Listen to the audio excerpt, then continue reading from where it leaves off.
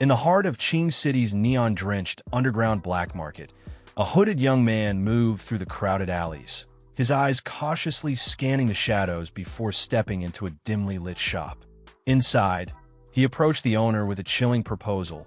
He wanted to sell a kidney and a cornea, totaling 27,500 yuan. The owner, pen in hand, hesitated as he marked the items. "Are you serious?" he asked, frowning. "In the past 6 months, you've already sold a kidney, your spleen, gallbladder, part of your liver, a third of it again, and chunks of your intestines. If you sell another kidney, you'll die in less than 2 days." Lying on a blood-stained stretcher, the young man, Ye Lin, remained calm.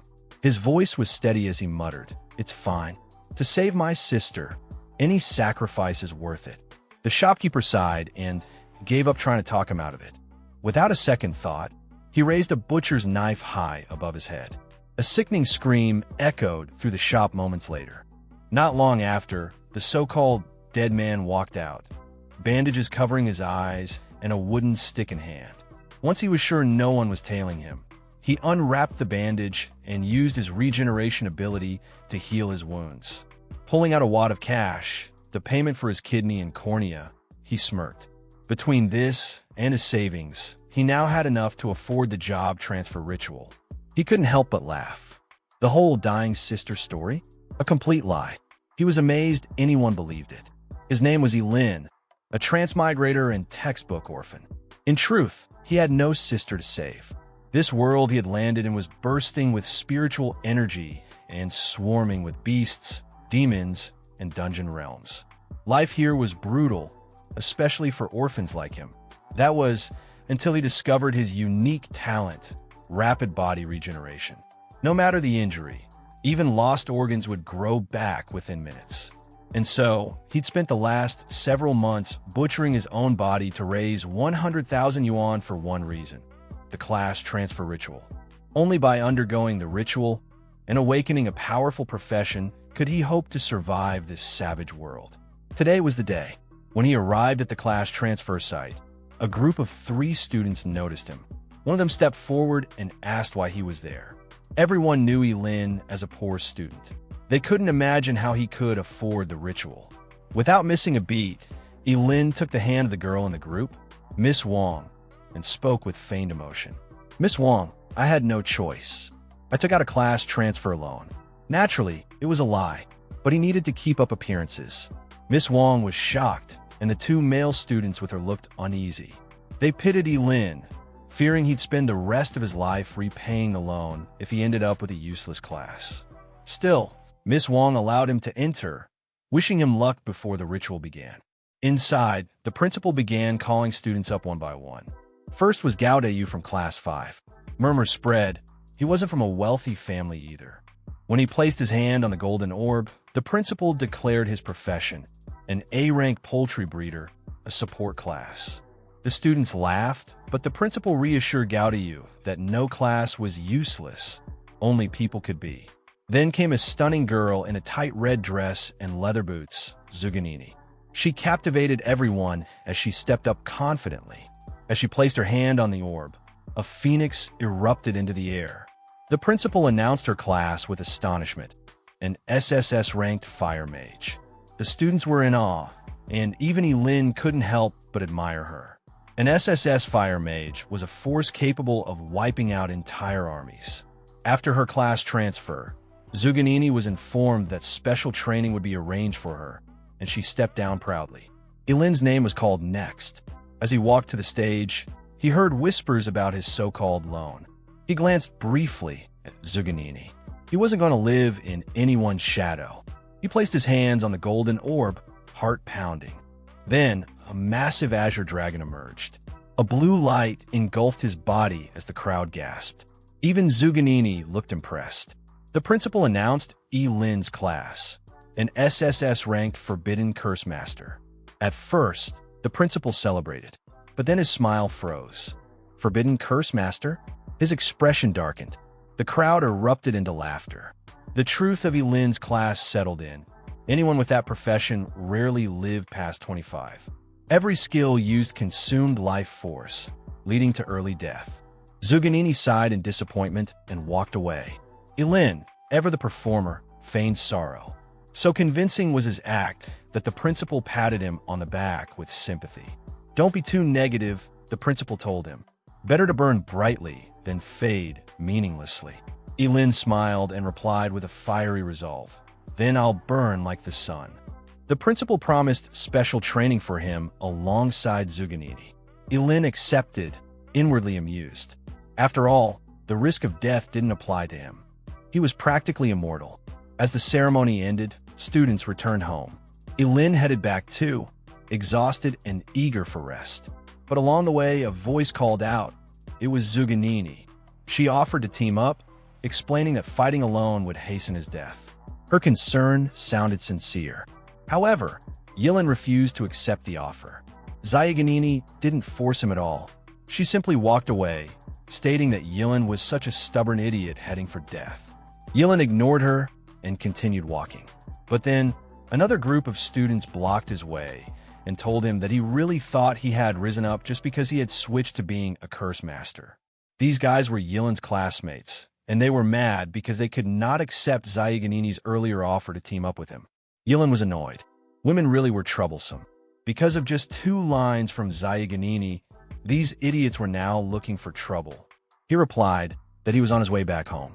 The guys laughed at Ye Lin's expense.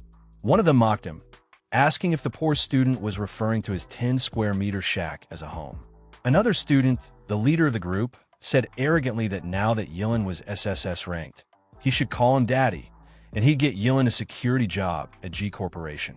The others laughed and added that being a G Corp security guard was a privilege. He also ordered Ye Lin to kneel before their young master. Once Ye Lin accepted the offer and got paid, he could buy some nice incense for his dead orphanage family.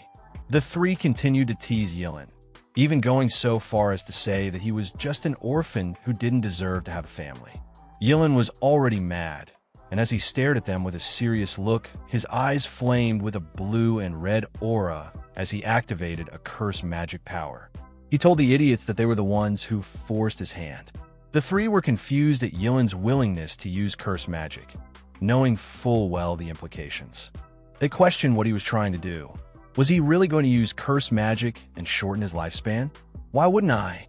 Ye Lin also questioned with a puzzled look. Didn't you fools speak of my dead family? Conjuring a slight lightning strike, Ye Lin's attack was only meant to scare them. The guys, now scared shitless of Ye Lin, pleaded with him, saying there was no need for their classmate to use a forbidden curse on them. But Ye Lin simply stretched out his hand and challenged the idiots to come at him if they dared. However, they decided to run away in fear. Ye Lin then deactivated his curse ability and uttered, "What a bunch of trash." They actually ran off with just 1 move.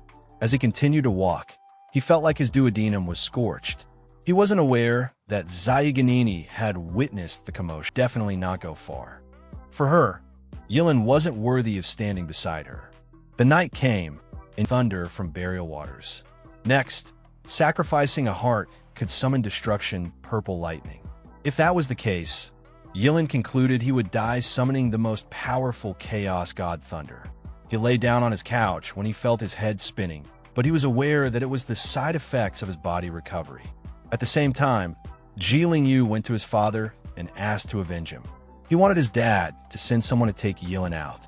However, his father reminded him that killing an SSS-ranked curse user was very risky, and there was no benefit in it for them. He was aware that someone who goes all out using forbidden spells, just because of a few insults, was clearly emotionally unstable. He snuffed out his cigarette on the ashtray and told his son not to forget that Ye Lin was from a poor background. He wanted his son to learn how to use his greatest advantage to target the enemy's weakest spot. Early the next day, Ye Lin went to the Qingqing Academy. He kept yawning due to a lack of a well-deserved sleep. The students around started murmuring about what he'd done the day before, when suddenly, someone tapped Ye Lin on the shoulder with a bottle. It was none other than Ye Lin. Inside the bottle was milk he brought as a peace offering. He also brought breakfast for Ye Lin. Ye Lin was clueless as to why, but accepts the milk regardless. At first, he thought Ye Lin was trying to poison him just because he couldn't beat him. But the poor guy replied that he wouldn't dare. It was just his way of thanking him. Thank me? Ye Lin questioned with a skeptical look. Yeah, Ye Lin replied with a forced smile. Ye Lin drank the milk and told Ye Lin to just say what he wants. Unexpectedly, Ye Lin stated that he was grateful that Ye Lin struck him like a bolt of lightning. Apparently, that lightning strike was Ye Lin's wake-up call. He also added that Ye Lin's appearance made him realize that he's been wasting his life in a daze. Ye Lin called Ye Lin on his bullshit and again told the idiot to say what he really wants. Ye Lin suddenly kneeled and stated that he wants to call Ye Lin Big Brother. Ye Lin was shocked and questioned him if he happened to hit him in the head. But Ye Lin replied that he was serious and that the beating he received the day before made him reflect on himself. He deeply reflected and wants to become a better person, but he needs a great role model. Ye Lin agreed to be his role model, but there need to be some tuition payment. Surprising enough, Ye Lin didn't refuse and immediately asked for Ye Lin's account number. Ye Lin headed to the field as he gave his account number. He told Ye Lin to transfer $2 million as a first-term tuition payment. When Ye Lin asked if it was too expensive, Ye Lin reassured him that it was not. He will inform his dad to send it right away. At this time, a novice secret realm opened on the field as a test for the students. The principal hopes all the candidates from each academy could perform well. Of course, everyone was wishing for their victory. Ye Lin and Juganini were in the front, so the old men beside the principal believed both students were from Ching High School who got the SSS class profession for this year. For them, both looked extraordinary. The principal was annoyed, stating that he had already told Ye Lin and Juganini to keep a low profile. But these kids really don't know how to behave. Two of them ended up getting SSS class jobs at once, and it seems to be just infuriating. Absolutely infuriating, isn't it? He then laughed and turned to face the rest, questioning why they weren't saying anything. Were they all born mute or something? The three old guys walked away, saying they still had some things to do. As you might have guessed, it turns out they were annoyed by the principal for being full of himself and rubbing their faces in. Anyway, the moment entering the novice secret realm was issued. The examinees began to swamp the entrance like a tidal wave. Before Ye Lin could enter, Juganini asked him once again to team up with her. Still, Ye Lin refused, which made her think he was very arrogant. Since he was so eager to die, she won't stop him. Ye Lin ignored her and immediately entered the secret realm. As he landed, he noticed he was alone. No one was around, so he thought it was a random teleportation. A level 1 leopard cat then appeared. It roared, but Ye Lin wasn't scared at all, but rather excited. He believed it was a perfect enemy to test his forbidden spell. He then attacked it and instantly killed it without any struggle. Ye Lin was awarded 10 experience points, but he was disappointed, deeming it too little for him. He walked away while stating that it doesn't even justify the damage to his kidneys and that he has to kill 100 of these leopard cat just to reach level 2, which is why he decided to figure something out. A while later, Ye Lin let 100 kinds of monsters chase him. As he ran, he couldn't stop smiling, believing this wave of monsters should be enough to give him a good amount of experience points. Some of these monsters have a human half-body.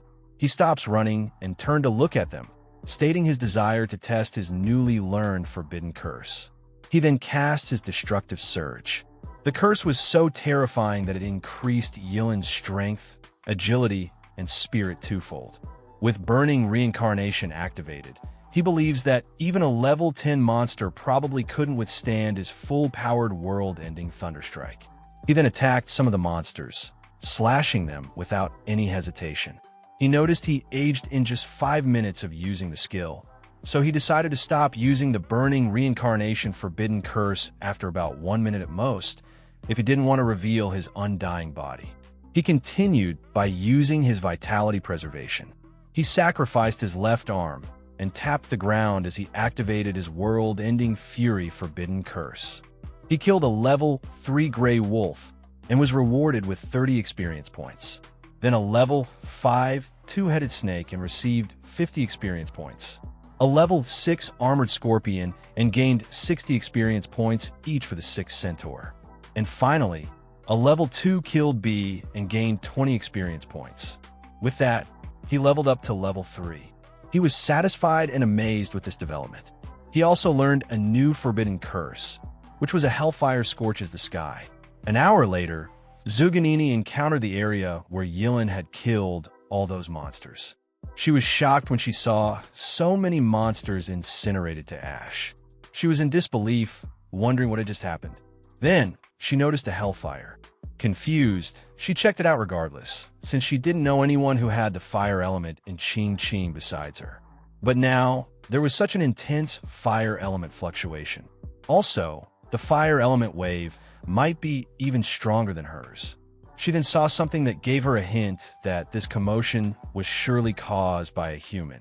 Looks like Qing is full of hidden dragons. Zuganini will definitely find out who you are, she vowed with determination. But at this moment nearby, Ye Lin was spending some time roasting some meat to eat. He was enjoying a three-eyed demon pig meat. He realized he was eating more than his usual since his body used up too much energy earlier. After eating, he then decided to head to a farther area and grind some more. When he was about to leave, Zuganini suddenly appeared and called him. "Ye Lin, what are you doing here?" she asked. Ye Lin was annoyed that he'd ran into her. It was a hassle for him, as he didn't want anyone to find out his secret. He smiled at her and replied that he was just casually roasting something to eat. Zuganini then told him once more that a forbidden curse masterclass was totally not suited for solo grinding. Ye Lin was annoyed when Zuganini walked away, telling him it is too late for regrets now, and following her won't help him anymore. She really assumed Ye Lin was tagging along with her, so she told him she didn't have time to team up with him anymore. Ye Lin was thinking Zuganini might be missing a few brain cells. Zuganini, on the other hand, looked back at him and asked him if he had seen anyone else pass the area, and she stated that that person is extremely powerful, very skilled with fire element manipulation, and likely mastered Hellfire. Hellfire? Yeah, I saw him. He was a very handsome guy. He went that way. Ye Lin replied calmly. He knew he could not let Zuganini cling to him, so he decided not to use the Hellfire spell anymore going forward. As Zuganini continued walking, she blamed Ye Lin for wasting her time. Otherwise, she would have found a Hellfire user by now. She noticed a shadow looming above her, but when she raised her head, she was shocked to see a level 8 Dragonblood behemoth. She dodged when it tried to attack her. Zuganini was puzzled as to why a level 8 monster would appear in the area she was. She looked behind her, deducing that Ye Lin might have run away far by now. She then attacked the monster with her fireball storm. However, it didn't deal much damage, not enough to kill the monster. The monster looked at her with anger. It charged toward her at a fast speed and bumped her, trashing her away. Oh man, for a second I really thought I was about to see the heavens. But yeah, turns out I've got zero luck. But anyway, back to the story. She fights back with her flame, but the monster roared, blowing the flame back at her. Zuganini was dumbfounded as all the flames hit her. The monster stood there as the smoke settles. When it eventually did, Zuganini was on the ground with her clothes ripped, trembling in pain. She admitted that she was too arrogant to believe that she can definitely defeat a level 8 Dragonblood behemoth in this secret realm. She was afraid she would die at the hands of a level 8 monster, knowing it would be a humiliating death. Lucky for her, someone intervened and attacked the monster using a forbidden curse hellfire. The poor monster was literally burned to ash. As expected, Zuganini was shocked, knowing this hellfire user was the one she was searching for. Turning to face her savior, Zuganini thanked this mysterious person and wanted to know his name. The questionable masked individual was none other than Ye Lin. Ye Lin was standing on a tree branch with a mask. He told Zuganini to call him Ling Yi, which meant early dawn and night. Ling for early dawn, Yi for night. Placing a finger on her lips, Zuganini acted all pitiful and curious, asking the mysterious Ling Yi which school he was from. Although she was grateful to her savior, she also wanted to know who exactly was underneath that mask.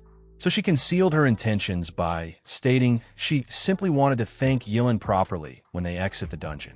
Ye Lin just stared at her like she was an idiot. He didn't need her fucking thanks. He told Zuganini that there was no need to thank him. It was just the small effort after all. Anyway, the moment Ye Lin was about to bounce, Zuganini pleaded for him to wait. She tried to get on her feet, but Ye Lin told her not to follow him. There were even stronger monsters ahead, and it was definitely not a place for someone of her strength to step into. Also, she might want to put her clothes back on properly before anything else. This sudden realization drew Zuganini's attention to the current state of her outfit. She blushed hard, immediately laying on the ground in a desperate attempt to cover herself, wishing the earth could just swallow her whole. When she finally raised her head, she realized the mysterious Ling Yi was gone. Zuganini shouted his name with resolve, vowing to catch up to him one day. She would stand proudly by his side. Ye Lin, on the other hand, had already leapt far ahead, moving seamlessly from one tree branch to the next. After putting enough distance between them, he figured what just happened should be enough to stop Zuganini from clinging to him anymore. He'd already wasted too much time, and he needed to hurry and level up. Opening his status window, Ye Lin noticed something new, a forbidden curse named Undying. It required sacrificing 2.5 years of lifespan to negate one fatal injury. Seriously, what the hell? The Forbidden Spellcaster class really was the definition of short-lived, constantly screwing with a person's life expectancy. But this skill, this was practically a bonus. With this forbidden curse, Ye Lin could survive even a fatal blow. It meant that even if someone stabbed him in the heart from behind, he wouldn't go down. What's more, this also meant he could now use other forbidden curses that required sacrificing his heart or even his freaking head once. This was just too good to be true. Now, he could grind recklessly without restraint. No one could stop his leveling pace. 3 days passed. It was the final day of the test. The old guys had gathered at the entrance of the novice secret realm. The principal of Qingchong Academy greeted his old colleagues with his usual condescending smile. The short-haired man among them, Principal Su, scoffed and asked what he was showing off for. So what if he had 2 SSS-ranked job changers? Exactly, another principal chimed in. Level can matter more than class rank. The red-haired one nodded, reminding everyone that the highest record for Qingchong's secret realm test was level 11, and it hadn't been broken in years. Then, turning to Principal Su, he remarked that, if memory served, the student who set that record was from Su's Yutsai Academy. Principal Su nodded. "You're right," he said, then added with a smirk, "I wonder if someone will break the record this year." The principal of Qingchong Academy responded, "We'll see. I believe my student can surprise everyone." Just then, an unexpected figure stepped onto the scene and greeted the principals politely. It was Zhuge Qinxing, Zuganini's father. Principal Su was surprised. "It's been a long time. An honor," added the Qingchong principal. After all, Zhuge Qinxing was their school's astrologer. With pleasantries exchanged, Zhuge Qinxing got straight to the point. He asked about his daughter and whether she had caused any trouble for the principal. Seeing how much Qinxing doted on his daughter, the principal replied calmly, "No, not at all. Zhuganini is the pride of our Chongqing Academy." But right then, someone emerged from the dungeon. The test timer wasn't over yet, so this early appearance could only mean one thing: injury. To their surprise, the one who stepped out was none other than Zuganini herself. She greeted the principals politely, then did a double take when she saw her father. Zhuge Qinxing immediately asked why she came out early, while the principal asked what level she had reached. Calmly, Zuganini stated, "Level 12. Every principal present was stunned. The record had been broken, just like that. The principal of Qingchong Academy beamed with pride. His student was indeed worthy of being a fire mage. Zhuge Qinxing walked up to his daughter, sighing that she was too willful. If she had just stayed in the dungeon a bit longer, grinded some more, she could have hit level 13. Zuganini replied honestly that the dungeon had gotten boring. It took ages to find level 10 monsters, and the experience rewards were pathetically small. But the real reason she came out early? She wanted to find Ling Yi. Being the first out meant she could see everyone else come out afterward. Meanwhile, back inside the secret realm, Ye Lin suddenly sneezed like he had a cold. Strange, this area wasn't cold at all. Was someone cursing him? And with all level 10 monsters gone, had he grinded too hard? Looks like he needed to widen his hunting grounds. Raising his hand, Ye Lin decided to try out another forbidden curse he'd learned. instantaneous range. The spell required sacrificing an organ based on importance, but in return, it could increase agility, with a maximum boost of 10 times for an hour. Wasting no time, Ye Lin activated the 10x agility boost, sacrificing his kidney. The feeling was insane. Even a level 50 assassin couldn't match this speed. He dashed like lightning, creating a sonic boom as he tore through the landscape. Before a three-headed storm mantis could even react to his presence, it was already too late. Sacrificing his bladder this time, Ye Lin unleashed a bolt of lightning, ashen fierce thunder that instantly incinerated the monster into ash. Back at the entrance, more and more students were pouring out of the dungeon. Some were ecstatic. Others were just glad to be alive. Through it all, Zuganini waited patiently, eyes fixed on the exit. She still hadn't seen Ling Yi. Only 5 minutes remained, and students were being called back to their designated school zones. With the test nearly over, it looked like the highest record this year would officially belong to Zuganini. Qingchang Academy had scored big. Not only did they get 2 SSS-rank students, but now they had the record-breaking leveler of the year too. But speaking of Qingchang Academy's SSS-rank students, the other had yet to exit the secret realm, right? The countdown time had 3 minutes left, and the moment Zuganini heard this, she wondered if she had perhaps missed her target exiting the dungeon. But after briefly thinking it over, she found it to be impossible. She had been staring at the dungeon's entrance the moment she got out. In that moment, the entrance of the secret realm began to shimmer with a golden glow, indicating that someone was coming out. Seeing this, Zuganini was certain it must be Ling Yi, but was surprised when it turned out to be her classmate Ye Lin. Shocked, she asked why. Why was it Ye Lin? Ye Lin was puzzled with this stupid question. The time was up, so of course he had to exit the dungeon. Was there a problem? Zuganini got over her initial shock and began to walk away. She told Ye Lin that he was a coward and should stay away from him. Hearing this, Ye Lin gritted his teeth in annoyance. Seriously, what's wrong with this bitch? Was she a psycho? His principal approached him at this moment and asked what level he was at. He didn't have much expectation and was just curious as to what level his second SSS rank student was at. Ye Lin calmly replied that he was at level 16. The crowd present was stunned. You see, leveling up from 1 to 16 requires a total of 120,000 experience points. And the highest level monster in the novice secret realm was level 10. Killing level 10 monsters gives 100 XP, meaning Ye Lin killed 1,200 level 10 monsters. How is that even possible? The principal suddenly began praising Ye Lin like crazy, stating that he was the pride of Qingchang Academy. Surprised with the young man's talent, Zhuge Qianqing also congratulated Ye Lin. This annoyed his daughter. She coldly remarked, "With Ye Lin's profession, what's so special about being level 16? Ye Lin was a forbidden curse master. If he recklessly uses forbidden curses, isn't it normal for him to level up quickly?" When the other principals heard Ye Lin's profession, they found Zhuge Nini's explanation reasonable.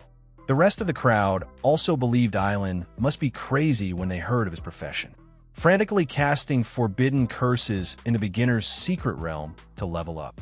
Other curse masters don't live past 25, and the way Ye Lin was leveling up meant he probably won't make it to 20. Seriously, trading one's life for empty fame. Truly a foolish behavior. Some also believed Ye Lin was frantically leveling up just so they'll envy him. But he will pay with his life eventually, so they should let him have his glory for a few days.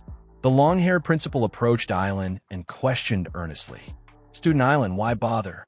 Tell me honestly, did Principal Gao put you up to this? It seems you've been deceived. Principal Gao is trading your life for the school's honor." Irritated, Principal Gao asked what nonsense his old mate was spouting. He was a person of integrity. How could he possibly joke with the lives of his students? Ye Lin finally spoke after putting on a pitiful act. He stated that nobody forced him. It was all voluntary. "I grew up in a poor family and was always looked down upon. Now that I have the chance to go all out, I won't be a coward. Even if I wither in my most brilliant moment, I don't care. I want everyone to know that I can do it." The moment Ye Lin finished his emotional speech, Zhuge Qianqing clapped and stated calmly, "Well said. This young guy truly has grand ambitions. In any case, he's the highest level student in this beginner's secret realm test. That's undeniable, isn't it? He's number 1. Zhuge Qinxing introduced himself to Ye Lin as the father of Zhuge Nini. If Ye Lin needs anything in the future, he can contact him. Zhuge Nini was pissed off when she heard this, questioning her father why he believes Ye Lin was number 1. When Ling Yi comes out, his level will definitely not be lower than Ye Lin's. Oh, is that so? His father retorted, although his tone was smooth. Who is this talented Ling Yi? Hearing this question, the principals began asking themselves if any of them had a student by that name. However, none of them seemed to have heard of this student. But Zhuge Nini still spoke confidently that Ling Yi was a true heaven's pride, and when he comes out of the dungeon, everything will be proven. Meanwhile, inwardly, Ye Lin was again insulting Zhuge Nini as a stupid bitch. She just couldn't keep her freaking mouth shut. Having enough of this farce, Ye Lin said his goodbye to Principal Gao and Zhuge Qinxing before taking his leave. He wanted to go home and rest well. Shortly after that, the time was up and the Novice Secret Realm test was over. But Zhuge Nini was puzzled with this outcome. Where was Ling Yi? Could it be that while I was talking to Ye Lin, Ling Yi quietly slipped away? Cursing, Zhuge Nini started blaming Ye Lin. She believed Ling Yi's escape was Ye Lin's fault. Where her father placed a hand on her shoulder, she asked if he believes him. Ling Yi was truly a genius, and he even saved her life. Zhuge Qinxing figured out that her daughter's early exit from the dungeon wasn't random at all. It was simply to find this mysterious Ling Yi. But something about this felt off. He asked Zhuge Nini if it was possible that Ye Lin was the mysterious Ling Yi she had been looking for. Hearing this, Zhuge Nini vehemently denied the possibility. What was her father thinking? How could that coward ever be compared to Ling Yi? Ye Lin saw the dragon blood behemoth she faced in the dungeon and ran away in terror like a total coward. And Ling Yi's mastery of the fire element was extremely high. How could Ye Lin, of all people, know anything about that? Meanwhile, back inside his apartment, Ye Lin let out another heavy sneeze which jolted him awake. He wondered who was talking behind his back. Seriously, it must be that stupid woman Zhuge Nini. Just then, a knock on his door drew his attention. Ye Lin asked who the person was. And the moment he opened the door, he questioned the fat business guy in front of him. The fat guy introduced himself as Wang. Mr. Wang, the manager of Ching Chung Brain King Oral Liquid Limited Company. He had been searching for Ye Lin for a while, and now he'd finally found him. The moment Ye Lin led Mr. Wang inside his apartment, he questioned what he was there for. Mr. Wang replied that he's got good news for Ye Lin. He heard Ye Lin successfully changed profession and even broke the highest level record in Qing Qing's beginner's secret realm. So his company was sincerely inviting him to endorse their product. Of course, the remuneration would definitely be substantial. Ye Lin asked how much exactly was substantial. Mr. Wang raised 3 fingers, which implied 3 million. He handed Ye Lin a tiny bottle, telling him to try it. It was the company's new product, a Brain King oral liquid. Not only does it nourish the brain and enhance intelligence, but it also promotes cell regeneration. Consuming 1 bottle, and a person would feel several years younger. Also, this century-old enterprise had a 10 times refund guarantee if the drug was proven ineffective. Ye Lin should try it. Ye Lin opened the cap of the bottle, knowing full well 3 million was worth several of his kidneys. It looks like fame really does pay. He drank the content in the bottle, which tasted a little sweet. Then he suddenly felt dizzy. Ye Lin passed out immediately after. Lying on his couch, Mr. Wang called someone on the phone and told the person that Ye Lin drank the content in the bottle. He prepared backup plans, but they weren't even needed. It seems Ye Lin was a simple fool. Mr. Wang was ordered to bring Ye Lin over. A while later, deep into the night, an unspecified location, inside an abandoned warehouse, Mr. Wang had successfully brought Ye Lin to his boss. Although he didn't understand why his boss was going through such lengths for a mere student, he knew he didn't have the right to ask questions. His boss, who happened to be the shop owner in the black market Ye Lin used to sell his organs to, told Mr. Wang to leave.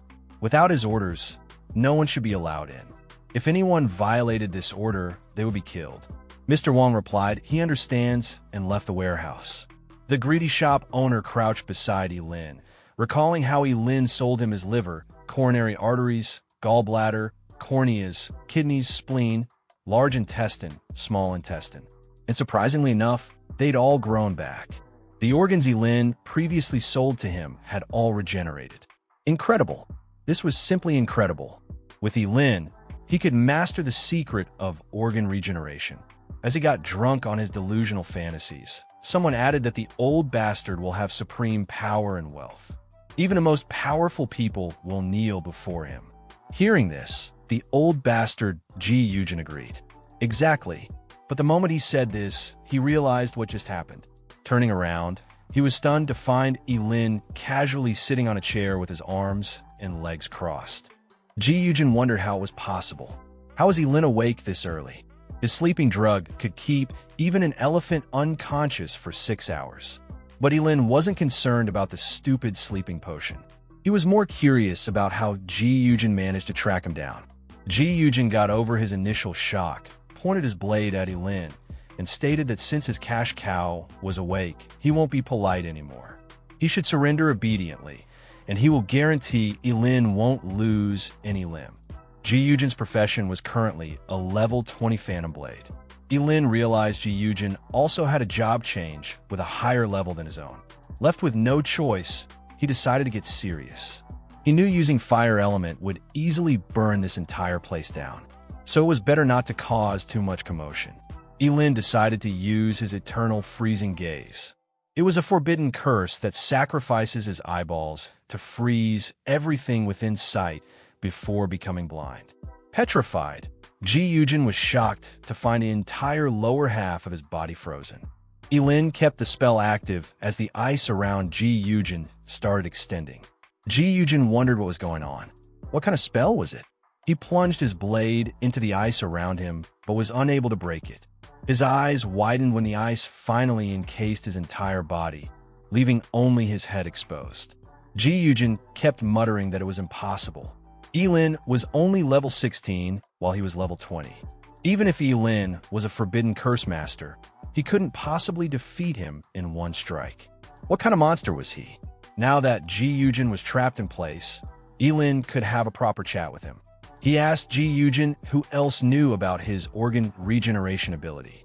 Ji Yujin replied that besides him, no one knew. After all, with such an amazing discovery, why would he tell someone else? Hearing this, Ye Lin chose to believe the old bastard and decided to make his death quick and painless. He raised his fist and smashed the poor old bastard into broken ice lollies. Also, after consuming all the sleeping drug, he decided to sacrifice his stomach first. Sacrificing his stomach, Ye Lin rained lightning on the guards outside.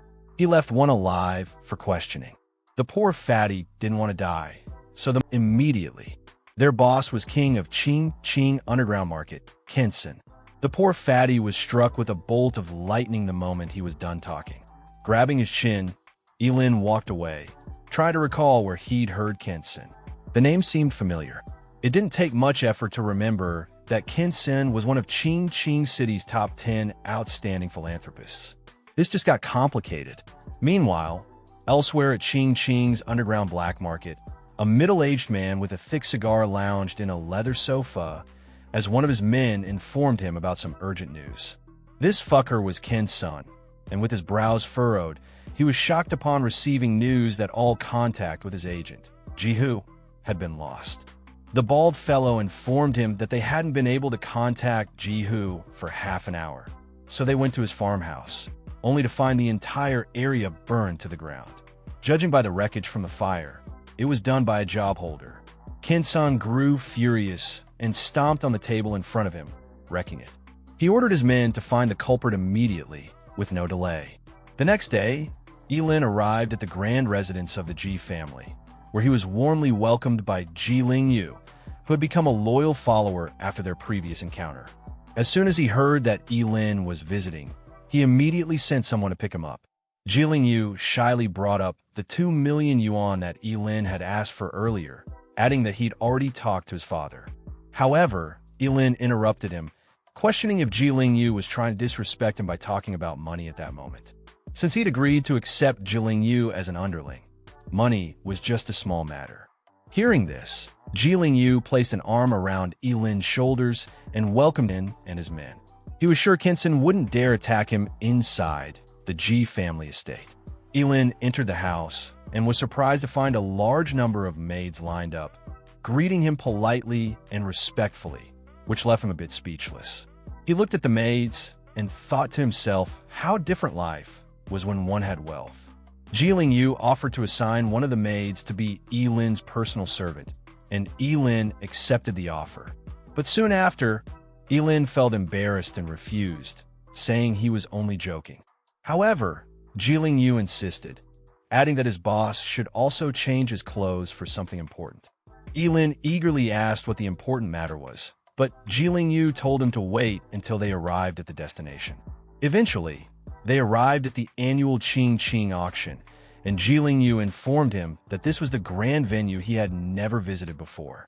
Upon arriving at the annual auction in Qing City, Jilin Yu told Ye Lin that he would later introduce him to some of the city's most important figures. But Ye Lin preferred to start with food and told Jilin Yu to go about his own business and not mind him. Internally, Jilin Yu sarcastically commented on Ye Lin's simplicity and naivety, thinking he still lacked experience due to his poor upbringing. As Ye Lin ate heartily, especially since he had previously sacrificed his stomach and now needed to compensate by eating more, he heard a voice beside him asking why he was here. When he turned around, he saw Zuganini and her friend Lu Yanwei standing there. Zuganini rolled her eyes and crossed her arms as Lu Yanwei leaned closer, still puzzled. "Who is he again?" she asked, clearly unimpressed. Ye Lin clenched his jaw slightly, barely hiding the irritation bubbling beneath his calm facade. Why the hell did this dumb woman keep bumping into him like some cosmic punishment? With a cold tone, Zuganini replied, "He's just that coward who ran away from the monster in the novice secret realm. Don't know why I keep seeing him. Total bad luck." Her words were sharp and dismissive, as if even acknowledging him too much would ruin her day. Ye Lin simply gave a slight smirk. Oh, if only she knew. If only she realized he was actually Ling Yi, the same person she obsessed over like a fangirl chasing an idol. How hilarious would that revelation be? Just then, Jilin Yu returned with a group of young elites in tow. He proudly stepped up beside Ye Lin and declared, "Everyone, this is my boss. Show some respect." His friends exchanged confused glances. One of them raised an eyebrow and chuckled. "Shouldn't you be the one calling the shots, Jilin Yu?" Jilin Yu shook his head seriously. "You guys don't understand. He's not just anyone. This man hit level 16 while still in the novice secret realm." Gasps and stunned expressions spread through the group. Some nearly dropped their wine glasses. Compared to their weak levels, level 16 sounded like a distant fantasy. Ye Lin remained composed and said lightly, "Don't be too surprised.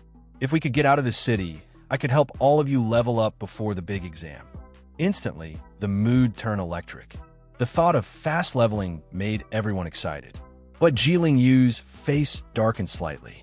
It's forbidden to leave the city before the major exam. They don't want people getting help from higher-level job holders. Ye Lin rubbed his chin and dropped a subtle suggestion. "But the journey to the exam site, that could be useful, no?" His tone was casual, but the message was clear. Jilin Yu's eyes lit up. "I see what you mean." Then he added with confidence, "Don't worry about equipment. If you need anything, I'll get it for you right here at this auction." Ye Lin blinked. "You sure? Some stuff here costs a fortune." "Doesn't matter," Jilin Yu said, waving it off.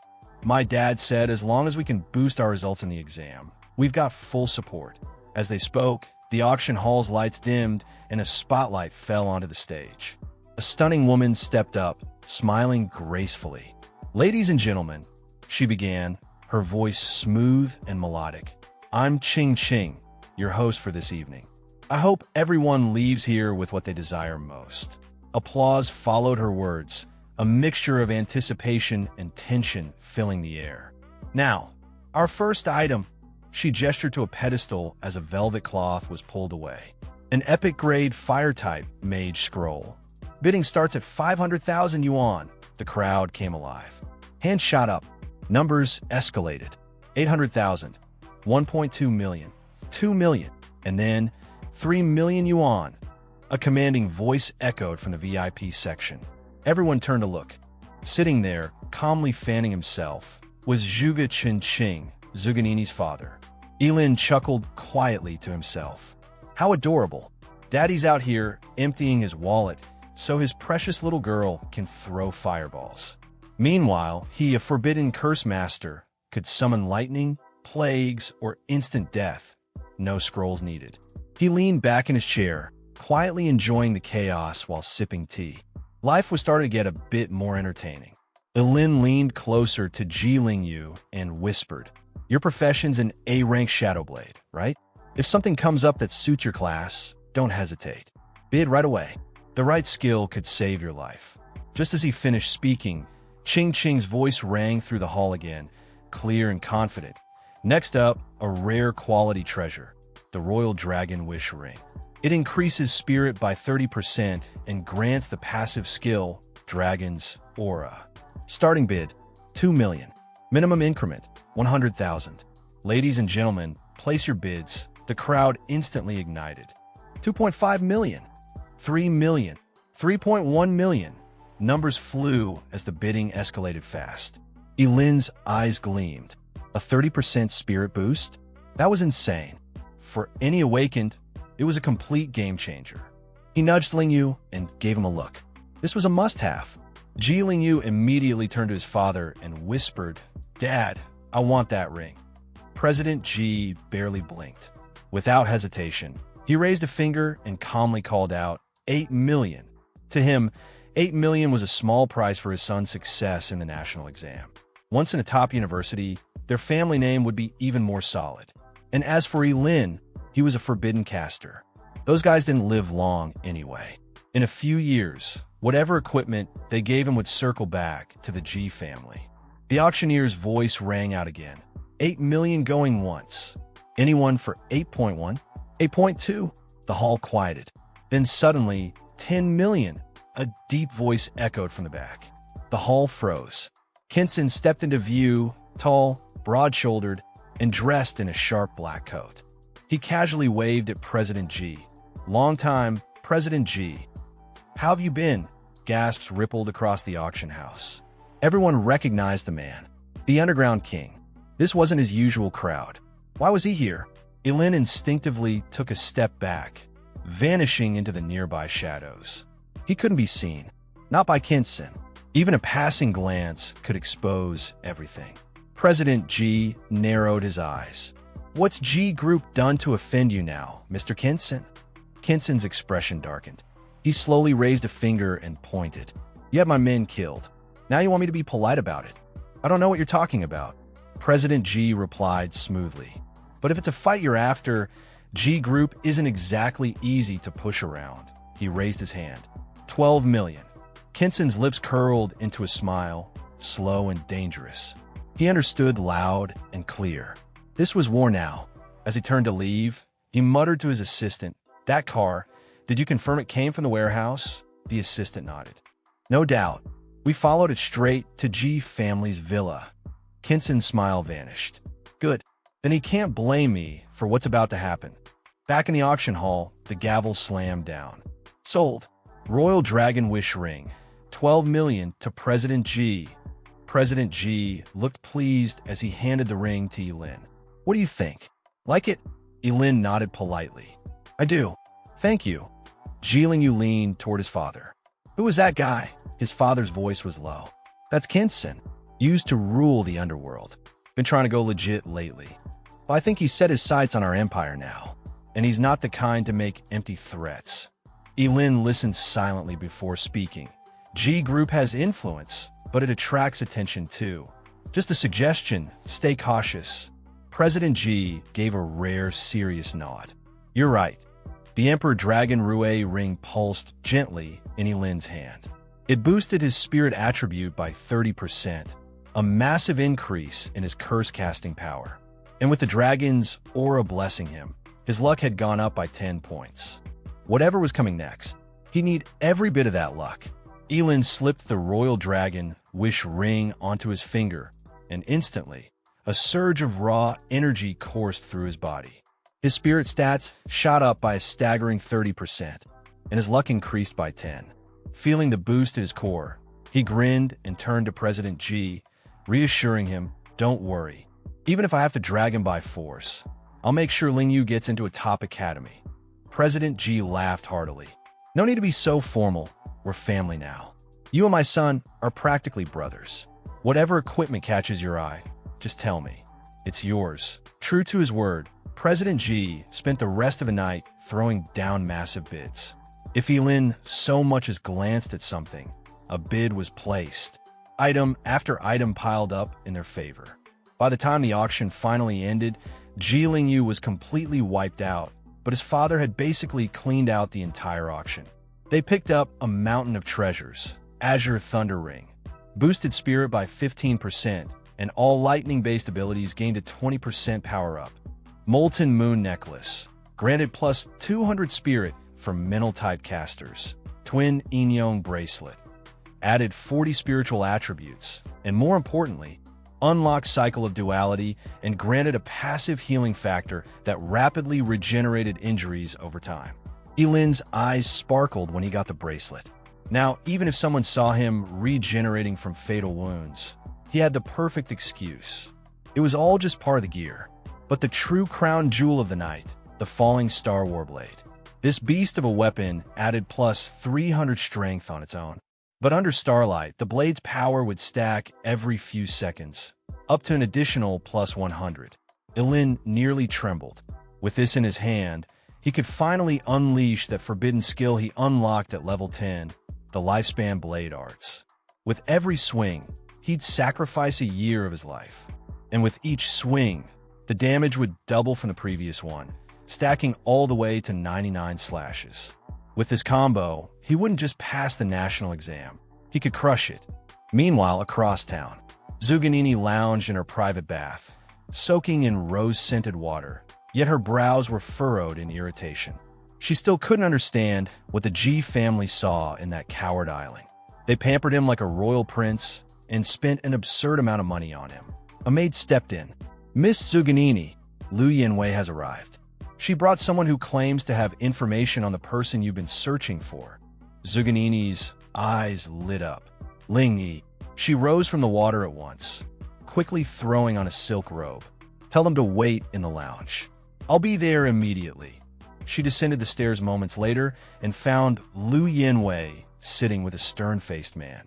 Lu Yanwei stood and gestured. "This is Officer Huang. He's with the Investigation Bureau. He says he has news about Ling." Officer Huang gave a polite nod. "Miss Zuganini, I'm afraid the news isn't good." Her heart skipped. "What do you mean?" With a grim expression, he took out his phone and turned the screen to her. A photo showed the charred remains of a farmhouse. This property was located just outside Ching. It was burned to the ground. Several casualties. He swiped again, showing another photo, black, scorched marks resembling clawed fire. "We found traces of hellfire at the scene, and based on the description you gave us earlier, we believe the suspect may be the same Ling Yi you mentioned." Zuganini froze. "We'd like your assistance in the investigation," Officer Huang said carefully. "You're the only person we know who's made direct contact with him." Zuganini stared at the images, the heat of the bath long forgotten. Her breath slowed. "Ling Yi, what the hell are you really hiding?" Hearing Officer Huang's accusation, Zuganini instantly shot to her feet. "That's impossible," she shouted, face red with anger. "Ling Yi isn't a killer. He saved my life. He risked himself to protect me. Why would a murderer do that?" Officer Huang remained calm, while Lu Yanwei quickly stepped in to soothe her friend. "Nini, just hear him out first. I understand your reaction," Officer Huang said patiently. "But according to your statement, Ling Yi used hellfire to obliterate an 8th-tier beast in one hit. And when we investigated, we couldn't find any record of someone named Ling." He leaned in slightly, lowering his voice. "However, there was one name that did come up. Someone who fits the timeline and the pattern." Zuganini narrowed her eyes, tension building in her chest. "Ye Lin, Officer Huang said slowly. There's strong reason to believe he might be your mysterious Ling. Zuganini froze, then burst out laughing. That coward? You think he's Ling? No way. He runs from trouble like it's chasing him with a bill. And hellfire? He wouldn't even know how to spell it. Officer Huang activated his lie detection skill, his pupils flickering blue. Are you absolutely certain? Of course, Zuganini replied without hesitation. I've seen Ling Yi with my own eyes. I'd never mistake that for someone like Ye Lin. Officer Huang studied her quietly. His skill didn't detect a single hint of falsehood. She was telling the truth. Ye Lin may not be their suspect after all. Thank you for your cooperation, Miss Zuganini. If anything comes up, please let us know immediately. Meanwhile, Ye Lin had far more exciting things on his mind. It was time to push his new gear to the limit. Ye Lin personally brought him to the Awakened Association Center, the heart of training in Qingqing City. A polite receptionist greeted them. Welcome. Will you be training today? Ye Lin nodded. Yes. My boss wants to test out his new equipment. The receptionist turned to Ye Lin. May I ask your level? Level 16, he answered confidently. Her brow lifted, but she nodded. We have standard training rooms for under level 20 awakeners. 100,000 yuan per hour. It includes force analysis and mana calibration. Ye Lin shook his head. No, I want a room for level 40 and under. The receptionist blinked in surprise, stunned silent for a moment. Then, with a faint smile of understanding, she nodded. Ye Lin remained outside, while she led Ye Lin into the high-tier training room. According to the lady, the training room was made of special materials and was built by an SS level builder. It can withstand the full force attack of job changers below level 40. This also applies to the dummies. It's extremely difficult for job changers below level 40 to leave marks on the dummies. The moment the door was locked, Ye Lin walked around and carefully checked the training room. And after confirming that there were no surveillance cameras, he visibly relaxed, then drew out his falling Star Warblade. Ye Lin made a dash forward, deciding to try Yongsho sword technique, which consumes a year of his life with every strike. Ye Lin leaped high in the air, grasped the falling Star Warblade tightly. The moment he swung the sword, his eyes became firm and deep. The first strike of the sword was followed by a deafening bang in the training room, as if something was completely torn apart. A bright light flashed on the blade of the falling Star Warblade, which was Ye Lin's burning life. After the first slash was made, the second slash that followed was even sharper and more powerful, and the air in the training room seemed like it's been slashed, forming an invisible sword energy. The third slash followed, then fourth and the fifth. Ye Lin's sword swinging speed was getting faster and faster, and each strike was more powerful than the last. When Ye Lin swung the sword for the 99th time, the entire training room seemed to be shaking, and strong energy fluctuations filled the air. At that moment, it was earth-shattering, and an unprecedented light burst out from the blade of the falling Star Warblade, illuminating the entire training room.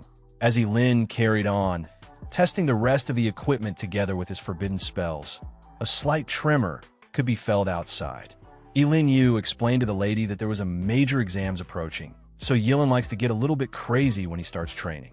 The two were interrupted the moment Ye Lin walked out of the training room with satisfaction. With his two forbidden spells of Burning Reincarnation and Longevity Sword Technique, coupled with the sword and the rest of the equipment, he had a rough estimate of his current strength. Ye Lin was curious as to why Ye Lin came out so soon. Ye Lin replied that he was exhausted and needed to head back and rest. Also, he wanted to know if he doesn't need to pay for breaking things in the training room. The lady initially thought Ye Lin was joking. After all, the training room was suitable for job changers below level 40. And if Ye Lin, a level 16 job changer, can damage the things inside, then it means the quality is not up to standard. How can she ask him to pay for it? Relieved, Ye Lin quickly led Ye Lin out of there as the lady went into the training room to check. When she found out that almost everything in the training room was completely wrecked, she covered her mouth in shock.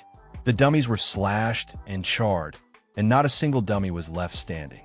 Meanwhile, back at the G family residence, The two guards stationed at the entrance were suddenly attacked by an unknown enemy. The neck of one of the guard was pierced with a thin needle coated in poison. As the guard clutched his neck in pain, the other, seeing this, was alarmed and asked what was wrong. Unbeknownst to him, a pair of hands suddenly emerged from the shadows behind him. And just like that, his neck was snapped horribly from behind. Screams and bloodshed followed shortly after as the scene pans to President G, who was currently at his study when he heard all the commotion outside. He wondered what was going on. But just then, the old housekeeper, a bit bloodied and bruised, opened the office door and told his master to run. He was about to explain when suddenly a knife stabbed into his body along his lower back. He screamed in pain as his vitality quickly slipped away. The person responsible for this massacre finally came to view, and it was obviously none other than Kinson. "We meet again," he said, mocking President G. President G was furious as he took out his gun. But before he could even fire a shot, a long knife with a cold glow flashed by like lightning, and under President G's incredulous gaze, his hands had already flown high into the air. Kinson smiled with disdain on his face. He called President G a fool for using a gun against a job changer. Seriously, was he having a brain glitch or something? You see, guns were okay in dealing with those who had just successfully changed jobs. But once their strength reached level 30 or above, guns were no different from toys in front of them. Kinson raised his sword and was ready to kill President G when suddenly, one of his men rushed over and informed him that the two boys were not at the villa. Although Kinson was annoyed upon hearing this, he decided to let President G live a little longer. After all, killing him would be equivalent to cutting off Ye Lin's weak spot. But if he doesn't annihilate everything about the G family, they will eventually come back and seek revenge in the future. When Ye Lin and Ye Lin returned to the residence of the G family, they instantly felt that something was off. The guard station outside were missing. The entire villa was eerie quiet, and even the lights were off like there was a power outage. Ye Lin suddenly smelled a strong stench of blood and immediately rushed inside with a sense of dread as he switched on the lights. Ye Lin was stunned, staring at the horrifying scene. The bodies of the job changers and servants hired by the G family were everywhere, with broken limbs and arms scattered all over the ground. Many people had fear written all over their faces, as if they had encountered the most terrifying evil spirit before they died. Ye Lin took a few steps back, his face ashen as he tried to deny the reality. They must have entered the wrong place. This wasn't his home. Ye Lin warned him to be careful as he screamed in fear, frantically rushing towards his father's study like a madman. There was a piece of paper on the table not far from Ye Lin. Picking it up, he called, "Lin, he said gravely, "come look at this." Ye Lin rushed over, seething with rage. The letter informs them that if Ye Lin wants to save his father, he should bring Ye Lin to the underground black market to find him. Also, with every 6 hours, he will cut a piece of flesh from his father. Ye Lin's anger was maxed out at this point. He tore the letter in half, vowing to kill Kinson with his own hands. Ye Lin was about to go find Kinson to fight him to the death when Ye Lin grabbed his shoulder. He stated that everything happened because of him, so he will go save President G while Ye Lin find a place to hide. Ye Lin wasn't having it, so Ye Lin skillfully knocked him out. He apologized and promised to bring his father safely. Ye Lin laid the unconscious Ye Lin on the sofa and left the villa. Ye Lin promised to show Kinson how terrifying a cursed master who doesn't care about his freaking life is. Meanwhile, at the darkest heart of Qingcheng underground black market, Kinson's men were spread all over the place, alert and armed. A black shadow crossed the night sky like a ghost and landed silently without alerting any guard. Ye Lin was wearing black clothes and black shoes, and his face was wrapped in black cloth. Ye Lin completely blended into the night. Although the guards were many, if he could sneak in quietly and catch Kinson off guard, he might actually have a chance to kill him without any fuss. But just when Ye Lin was thinking about this, the next second, one of the guards suddenly turned in his direction, staring directly at him. Shocked, Ye Lin couldn't understand how. He had hidden perfectly, So why was he discovered so easily? The leader pointed his gun arrogantly at the hidden camera above Ye Lin's head and questioned which era he was from to be hiding in the shadows like that. Apparently, the entire place had surveillance cameras with infrared night vision. Sure enough, Ye Lin was still a little careless. But it doesn't matter as long as he wanna live all these people. The guy told him that their boss had been waiting for him. That's it for today's video. I hope you enjoyed this manhwa. Thank you so much for watching, and I'll see you either in a new manhwa recap or in the next episode of this one. Until then, take care and bye-bye. Three of them started approaching, and Ellen, seeing no point in sneaking around anymore, decided to go all in. Since Ling, he had already taken the fall for many of his actions, Ellen had no issue pinning the assassination of Ken on him too. But for that plan to work, not a single person could leave the underground black market alive tonight. Otherwise, the secret of his immortality could be exposed.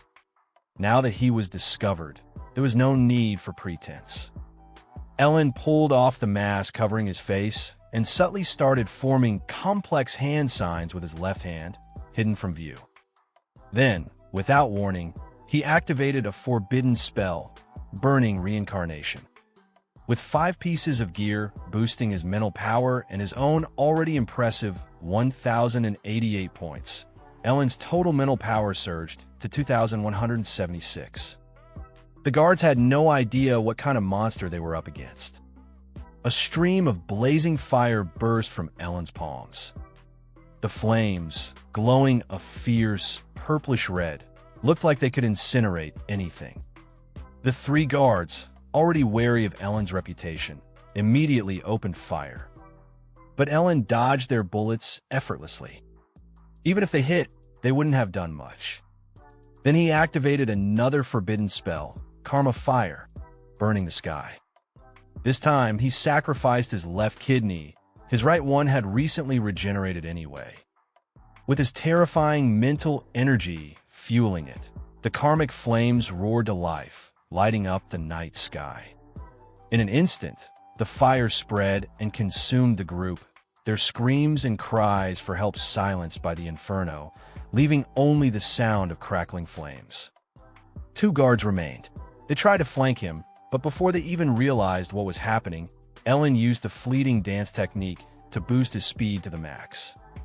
In a flash, he was right in front of them. He grabbed them by their faces, flames pouring from his hands. Moments later, both were engulfed, their bodies burning as they let out desperate wails before collapsing into scorched remains. Ellen emerged from the flames without a second glance, vowing silently that Kinson would soon know his master had arrived. As Ellen neared the main building, the entrance door exploded into pieces. The air grew sharp and violent, forming 2 wind blades that sliced through the night, heading straight for him. But Ellen's reflexes were too quick. He dodged with ease. It was clear now, a wind-type awakened had attacked. Judging by the strength, it had to be a job changer above level 30. At the entrance stood 2 job changers, waiting calmly. The swordsman sneered, calling Ellen a bastard for coming alone, and asked if he wasn't afraid of dying. His partner, a spearman, laughed and reminded him that their boss wanted Ellen alive. The swordsman smirked and told him not to worry. He had no intention of killing Ellen. He just wanted a little warm-up. Ellen didn't reply with words. He slowly drew his falling star warblade, the sword glowing ominously as the curse of the life sword automatically activated. In a cold voice, he warned the 2 that their luck had run out. Now, they'd face him and his blade. Then, with wind magic surging, he activated his next move, Dragon Pistol. The spearman lunged at Ellen, shouting that he'd wipe that smug look off his face. Ellen met his charge head-on, blocking the blow and countering with his first sword strike. Just then, the swordsman suddenly appeared behind Ellen, launching a powerful wind blade attack. But Ellen's fleeting dance technique was quicker. He dodged and countered with a second slash. Though Ellen's speed gave him an edge, his counterstrikes lacked impact, only grazing their skin. The two enemies scoffed, mocking him for his so-called sword skills. But Ellen wasn't fazed. He calmly warned them to be patient. After all, the power of the Yango sword technique stacked with every strike up to 99 times. Ellen's third slash was blocked by the spearman. The fourth was stopped by both enemies working together. But something shifted. The two began to realize Ellen's sword strikes were gaining strength, harder to block, sharper, more refined. With a loud clang, the fifth strike landed. Then came the sixth, followed closely by the seventh.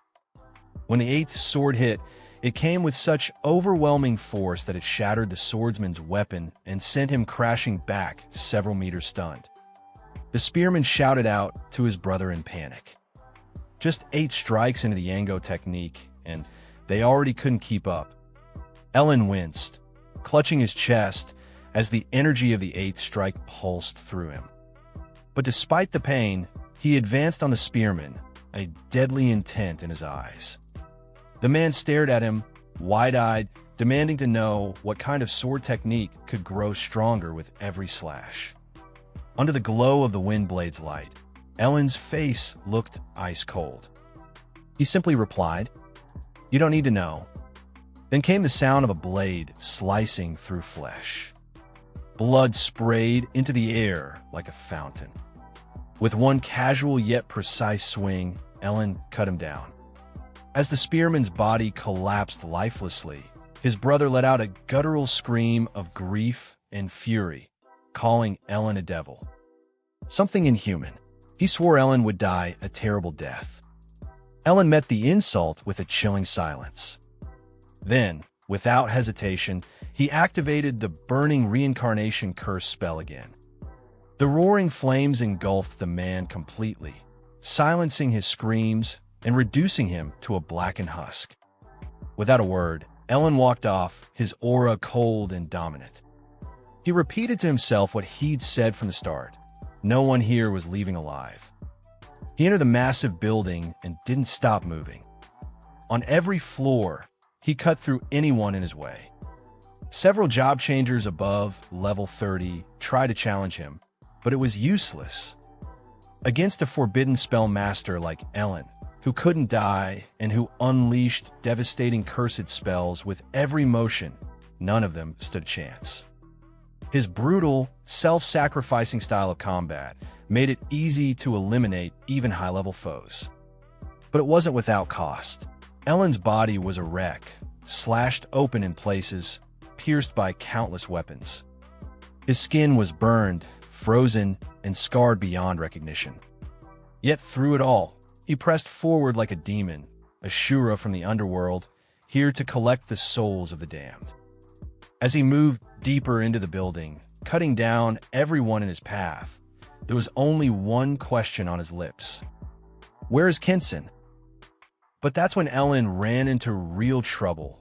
Shiai Shoui, a level 42 job changer who stood in his path like an immovable wall. The man was massive, built like a mountain, with a murderous glint in his eyes and a faint smirk tugging at the corners of his lips. Shoei looked Ellen up and down and called him brave.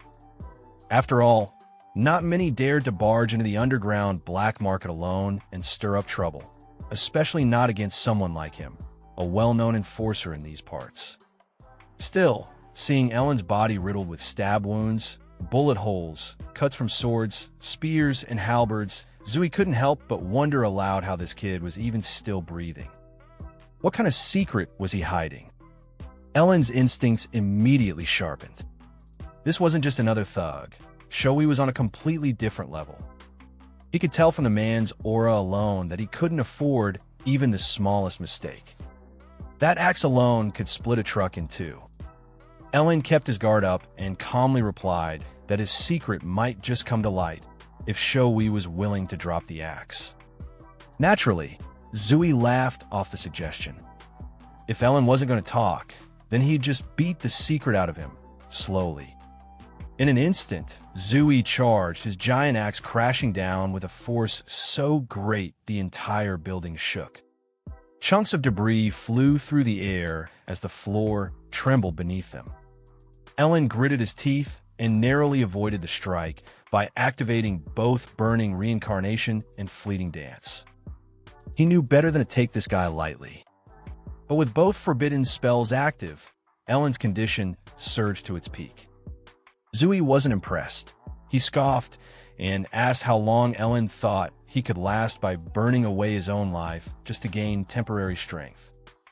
But Ellen pushed through the pain like it was nothing, charging in again and swinging his blade wildly to stack up his sword technique. Yet, the attacks weren't landing hard enough. Shui's next strike released an even more terrifying wave of power, slamming into Ellen with explosive force. His relentless axe swings soon disarmed Ellen, knocking the falling star warblade right out of his hands. Ellen's expression darkened. As expected, a level 42 job changer was on a whole different playing field. Even with his 99-layer Yango, sword technique, burning reincarnation, and fleeting dance, he couldn't overpower Shui. But Ellen had one final edge, his burning immortality. Shui, riding the momentum of his last attack, swung his axe down hard into Ellen's shoulder. The sickening crunch of bones shattering echoed through the air. His clavicle and shoulder cracked under the pressure, and blood burst from his mouth again as his body was sent flying like a cannonball, crashing hard into a distant wall. Shui slowly approached Ellen's broken form. A bit disappointed, he muttered that he was just getting warmed up, but Ellen already looked done. Lying there, beaten and bloodied, Ellen gave a bitter smile. He had to admit it, when it came to fighting close-range monsters like Shui, his sword skills just weren't enough. Even so, Ellen wasn't out of cards yet. He had one final trump card left, and Shui would soon learn that he was the one who forced Ellen to use it. Slowly, painfully, Ellen pushed himself up from the rubble. His mangled shoulder began to heal in real time, bones cracking back into place, torn flesh stitching itself together, and the blood stopped flowing as if time itself reversed. And then came the insane part. Ellen didn't just go all out, he sacrificed everything. His liver, his left lung, stomach, right kidney, gallbladder, duodenum, pancreas, spleen, both his intestines. You name it, he offered it up just to summon one spell, the legendary world-destroying thunder. See, forbidden spells weren't all powerful by themselves. No matter how destructive they were, their true potential could only be unlocked by the strength of the caster. And Ellen? He was only level 16. That alone meant a normal thunder spell wouldn't even make Shui flinch. But this wasn't just any thunder. This was chaos thunder, brought forth at the cost of half his body, literally. The sheer sacrifice behind it made the spell devastating beyond reason. As the sky cracked open and the world-destroying thunder surged down like an angry god, Shui's face twisted in panic. His eyes widened, and in that split second he knew he was screwed. Sure, he had a divine physique, and maybe that divine body could absorb part of the impact. But against this, it wasn't even close to enough. The thunder struck with godlike wrath. In a blink, the upper half of Shui's body was vaporized into ash. Only his severed hand, still clutching the battle axe, remained. Then, that too was reduced to nothing. His bottom half disintegrated shortly after, blown away like paper in a storm. Ellen might lack flawless swordsmanship, but when it came to summoning chaos thunder, he was in a league of his own. And if Shui still wanted answers about Ellen's power, well, he could go ask the King of Hell now. Groaning in pain, Ellen staggered toward the staircase to the next floor. His body trembled, and his vision swayed. Turns out sacrificing most of your internal organs hits hard. Who would have guessed? Meanwhile, in the presidential suite located at the top of the same building, Kinson was unfazed by the chaos downstairs. Relaxed, smug, and indulging in the company of one of his many women, he didn't even bother to check on the fight. Someone had told him an intruder was in the building, sure. But Kinson was confident. Shishowi, his so-called mini-boss, was more than enough to deal with any lunatic stupid enough to pick a fight here. After all, if someone somehow defeated every single guard in this fortress, maybe then it'd be worth his attention. For now, the only important thing was offering Miss Chen a taste of something delicious he'd been saving. She caught the implication right away and was clearly into it. But just before things could heat up, Ellen kicked the door open like a madman possessed. He stormed into the suite like a flaming demon, the air around him practically sizzling with killing intent. Before Kinson could even blink, Ellen was demanding to know where President G was. Kinson stood up, visibly annoyed, staring at the blood-covered kid who somehow made it through everything. Confused, he casually asked where Shishowi was. But Ellen had no interest in small talk. He leaped into the air with his sword raised, shouting down at Kinson that his precious little pet was already dead, and he was next on the list. Kinson couldn't help but laugh at the boldness. The sheer audacity of this brat. He didn't even flinch. In one swift motion, he caught Ellen's sword with his bare hand, unmoved. After all, he wasn't called the Underground King of Qing for nothing. A dozen men had tried to kill him before. Ellen was just the latest fool. But this time, he might have underestimated his opponent. But unfortunately, Ellen just wasn't worthy, at least not in Kinson's eyes. With a sneer, Kinson lunged forward and gripped Ellen by the neck.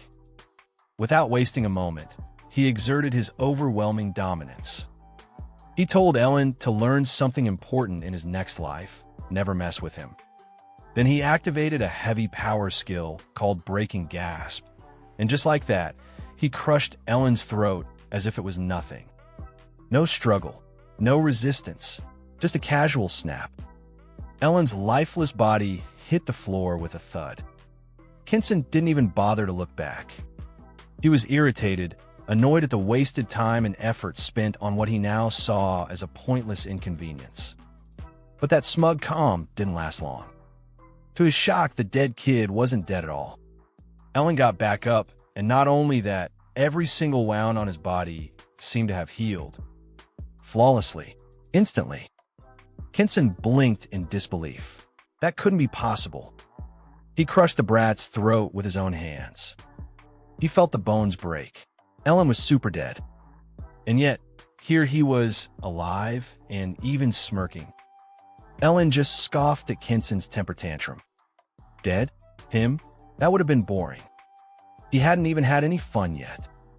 Without another word, Ellen sacrificed his left eye and activated a cursed spell, Eyes of External Freeze. Instantly, Kinson's legs were sealed within an icy prison, completely locking him in place. The arrogant underground king of Qingqing immediately panicked, questioning what kind of spell this was and why he couldn't move. But Ellen ignored all that. He had a question of his own. Where was President G? Kinson refused. He wasn't about to reveal the hostage's location. So Ellen made him pay. He activated Burning Reincarnation, and in the next moment, Kinson's arms ignited in hellfire. Flames devoured his limbs as he howled in pain, wailing like a woman in labor. Suddenly, during the fiery chaos, a dull thud sounded behind Ellen. Miss Chun had dropped to her knees, holding a loaded gun to the back of a bound and gagged President G. Her voice was tense but clear. Let Kinson go, or she'd pull the trigger. Ellen turned slightly, amused by the scene. He casually commented on how Miss Chen suddenly wanted to play righteous hero for her man. Then he extinguished the flames and proposed an exchange of hostages. But the moment Ellen stepped forward, Miss Chen snapped. She pointed the gun directly at him and warned him not to take another step, or she would shoot. Unbothered, Ellen simply asked whether she actually wanted to make an exchange or not. Kinson, despite being burned and frozen, still barked out orders. He didn't need a woman to save him, but he still wanted to protect her. He told Miss Chun to get out now. But the woman didn't listen. Instead, she pulled the trigger. Bang! Bang! Bang! 3 bullets struck Ellen in the stomach, chest, and left shoulder. He fell to the floor. Miss Chen rushed to Kinson's side in a panic, believing she'd finally stopped the monster. But Kinson called her a fool, because that brat wasn't dead. Kinson, the feared underground king of Qing, died with his eyes wide open. Miss Chen just stared, paralyzed by the horror in front of her. Her lips trembled, and her eyes filled with tears. Then she let out a sharp, uncontrollable scream. But Ellen didn't react. Expressionless, he turned his attention to President Ji. He lifted the unconscious body and carried it over his shoulder. Miss Chen, voice low and broken, asked if Ellen was going to kill her too. Ellen just sighed. He told her not to be ridiculous. He doesn't kill women. If her lover hadn't kidnapped President Ji, he never would have been her enemy. Then, with the same coldness in his voice, he told her to leave the building. Miss Chen was left speechless. Whether she listened or not, no one knows. Because shortly after, Ellen burned the entire building to the ground. With a wave of his hand, the cursed hellfire spread everywhere. The building erupted in karmic flames. The very next day, at the GI family residence, President Ji finally regained consciousness after receiving emergency treatment. He lay in bed, his body wrapped completely in bandages like a full-body mummy. Despite the severity of his injuries, he was fortunate. His severed hands had been successfully reattached and healed. The moment Ye Lin saw his father open his eyes, he burst into tears. The thought of never seeing his father again had been eating away at him, and now that fear was finally put to rest. President Ji gently comforted his emotional son, telling him not to worry. As long as he was still breathing, the GI family would be fine. His voice was weak but reassuring. Then his eyes slowly turned toward Ellen, filled with doubt and curiosity. After all, he had been in a coma through the entire ordeal and had no idea how he was rescued. The burning question lingered. How did Ellen pull it off? Ellen awkwardly scratched the back of his neck, clearly trying to dodge the spotlight. He told President GI that, truthfully, he didn't quite know the full story himself. The person who handled the actual rescue was his good friend, Ling Yi. It was Ling Yi who had saved President Ji from Kinson, and it was him who burned down the entire black market. President GI raised a brow at the name. This Ling Yi character, he had never heard of him before. Even though he was grateful and lucky to still be alive, he couldn't help but wonder, where did this Ling Yi come from? But Ellen wasn't sure either. He admitted he'd only known of Ling Yi's existence for a short while, and based on everything so far, he doubted Ling Yi would reveal anything about himself. President GI understood the hint and chose not to press any further. If Ellen didn't want to talk, then, as an old man, he'd respect that boundary. Instead, he shifted the conversation to a more pressing issue, the college entrance exam. There wasn't time to delay. Ellen and Ling Yu reassured him immediately. There were still 27 hours left before the exam began, and they'd been preparing hard. They promised not to disappoint him. Just then, the front gate buzzed, and 3 men in dark suits and sunglasses arrived at the villa. Invited inside, the trio walked in confidently, carrying an air of official authority. They introduced themselves as officers from the Investigation Bureau. Without wasting time, Officer Huang stepped forward and presented an arrest warrant to Ellen. He declared that Ellen was suspected of involvement in a major murder case within the city, and they required him to accompany them for investigation. A single bead of sweat trickled down Ellen's cheek. He hadn't expected the Investigation Bureau to come knocking this quickly. Still, resisting arrest outright would be risky. Very risky, so he decided to cooperate for now, go along with them, assess the situation, and figure out his next move as things progressed. As the officers led him out of the room, Ye Lin immediately questioned why they were arresting his boss. But the officers remained stone silent. Ellen turned his head slightly, trying to keep things calm. He simply told the two of them to remember to come pick him up later at the investigation bureau.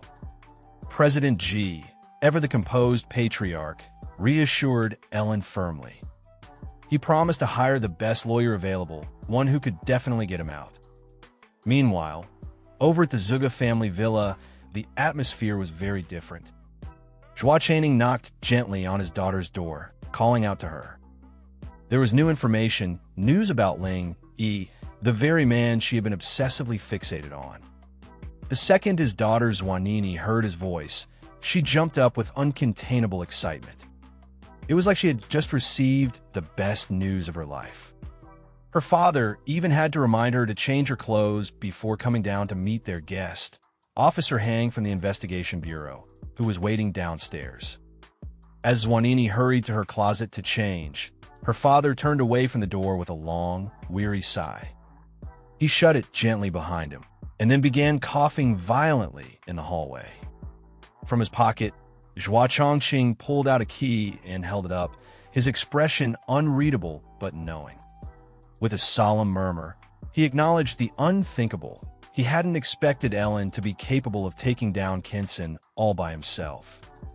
But at that moment, what really had Zhuge Chongqing all serious was the fact that he didn't have much time left.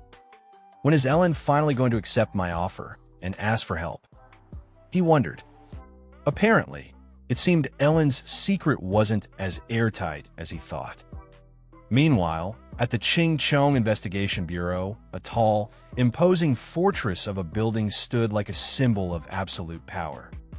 Within it, a special solitary confinement cell existed, one that made even the idea of breaking out by force laughable. In that very cell, Ellen sat quietly in the only chair, waiting. The iron door creaked open slowly. From the shadowed hallway stepped a man whose face was still concealed under the cast of light and darkness. Ellen, remaining calm, spoke first. He told the man plainly that until his lawyer arrived, he wouldn't say anything. Of course, even as he said that, he was well aware that President G's connections and whatever high-profile lawyer they could afford probably wouldn't be enough this time. Too many people had died for this to be swept under the rug. The man clearly had no interest in waiting. He stepped inside, visibly irritated, and before Ellen could get out another word, he was suddenly grabbed by the collar and lifted clean off the ground. The man's tone turned harsh. He demanded to know where that thing was. Ellen, still dazed and struggling for breath, coughed and asked what the hell the man was talking about. He had no idea what thing he was referring to. But the man only got angrier. To him, Ellen was just playing dumb. He threatened to gouge out Ellen's eyes if he kept up the act. Without hesitation, he slammed Ellen into the wall, and Ellen felt like he'd just been hit by a speeding truck. Then the man coldly clarified he was talking about the key. Since Kinson had died by Ellen's hands, the key must have ended up with him. Back then, Ellen had intentionally taken nothing from the underground black market. He wanted to avoid leaving a trace. If there was a key, he likely incinerated it with the rest of the place. But now none of that mattered. What mattered was that he couldn't let this man notice anything unusual. If he reacted strangely or showed any signs of healing too fast, the man might uncover the secret of his immortality. And if not that, he might just blind him for good. Since the truth wasn't being heard, Ellen decided to play along. He claimed the key was with him, but not with him. And if the guy kept up his violence, he'd make sure the key would never be found.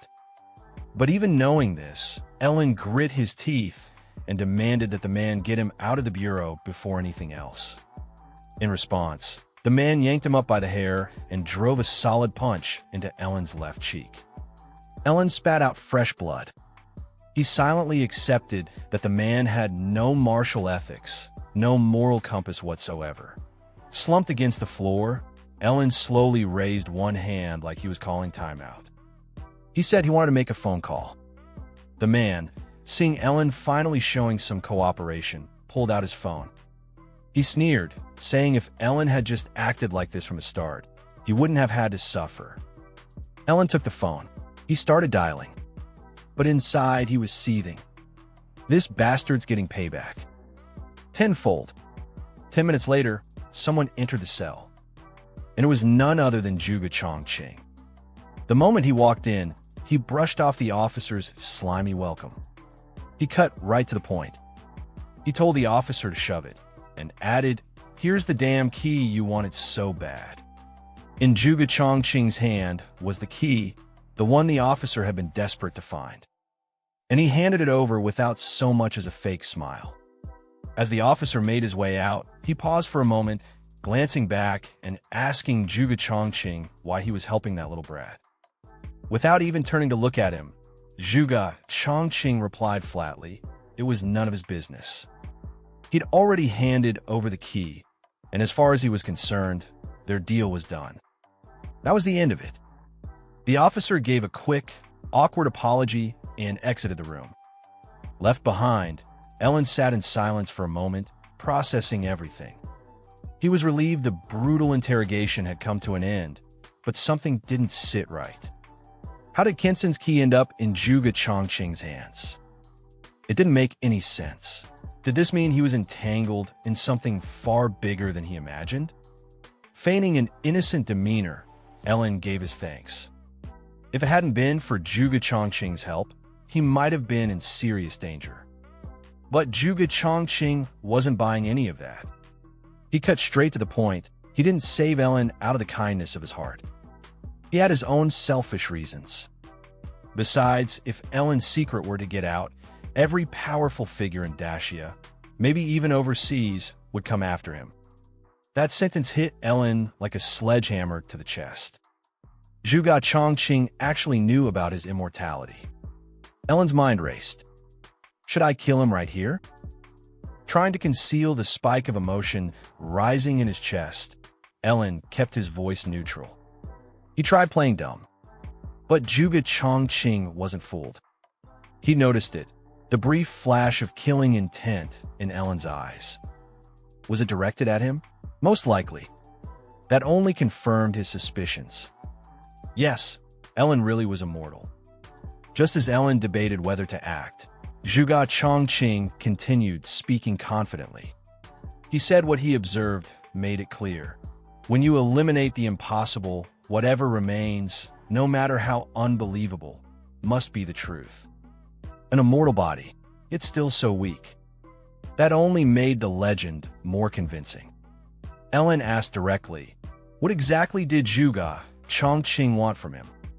But instead of answering, the old man posed a question of his own. Are you willing to become my disciple? That caught Ellen completely off guard. Disciple? He didn't even know what it would mean. The old man gave a faint cough before answering. He explained he didn't have much time left. Before he died, he wanted to take in a disciple, someone he could entrust with certain responsibilities.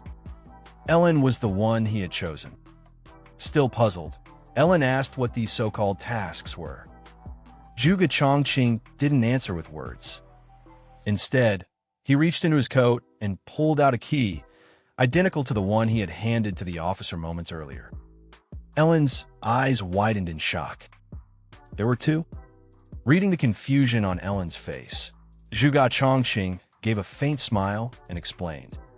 The key he handed to the officer was a fake, crafted with immense effort by an old blacksmith friend of his. What Ellen now held in his hand was the real one, the ancient key of the apocalypse. Ellen examined the key. It was forged from bronze, flecked with rust, and yet it radiated an ancient and mysterious aura unlike anything he'd ever seen. Zhuge Chongqing began to explain. This world hadn't always had monsters or job changers. Everything changed when the gate of apocalypse descended upon the world. From that gate, 7 ancient artifacts of origin fell and scattered across the earth. Each one contained unimaginable power. The first 7 humans to obtain these artifacts became terrifying forbidden existences, each one an unstoppable force. From that point on, the entire world began to mutate. People gained job-changing abilities. Strange monsters appeared. Dungeons started popping up. But what Ellen held in his hands was very much real. This key, the ancient key of Apocalypse, was the key to opening the gate once again. Zhuge Chongqing turned his gaze back to Ellen. "So, are you willing to become my disciple and help me?" Ellen paused, thinking carefully. With his secret now known by this man, he didn't really have a choice. So finally, he nodded. He agreed to become Zhuge Chongqing's disciple. Still, he confessed uncertainty. Was he even capable of fulfilling the task his new master would give him?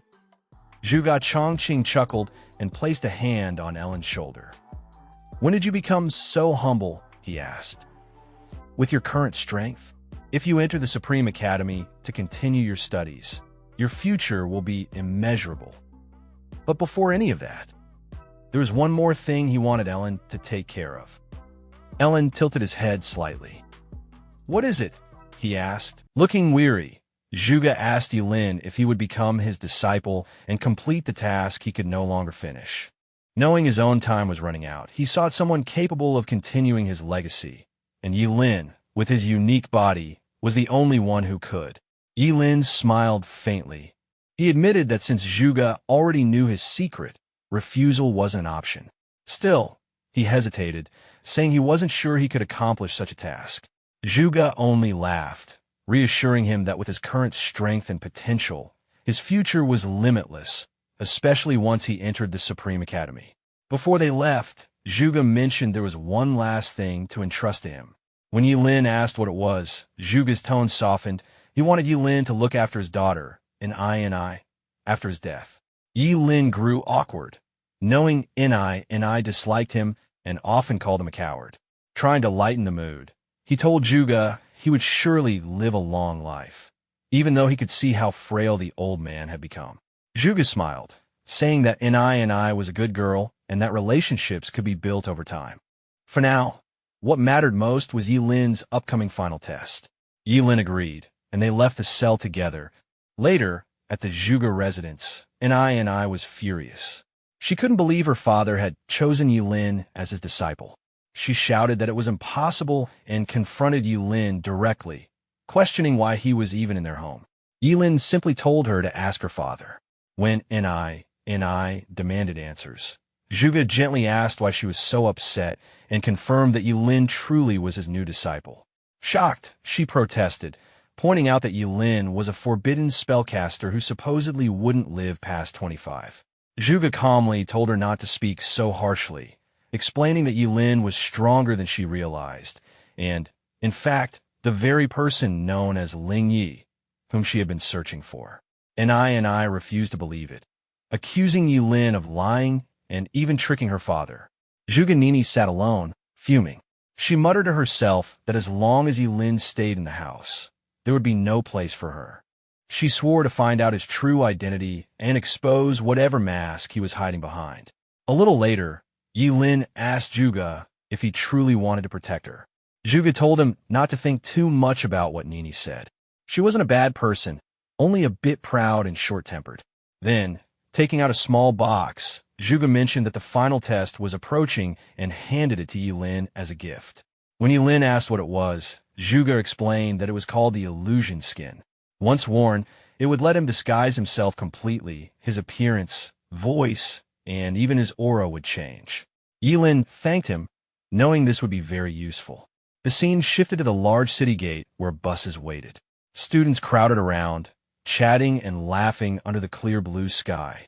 Ling Yu greeted Ye Lin, relieved that he had come, and Ye Lin assured him that he would keep his promise. Ling Yu mentioned that the matter involving Ye Lin's master had been settled. Nearby, Nini was still angry, insisting that her father had been deceived. Ling Yu defended Ye Lin, warning her not to speak without proof. Nini snorted, saying that Ye Lin was pretending to be Ling Yi just to get close to her, and that she would prove it during the final test. Soon the principal arrived, rallying the students for the big day. He reminded them that this test was their chance to prove themselves and bring honor to Qingqing Academy. The students shouted in response, full of excitement and determination. After a while, everyone gathered again at the city gate. Some students marveled at how tall it was, amazed by the sight. Ye Lin reminded Ling Yu to stick to their plan once they were outside, and Ling Yu agreed. The official in charge announced that the gate would open soon. All candidates would need to travel 10 kilometers through the wilderness to reach the test zone. He warned them that those who went first would face demonic beasts and that their survival would depend on their own strength. The students shouted that they were ready, and the test officially began. Nini glared at Ye Lin, declaring she wouldn't lose to him. The principal and his peers chatted among themselves, guessing how many students might enter Daxia Academy this year. One said there were only 5 last year, while another predicted a similar number this time. The principal of Qingchang Academy boasted that at least 2 of their students would make it, drawing a sharp reply from a rival principal not to get ahead of himself. As they spoke, a foul smell filled the air. Some students complained about it, and another explained that it was the scent of demon beast corpses. Suddenly, a huge red-scaled lizard leapt out, a level 11 bloodthirsty demon lizard. Chaos followed as the students screamed and ran. The older observers watching from a distance chuckled, saying the creature was nothing dangerous. The Qingchang principal laughed too, noting that those frightened students clearly weren't from his academy. Ye Lin moved swiftly through the crowd, telling everyone to clear the way before cutting off the creature's head in a single strike. Students gasped at the power of his sword, whispering that it must be a rare weapon. Some recognized him as the Forbidden Spellcaster, surprised he hadn't ended the fight sooner. Ye Lin then called Ling Yu over to finish the battle. Ling Yu rushed forward, and together they defeated the monster. A system notification appeared, confirming they had earned experience points as a team. Students watching were stunned. They realized that Ling Yu was gaining experience through Ye Lin's strength, and joked that they wished they had a teammate like him. Others even asked if Ye Lin was looking for more subordinates. Nini, watching from the side, frowned as she thought about how team battles split the earned experience. She clenched her fists and swore to herself that she would surpass Ye Lin in this test, no matter what. The team continued moving through the forest, cutting down monsters one after another with ease. First came a level 11 werewolf with sharp claws and thick fur, quickly defeated. And Ji Lingyu was thrilled to see his level rise rapidly to 8. He couldn't believe how smoothly everything was going and swore his loyalty to Ye Lin, who simply told him not to get too excited too soon. As they went deeper into the woods, the trees grew denser and the light dimmed. Ye Lin noted that there weren't many demonic beasts left nearby and suggested moving further in. Ling Yu hesitated, pointing out that stronger monsters, around levels 20 to 30, would appear deeper in. Ye Lin didn't seem bothered, saying he could handle anything up to level 20 and that they would run if something stronger showed up. Watching from afar, Principal Gao frowned. He commented that Ye Lin was being reckless by bringing his teammates into such a dangerous area. Another principal, however, assured him that the examiners had already secured the surroundings and that nothing serious would happen. Further ahead, Ye Lin spotted several level 20 wolves lurking in the bushes. He warned Ling Yu to be cautious, and Ling Yu replied that he valued his own life too much to take risks. Ye Lin began planning his next move, realizing that his lifespan sword skill consumed too much energy and couldn't be used for long without drawing attention. After a brief moment of thought, he invoked a different power.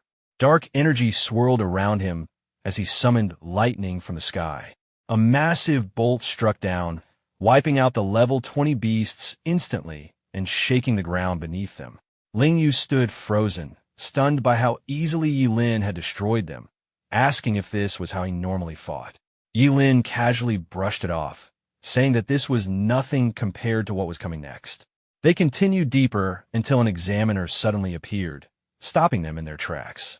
The man warned that they couldn't leave the test area and that the surroundings were too dangerous. Ye Lin asked if they really couldn't go any further, and Ling Yu added that they might already be close to the edge of the test zone. Realizing they had gone far enough, Ye Lin sighed, agreed to stop, and told the examiner to stay alert as they turned back. Ling Yu froze in shock, unable to process what had just happened. The examiner, thinking Ye Lin was joking, laughed and said that he had been an examiner for 20 years and wouldn't fall for such a simple trick. But before he could finish, the ground shook as a massive green goblin hero burst out of the forest, holding a club as large as a tree. The examiner's face went pale as he shouted in fear, realizing it was a level 33 goblin hero. Ling Yu yelled for everyone to run, but before they could move, the creature swung its club in a sudden attack. The examiner was struck hard and screamed in pain. Ye Lin cursed under his breath, calling him a fool, then shoved Ling Yu away, ordering him to run while he distracted the monster. Ling Yu refused, insisting they escape together, but Ye Lin kicked him forward and shouted for him to stop arguing. Ye Lin knew he couldn't defeat such a high-level monster without revealing too much of his power. He steadied himself and gathered his energy, summoning the power of his forbidden spell. The monster staggered back, but wasn't dead yet. Ling Yu glanced over his shoulder, calling out for Ye Lin to be careful and promising to wait ahead. The injured examiner tried to stand, telling Ye Lin to run and that he would handle it, but before he could finish, another heavy blow hit him. He managed to fire a flare gun before collapsing. The signal shot through the sky, calling for help. Ye Lin rushed over and grabbed the fallen man, trying to wake him. Seeing the examiner barely conscious, Ye Lin muttered to himself that it would have been easier if the man had stayed unconscious, as now he had to be careful not to reveal his strength. He noticed two more examiners approaching in response to the flare and sighed quietly. The newcomers quickly assessed the situation. One shouted that there was a serious threat, while another told Ye Lin to leave so he wouldn't be caught in the crossfire. Ye Lin nodded, saying he would carry the injured examiner to safety.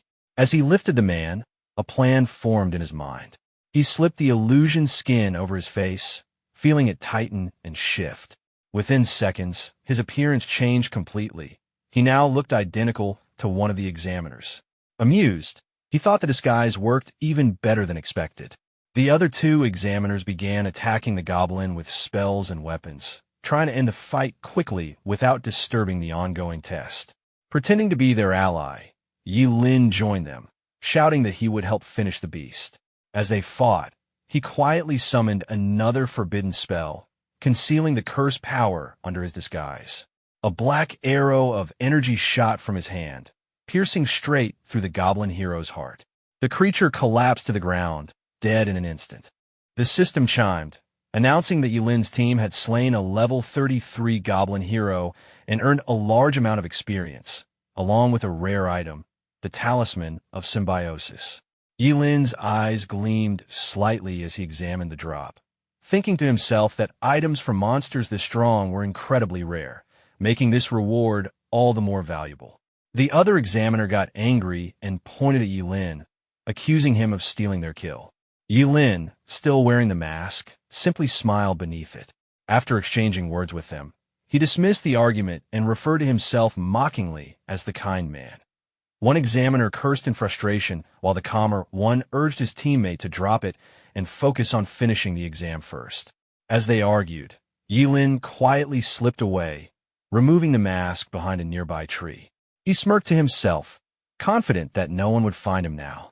The surrounding forest of Qingqing outskirts was dense, and the path to the final test teleportation gate was just ahead. He admired the illusion skin's effectiveness before pulling out the talisman he'd acquired. The inscription read, "Symbiotic Talisman, hoist with his own petard." Two awakeners whose levels are less than 10 apart can share all experience gained for 6 hours after activation. Single-use item. Ye Lin immediately recognized its potential. With this, he and Ling Yu could double their leveling speed. Soon after, he heard shouts for help in the distance. It was Ling Yu, running frantically from a beast. Ye Lin appeared just in time to save him. Relieved, but startled, Ling Yu asked about the goblin hero. Ye Lin explained that other examiners had taken care of it and told him not to move. Misunderstanding his intentions, Ling Yu blushed awkwardly before being scolded and slapped back to his senses by Ye Lin. As the new beast charged toward them, Ye Lin activated his forbidden spell, the Lifespan Sword Skill. His blade glowed, slicing the level 13 Anubis soldier cleanly in half. The system confirmed the kill and triggered the symbiosis effect, granting both of them experience. Ling Yu was amazed at the talisman's power, asking where Ye Lin had gotten it, but Ye Lin ignored him and pointed at more approaching monsters, ordering him to handle them himself. Nervously laughing, Ling Yu tried to explain his earlier misunderstanding, but Ye Lin cut him off, telling him to stop following and to fight separately so they could both gain the maximum experience. Ling Yu reluctantly agreed, admitting that he wasn't strong enough to handle many monsters alone. Not far away, a level 10 werewolf howled from the forest, surrounded by a few examinees preparing to strike. They were confident the monster was about to fall. Other students noticed Ye Lin rushing toward the werewolf and were shocked by his speed. In an instant, he struck with a single lightning attack, wiping out multiple werewolves at once. The onlookers were stunned, whispering to themselves about how powerful his spell was and recognizing him as the top-ranked Forbidden Spellcaster from the previous test. Some doubted his survival, thinking using forbidden spells recklessly would shorten his life, while others noticed how quickly he seemed to recover, suspecting something unusual about the equipment on his wrist. Ye Lin quickly concealed his regenerative ability, reminding himself that he had to keep his immortal body a secret. Soon, a massive level 20 Minotaur emerged from the forest, sending the nearby students into panic. They screamed and ran, knowing how deadly such a creature could be. Ye Lin, however, smiled faintly and drew his sword, determined to claim every monster for himself. In a blur of movement, he cut down the entire pack, experience points flowing in double thanks to the symbiotic talisman. Ling Yu, far away, felt the shared experience surge and thought to himself how no one else could level up as fast as Ye Lin. Back at the academy, Principal Gao watched the test through a magic screen. He sighed, regretting that such a talented student was a forbidden spellcaster, knowing that otherwise, Qingcheng Academy could have gained another prodigy. Another examiner beside him noted that Ye Lin had practically cleared the entire test area of monsters, reducing attacks on other candidates this year. Elsewhere, a group of students walked safely through the forest, chatting casually about how convenient it was that no monsters remained. They laughed, relieved that reaching the teleportation gate would now be easy. Meanwhile, Ye Lin reflected on his progress. With most monsters eliminated, he had already reached level 18 and noted that leveling up was becoming more difficult with each step. Approaching the glowing teleportation gate, he prepared himself for what lay ahead. As he stepped through, light surrounded him, and he looked around, quietly acknowledging that this was the start of the final examination zone. The exam area was crowded, filled with hundreds of students from Qingcheng. Some stood confidently in groups, while others looked tense and uneasy. Ye Lin glanced around, surprised by how many had made it this far. Ling Yu spotted him and rushed over, hugging him tightly in excitement, calling him his true boss. Embarrassed by the attention, Ye Lin quickly pushed him away, telling him to let go since everyone was watching. Ling Yu backed off but couldn't stop talking, proudly saying he had already reached level 15.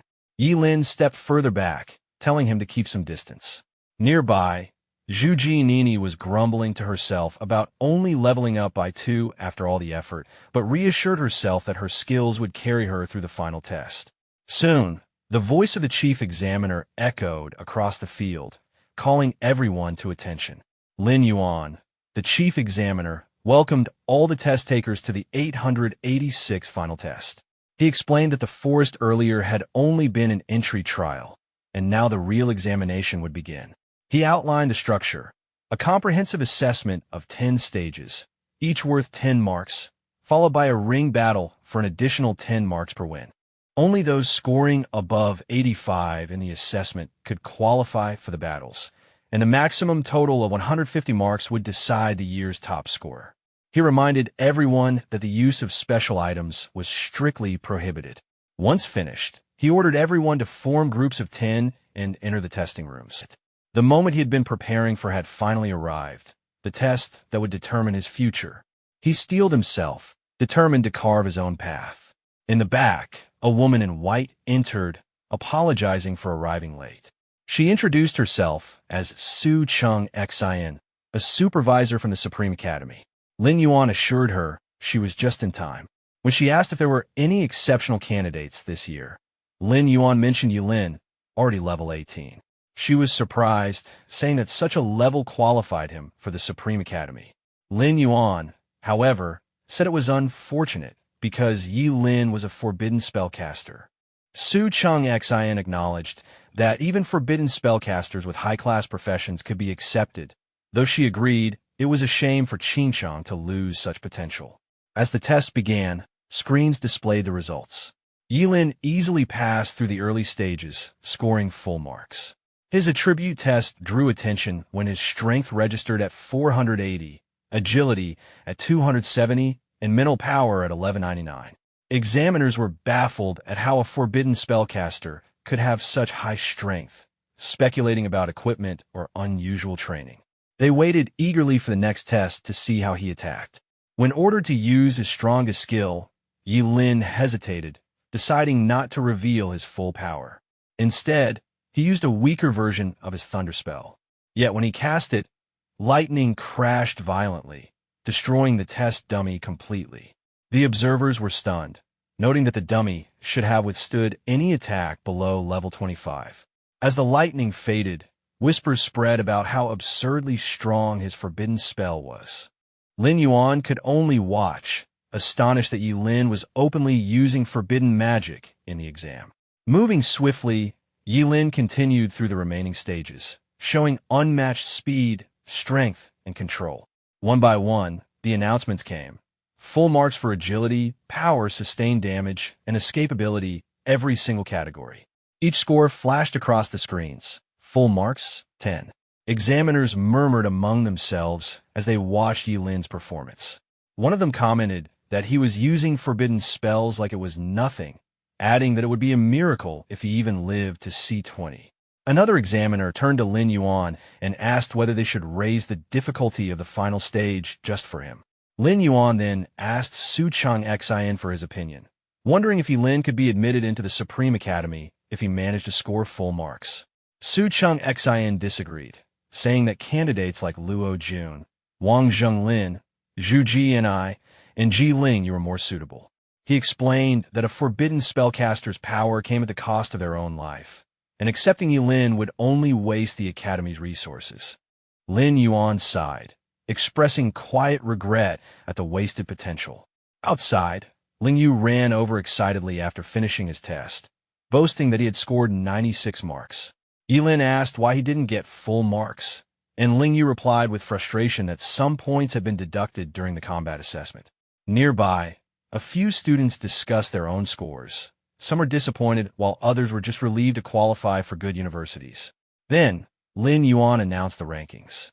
Ye Lin and Zhu Jianai both received full marks, followed by Luo Jun with 98, Ji Ling with 96, and Wang Zhenglin with 95. Students scoring below 85 were asked to leave the test area, while those above that mark could choose to stay for the next stage. Zhu Jianai suddenly stood up, protesting the results. She questioned why she was placed second when both she and Ye Lin had received perfect scores. Resentment flickered in her eyes as she wondered why she was ranked below him. Some female students supported her, shouting that it was unfair and accusing the system of discrimination. Lin Yuan silenced them and directed their attention to the large display. The replay showed Zhu Ji's impressive control and adaptability, earning the examiner's praise as a reflection of her father's talent. But then, the footage shifted to Ye Lin. He had defeated a level 25 demonic flame wolf in less than a second using just one skill. Lin Yuan acknowledged that the result now made sense. There was a clear difference in strength and execution. The crowd fell silent, their focus turning to Ye Lin and Zhu Jianai as the atmosphere grew tense. The stage was now set for the ring battle to begin. No one said a word. Lin Yuan then announced that since there were no objections, all test takers with scores above 85 could rest for half an hour before preparing for the upcoming tournament. Outside the arena, the academy heads were in good spirits. One principal's friend mentioned that both the first and second place scorers, Ye Lin and Zhu Jianai, were from Qingqing Academy, saying it looked like Principal Su's institution was about to make history. Principal Su laughed, adding that even the fourth-place scorer, Ye Lin, was from their academy. It was truly a lucky year. His friend, however, cautioned him not to celebrate too early, reminding him that the real challenge would begin with the tournament. Principal Su then asked if Luo Jun could possibly handle a level 18 Forbidden Spellcaster. His friend replied calmly that nothing was certain and anything could happen. Half an hour passed quickly. As the participants gathered, Zhu Ji and I walked by Ye Lin with her head held high, declaring confidently that she wouldn't lose to him in the tournament. Ye Lin simply thought to himself, wondering why she was so worked up. The examiner stepped forward and explained the tournament rules. Matches would be determined by lottery. Each pair would consist of test takers whose serial numbers added up to 104. Winning a match would grant 10 extra marks and promotion to the next round. The names appeared on the large screen. Ling Yu cheered from the sidelines, pointing out that he was number 24 while his boss was number 18. Ye Lin replied that his opponent would be number 86 and said he was heading to the ring. Ling Yu encouraged him to give it his all. In the arena, a short-haired girl named Bei stood ready with her sword drawn. Both participants displayed their professions and levels before the examiner signaled the start of the match. Ye Lin looked calm and advised her to surrender early. Angered, Bei refused, shouting that she wouldn't back down and demanded he take her seriously. Ye Lin sighed, admitting that anyone who had scored at least 85 marks wasn't ordinary, and her courage deserved recognition. As the match began, Ye Lin released a small attack, intending only to graze her. However, the lightning strike spread faster than expected, dazzling the audience and drawing gasps of amazement at his skill. The examiner quickly warned Ye Lin not to kill during the tournament, or he would be disqualified from the final test. Ye Lin nodded, saying he had no intention to kill, but needed to make her surrender the air. Bye Forza, trembling as via overtokea. Tears welled up as she dropped her sword and collapsed to the ground. Some students in the crowd began booing, calling Ye Lin heartless for making a girl cry, while others murmured in disbelief at how fear alone had defeated her. Ye Lin calmly approached and told her it would be best to surrender. The examiner then announced the result. Test taker number 18, Ye Lin, had won the first round, earning 10 additional marks. Ye Lin thought to himself that it really was a shame and decided to check out the other stages. Around the arena, other battles were already underway. Zhu Ji Nini confidently told her opponent that he couldn't win against her, but he laughed, mocking her for being a girl who dared to face him. The scene moved through several matches quickly.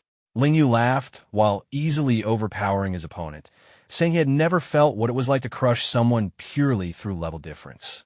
The examiner's voice echoed across the field, announcing the winners.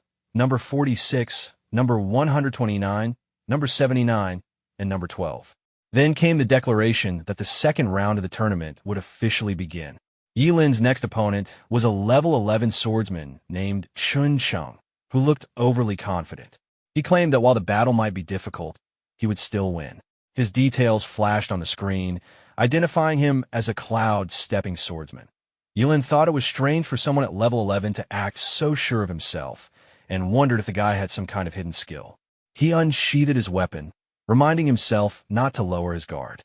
But before anything could happen, Chun Chung suddenly froze, dropped his sword, and shouted that he surrendered. Ye Lin was caught off guard, confused at the sudden forfeit, reminding Chun that he had just said he would win. Chun replied that he would, but there was no point risking it now. There would always be another chance for revenge. The examiner announced that test taker number 18, Ye Lin, had won the second round and earned another 10 marks. The spectators whispered among themselves, surprised that he had won without even fighting. Some thought it was unfairly easy, but others said it made sense. No one would risk their life battling a short-lived Forbidden Spellcaster. The third round started just as fast. Ye Lin's new opponent, already terrified, immediately surrendered the moment the match began. The examiner announced again that test taker number 18, Ye Lin, had won the third round with 10 marks added. Ye Lin stood there, speechless, thinking it was ridiculous that he didn't even get to do anything. Still, he accepted it. His reputation alone was enough to clear the rounds without a fight. Some kids shook their heads, surprised that Ye Lin had already won 3 rounds with just one forbidden skill. They questioned whether the final test was really this easy and wondered if he could actually get full marks without lifting a finger. Deciding to focus on the other matches, they turned their attention to the big screen. Two strong contenders were highlighted next. Wang Zhengguang, a level 13 Iris sword user with incredible speed, and Luo Jun, a level 14 Dragon Shadow Spear fighter known for his dark, swift strikes. Wang Zhengguang smirked at Luo Jun, saying it looked like he was heading into the loser's bracket. Luo Jun just laughed and told him he wasn't capable enough to make that happen. Their battle started instantly, fast, sharp, and hard to follow. Blades flashed, and shadow strikes cut across the stage. The audience could barely track the movements. Some students exclaimed how terrifying it was to see two real powerhouses clash, admitting they wouldn't last a second against fighters like that. Su Chang Xin observed quietly from the side. Lin Yuan asked who she thought would win, and she answered simply, Luo Jun, just as she predicted. Luo Jun's spear pierced forward. Calling out his skill, he unleashed Shadow Loud Pierce, and Wang Zhengguang was sent flying back in pain. Meanwhile, Ye Lin's fifth-round match was skipped. His opponent didn't even show up. The examiner announced it officially, and Ye Lin sighed, yawning to himself about how boring it was to win by default again. Then came a match that caught his attention, Ling Yu versus Zhu Ji Nini. Ye Lin leaned forward slightly, thinking this one might actually be interesting. In the ring, Zhu Ji Nini glared at Ling Yu, demanding to know what Ye Lin had done to make him follow him so loyally. Ling Yu proudly declared that Ye Lin was his boss, and that one day she'd understand who he really was. Annoyed, Nini snapped at him for being stubborn and immediately attacked, summoning a fiery explosion with Phoenix Flame Explosion. Ling Yu barely dodged, shocked by how fast her fire spells came out. Realizing she had the advantage as a ranged caster, he knew he couldn't afford to get hit. Nini kept firing bursts of flame, taunting him to see how long he could keep dodging. Out of stamina and options, Ling Yu decided to charge straight through, swinging his sword with slash to cut through the flames. Though he managed to block a few, his breathing grew heavy. Nini called him an idiot and told him to surrender, her hands already igniting again as she prepared her next spell, Red Flame Surge. Fire burst across the stage as Zhu Ji Nini shouted that anyone who underestimated her would pay the price. She called Ling Yu overconfident and sent another wave of flames forward. Watching from a distance, Ye Lin thought to himself that Ling Yu wasn't strong enough to face someone like her. One of the examiners muttered that Ji Ling Yu was definitely going to lose, and the chief examiner ordered the staff to stand by, ready to intervene. Despite the danger, Ling Yu stood up again, refusing to back down. Nini's eyes widened in disbelief as he charged straight through the flames. She yelled at him, asking if he'd lost his mind, but he kept going, slashing one last time before collapsing. Nini stumbled back in shock while Ling Yu, burned and exhausted, told her this was a warning. She could provoke him, but never his boss. Ye Lin jumped up from the stands and sprinted over, shouting Ling Yu's name. Medics rushed in as the examiner called for immediate medical aid. Ye Lin leapt past the barrier, kneeling beside his friend, saying he would use the yin-yang bangle to protect his heart. Nini, shaken, said she hadn't meant for it to go that far. Ye Lin told her he knew it wasn't her fault.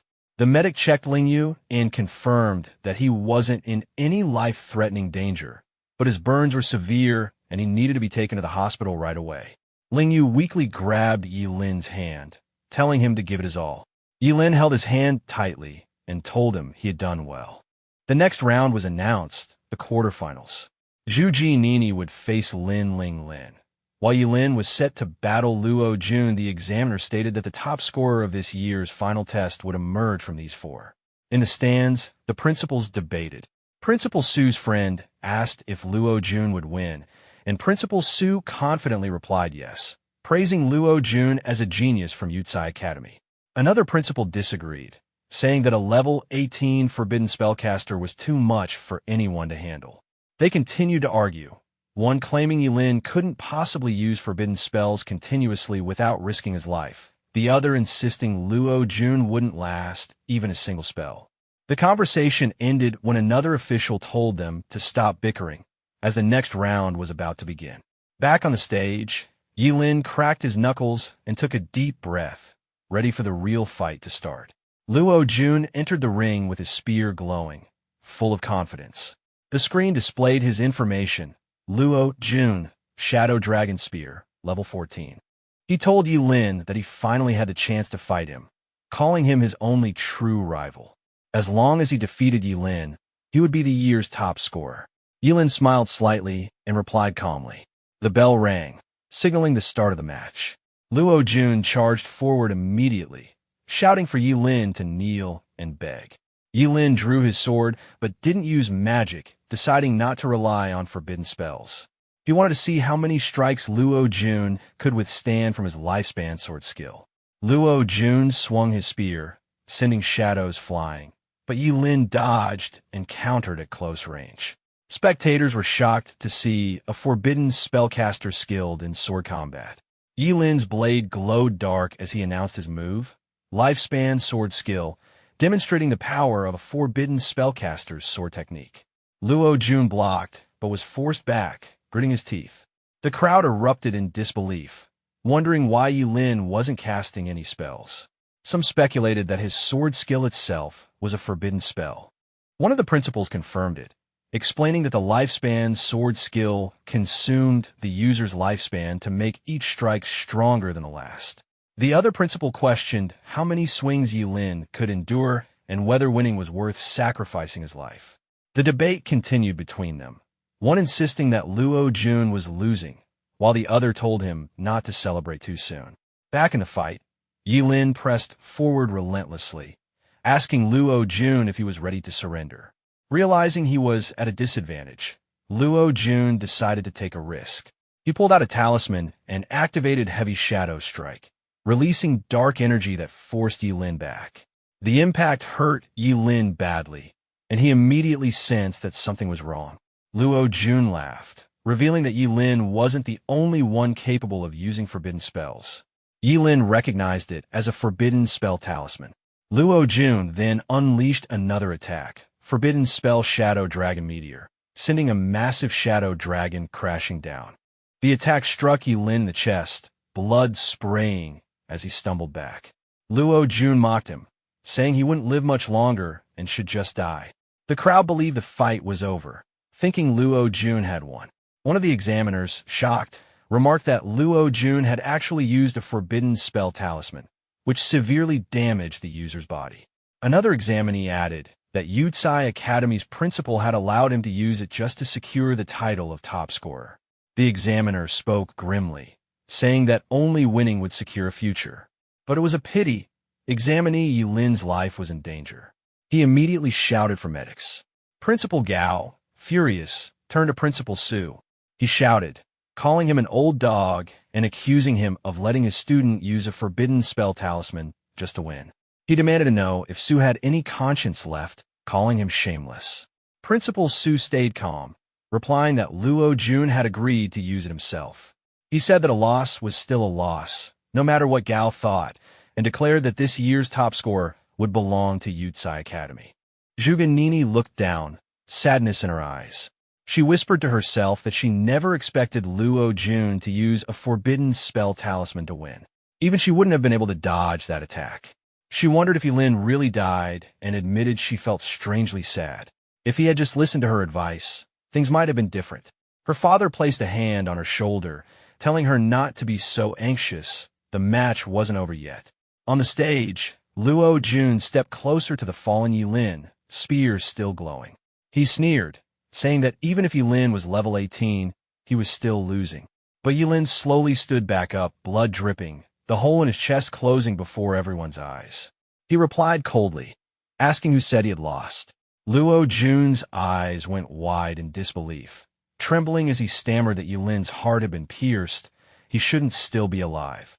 Ye Lin answered calmly, saying that people must have forgotten how terrifying forbidden spellcasters were.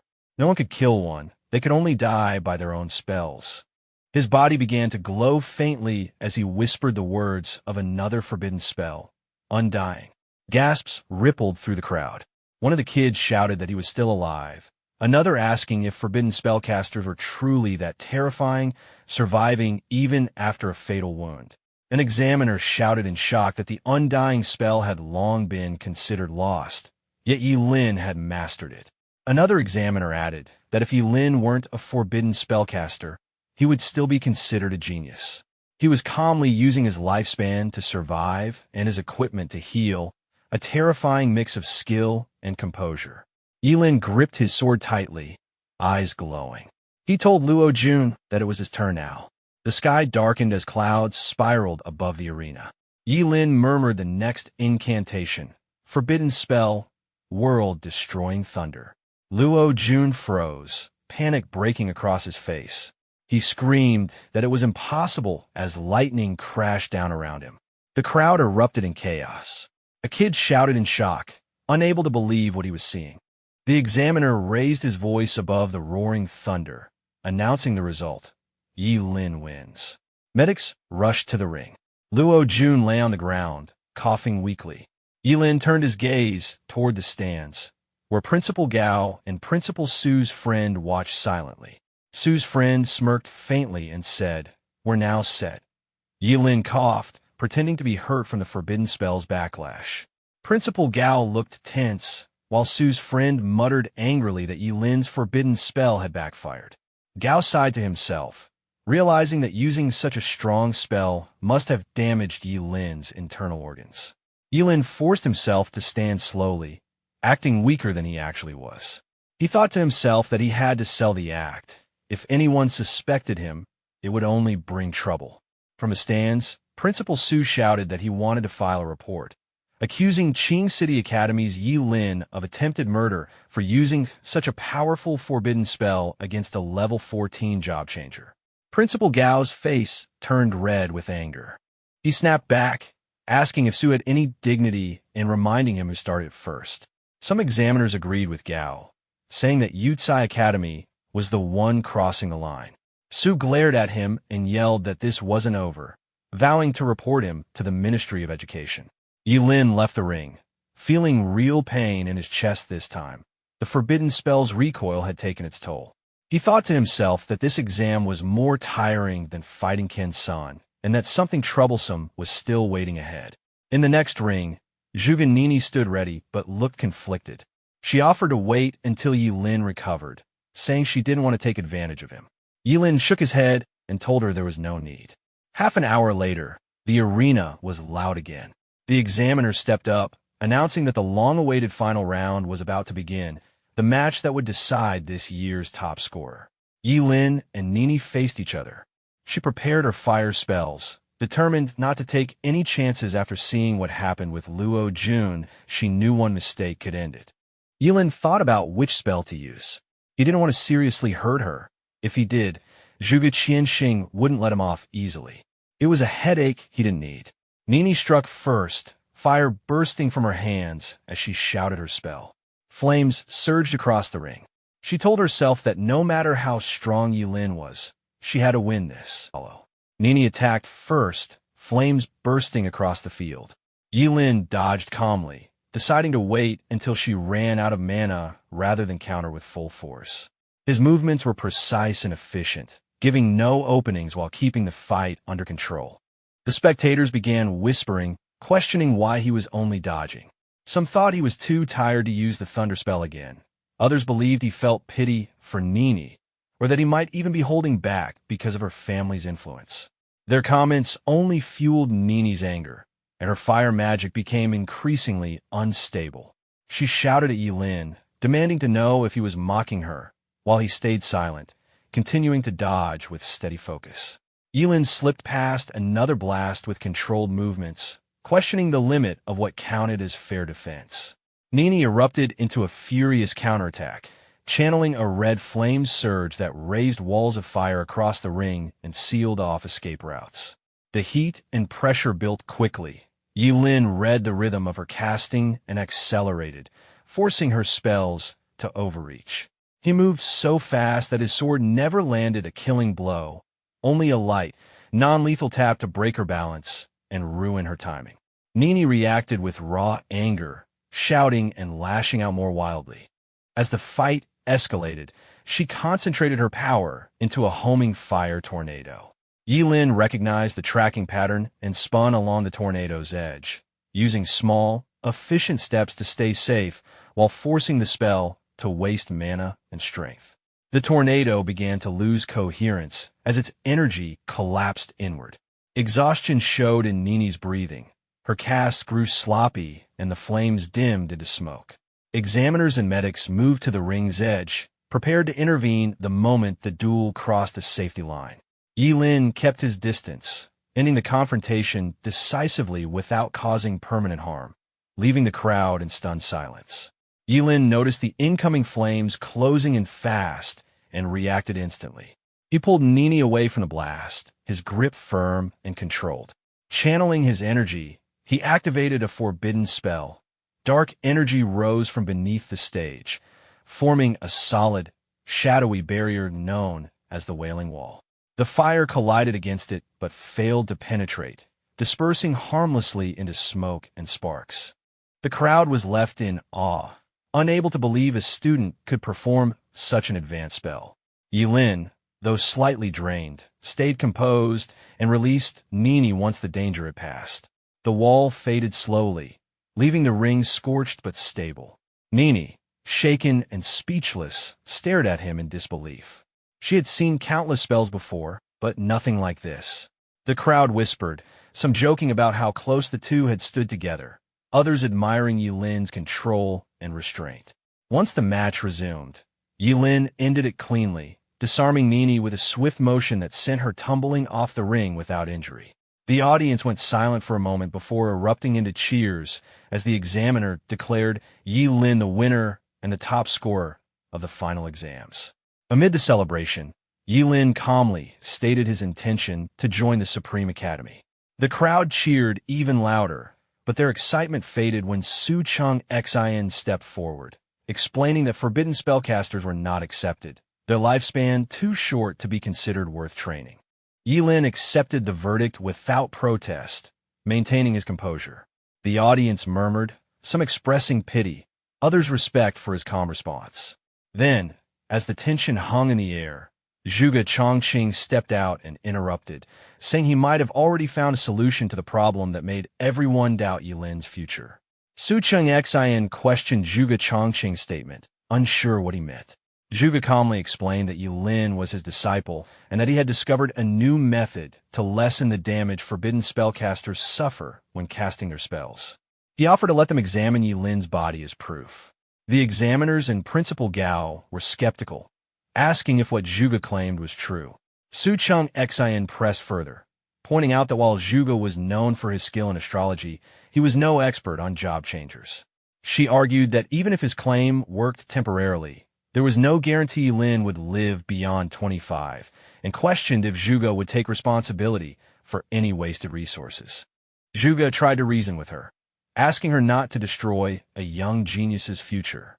But Su Cheng Xin refused to let emotions sway her decision, insisting the Supreme Academy could not accept a forbidden spellcaster. The crowd murmured, gossiping about a possible connection between Zhuge and Su Cheng Xin. Some students complained that she was being too strict and that a simple checkup on Ye Lin could have proven his condition safely. Ye Lin stepped in, calmly telling his master to let it go. He said it didn't matter if he couldn't enter the Supreme Academy and that he held no resentment. It was only an academy, after all.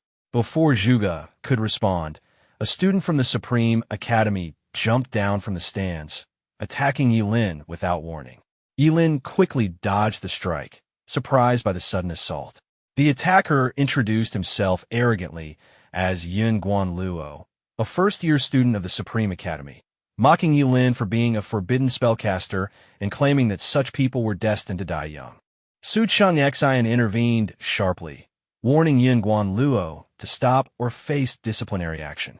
Yin only smirked, pretending it was just a greeting and laughing off his aggression. After the brief skirmish, the examiners and Principal Gao rushed to Ye Lin's side, asking if he was injured. Ye Lin assured them he was fine, standing composed despite the hostility directed at him. That's it for today's video. I hope you enjoyed this manhwa. Thank you so much for watching, and I'll see you either in a new manhwa recap or in the next episode of this one. Until then, take care and bye-bye.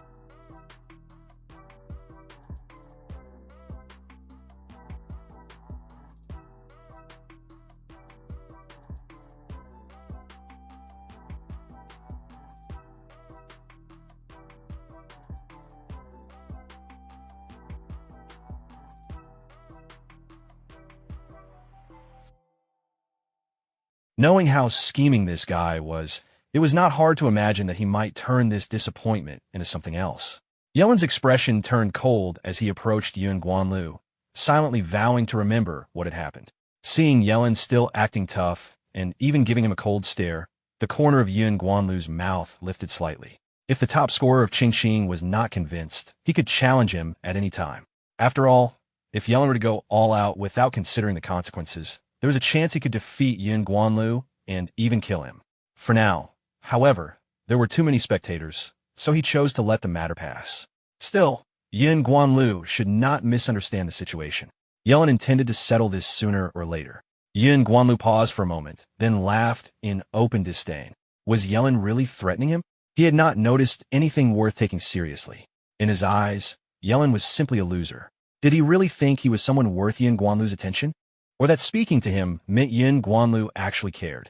Ye Lin's empty threats meant nothing. In Yun Guanlu's view, Ye Lin would never be able to defeat him in his lifetime. Yun Guanlu then began belittling Zhuge chaining. That crossed the limit of what Ye Lin could tolerate. Yun Guanlu could insult him as much as he wanted, but dragging his teacher into it was something he would not allow. Since Yun Guanlu was so confident in his strength, Ye Lin proposed a bet. He challenged Yun Guanlu to a life-and-death duel 1 year later. The crowd fell silent. No one had expected Ye Lin to be bold enough to sign a deathmatch agreement with Yun Guanlu, whose level was already close to 45. Within a year, it was entirely possible for Yun Guanlu to break through to level 50, or even reach level 60. Zhuge chaining was not worried that Ye Lin would lose. Instead, he was concerned that Ye Lin might accidentally reveal the secret of his immortality. He warned him not to act impulsively. Ye Lin reassured him that he had thought it through. He knew Yun Guanlu was arrogant and irritating, but also strong. Even so, that would not matter in the long run.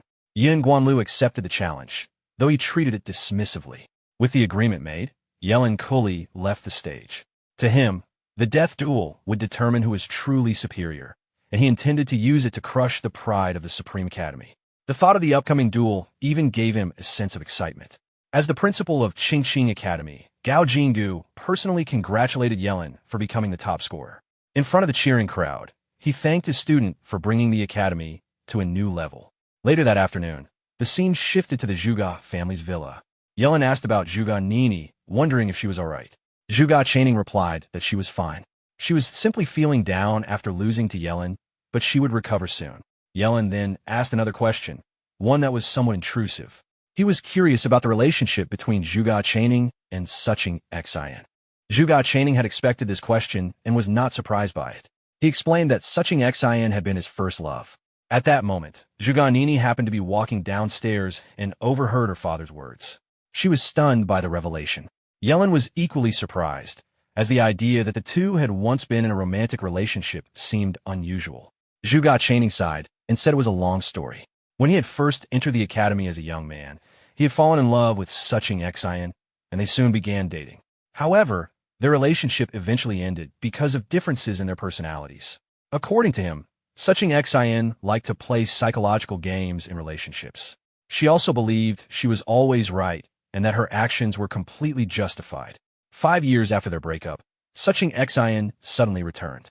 She told Zhuge chaining that she had never been able to forget him and wanted to reconcile. The two of them, especially Zhuanini, wanted to know whether they had reconciled. Zhuge chaining calmly replied that it was impossible because by that time he already had Zuganini. His answer immediately silenced them. Ellen, being rational, accepted the situation, although he felt some regret. Zhuge chaining also felt slightly apologetic, as he had not expected his past relationship to affect his disciple's future. For Ellen, the next suitable option would be Dash Academy. As for Zuganini, her strength and talent were enough to enter the Supreme Academy, so she should not worry and simply do her best there. Ellen agreed. Enrolling in Dash Academy was not a bad alternative and was now his next best choice. With the matter settled, Zhuge chaining told the two to rest. The various admission officers would likely arrive at the school early the next morning. Ellen and Zuganini followed his advice and got some rest. The next morning, Qingqing Academy was filled with excitement. Principal Gao proudly introduced the academy's 2 geniuses to the press. What surprised everyone, however, was the presence of the city lord and the supervisor of the Supreme Academy. After exchanging greetings, Suching Xin formally invited Zuganini to join the Supreme Academy. Zuganini thanked her and then glanced at Ellen with a smug expression. Internally, she felt satisfied to have finally gotten the better of him and did not care how unfair the outcome had been. Meanwhile, Principal Gao, still in high spirits, placed a hand on Ellen's shoulder and led him toward the city lord, Huang. It was time for Ellen to receive his prize of 5 million yuan. Hearing the amount, Ellen was visibly shocked and quickly stepped forward to shake Huang's hand. Huang praised Ellen for his composure and character as the city's top scorer, while the media eagerly recorded the moment. Ellen, who had always been concerned about money, could not help asking when he would actually receive the 5 million. Huang assured him that the full amount would be given. Ellen then openly told the media that he had lived in poverty for years in the slums and was worried about remaining poor, so he hoped everyone present would witness the promise of his reward. To his surprise, the 5 million yuan was only part of the reward. There are also skill scrolls. As a representative of Qingqing, Huang had prepared not only the cash prize, but also an epic-grade self-selection skill scroll for Ellen. In addition, he was granted a rare admission qualification to the top scorer realm, a secret realm that only the top scorer from each city could enter. At this point, Ellen was stunned by his good fortune. Although the epic-grade skill scroll was useless to him as a forbidden spellcaster, the opportunity to enter the top scorer realm was extremely valuable. This secret realm was special because everyone who entered gained immunity to all damage. Participants could ignore threats and focus entirely on defeating monsters. While this did not give Ellen a direct advantage in every situation, it meant he could challenge monsters of any level. For him, it could be the key to reaching level 99 before leaving. Principal Gao clarified that the top scorer realm was not quite as exaggerated as it sounded, since the number of monsters inside was limited. Even so, the damage immunity would still be very suitable for Ellen. The city lord added that they had high expectations for him. The top scorer realm was also a test. Whoever performed best there could obtain the title of national top scorer. Ellen had not even known such a title existed. Principal Gao confirmed that it was real and represented the champion of the Xian nation. If Ellen achieved the highest level inside the top scorer realm, he would become the nation's top scorer. Feeling confident, Ellen assured everyone that he would do his best and become the national top scorer.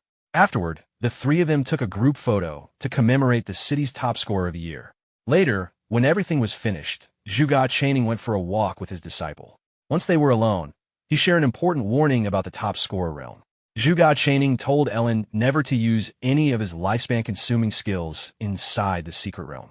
However, Ellen had already realized this himself.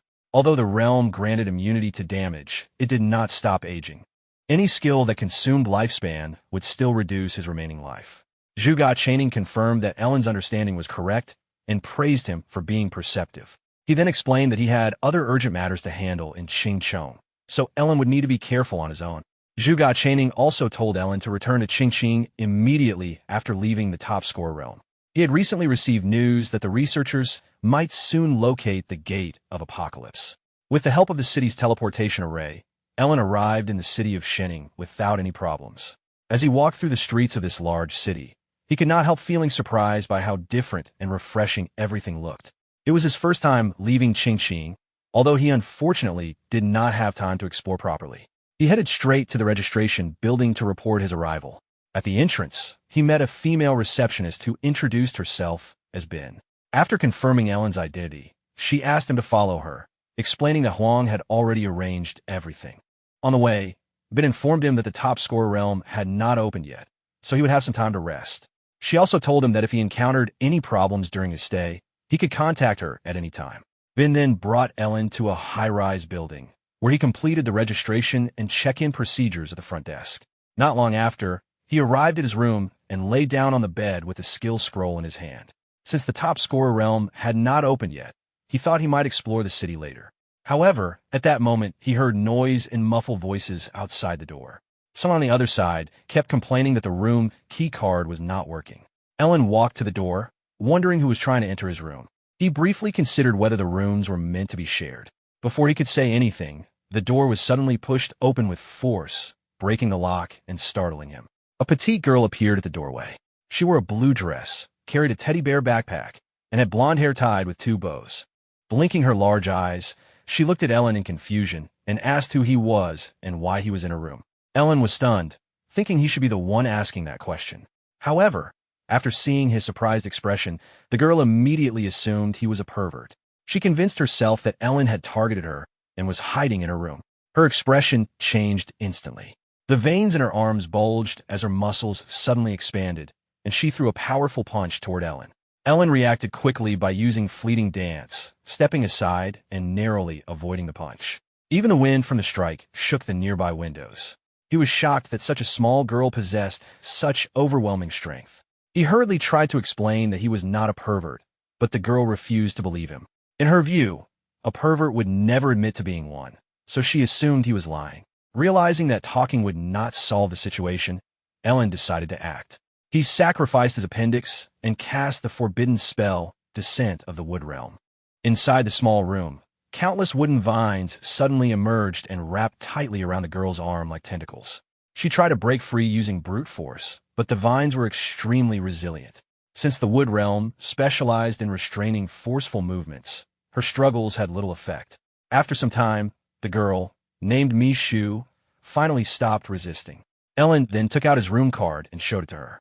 When she saw the number 6099, Mishu immediately exclaimed that it was impossible because her room card also showed 6099. Ellen released her from the spell and asked her to show him her card. Still confused, but confident, Mishu took the card from her bag and handed it over. To her surprise, the number on it was 6609. It quickly became clear that she had been holding the card upside down and had read the number incorrectly. With the misunderstanding resolved, Mishu began apologizing repeatedly for her behavior. Ellen, however, was more concerned about reminding her to inform the staff to repair the broken door on her way out. Mishu nodded in agreement, but insisted on treating him to a meal as compensation. Ellen initially declined, but since she continued insisting, he suggested that she simply accompany him for a walk through the streets instead. As they explored the city together, Ellen learned that her name was Manhwa and that she was an SSS class berserker, which explained her sudden and explosive strength. Mishu explained that she was the top scorer of Hang. Ellen then introduced himself as being from Qingqing and confirmed that he was also a top scorer. After all, he had managed to subdue her with a powerful skill. Hearing this, Mishu assumed that Ellen must have been admitted to the Supreme Academy. However, Ellen calmly explained that although he had originally planned to attend that academy, he had been rejected. Mishu became confused. From what she had just witnessed, Ellen's strength should have made admission easy. Ellen simply shrugged and said that his path had already been decided elsewhere. To clarify the situation, he revealed that he was a forbidden spellcaster. Because of the short lifespan associated with that profession, the academy likely had its own concerns. Hearing this, guilt appeared on Mishu's face. Forbidden spellcasters already had short lifespans, yet she had forced him to use one of those spells earlier. On top of that, she had broken his door, mistaken him for a pervert, and attacked him. She felt she needed to make up for it. To change the mood, Mishu grabbed Ellen's hand and pulled him along. She had heard about a nearby place with excellent food. It was Xinqing's most famous restaurant, known for its view and high-end service. Ellen looked around after entering and found the place impressive.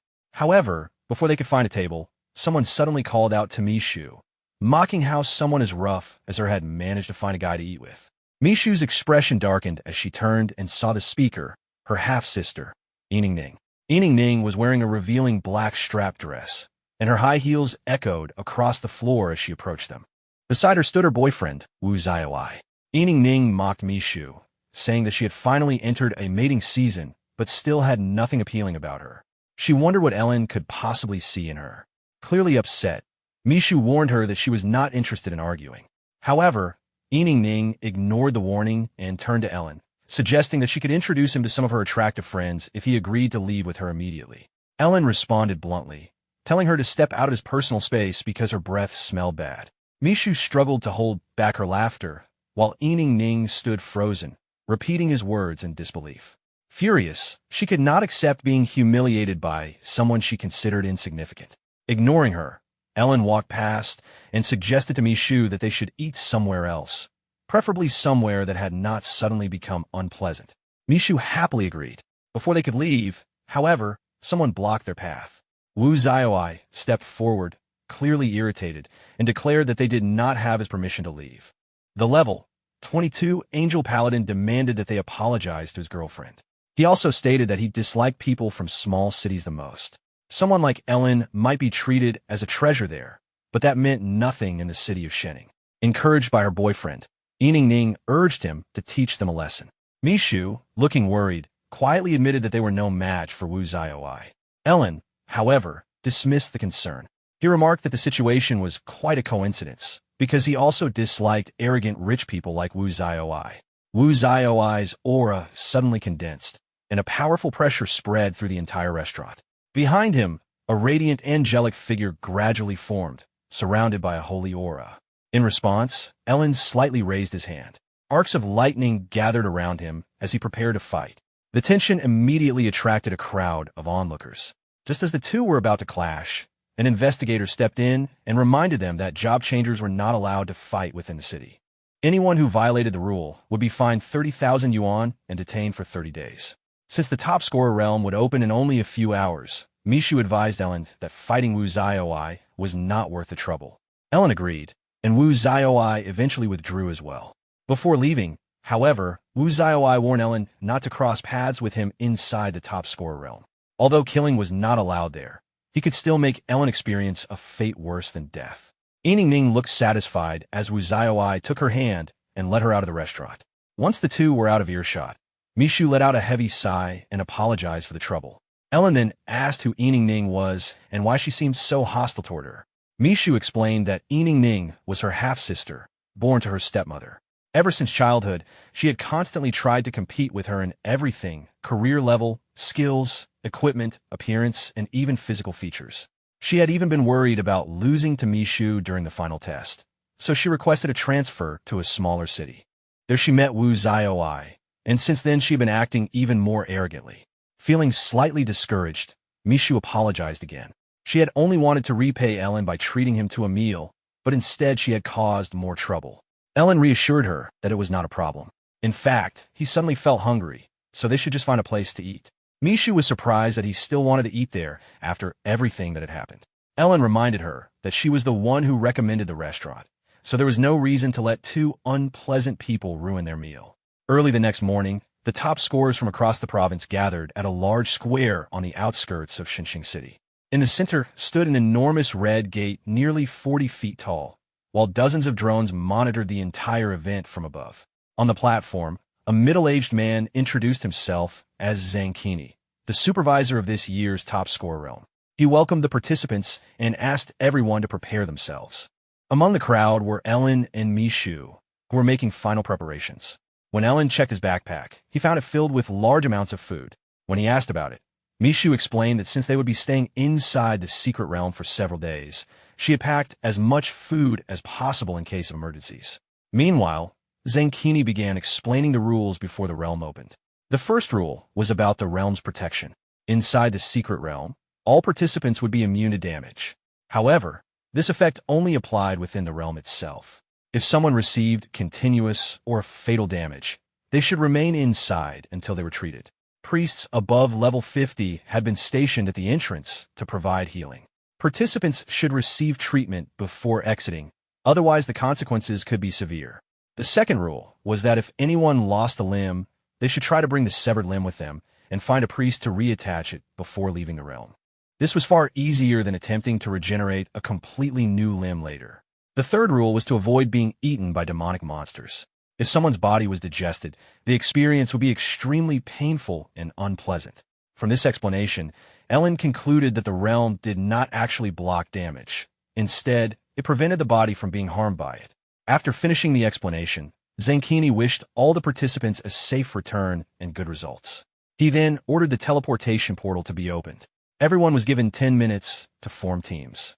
Those who preferred to enter alone were also free to do so. Mishu suggested that she and Ellen form a team. Ellen agreed, but with one condition: she would carry his bag. Mishu accepted without hesitation. As an SSS class berserker, the weight of the bag was nothing to her. A nearby participant noticed this and criticized Ellen for being ungentlemanly. He asked how Ellen could make such a small girl carry a heavy load. He then offered to team up with Mishu instead, saying that if she joined him, she would not need to do any menial work. In response, Mishu raised her fist, which quickly swelled with strength, and asked what qualifications he had to propose teaming up with her. She told him to leave before she beat him up. Not far away, Wu Xiaoai proudly displayed his profession and level, while Yining Ning loudly announced that they were accepting job changers above level 20. Anyone who wanted to survive inside the realm could join their group. Soon, Wu Xiaoai and Yining Ning noticed Ellen and Mishu and approached them with several followers behind them. Within earshot, Wu Xiaoai told Ellen that he had already investigated him. It was quite rare, he admitted, for a job changer from a small county town like Qingqing to reach level 18. However, in his opinion, someone from such a place would never rise much higher. He gave Ellen one last chance. If Ellen knelt down and bowed to him 3 times, he would forgive what happened the previous day. Otherwise, once they entered the secret realm, the outcome might not be pleasant. Ellen simply laughed and told him to leave. Angered by the response, Wu Xiaoai was about to attack when Zhang Qini suddenly appeared and stopped him. He warned Wu Xiaoai that this was not the Wu family's territory. If he caused any trouble here, his qualification for the examination would be revoked immediately. Zhang Qini then raised his voice and reminded all the participants once again about the rules. Now that the secret realm had opened, anyone who violated the regulations would be disqualified on the spot. Wu Xiaoai left with a hostile expression, silently vowing to settle the matter with Ellen later. Soon afterward, the top scorers began entering the enormous red gate in an orderly line. As they waited for their turn, Mishu warned Ellen that Wu Xiaoai was reckless, so they needed to be careful once inside the secret realm. Ellen assured her that he already understood the situation. When their turn arrived, they stepped through the gate and entered a completely different world. The top scorer realm appeared as a vast forest filled with towering ancient trees, singing birds, and fragrant flowers. Although the scenery looked peaceful, countless dangers were hidden throughout the area. One of those dangers appeared almost immediately. A level 20 gargoyles suddenly rushed out of nearby fog and charged toward them with a hungry expression. Ellen warned Mishu to be careful and was about to cast a forbidden spell. However, Mishu had already dashed forward. Her muscles expanded sharply, contrasting with her small and cute appearance. The gargoyle roared loudly as she swung her fist toward its face. It managed to block the attack with its arm, but the impact shattered its stone hand, sending fragments flying everywhere. It was clear that Mishu would eventually defeat the monster through brute force. However, this method was too slow for Ellen. He decided to end the fight quickly. Dark clouds suddenly gathered in the sky, and a bolt of lightning struck down, instantly blasting the gargoyle into fragments. Seeing this, Mishu stared in shock. Instantly killing a level 20 monster normally required a job changer of around level 25 or higher. After the gargoyle was defeated, the two received 70 experience points. Mishu turned to Ellen and asked how his magic could be so powerful.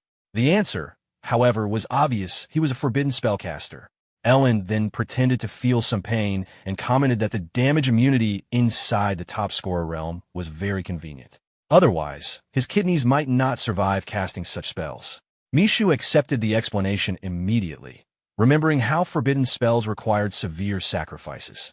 Since time was limited, Ellen suggested that they move deeper into the secret realm. Mishu hesitated slightly.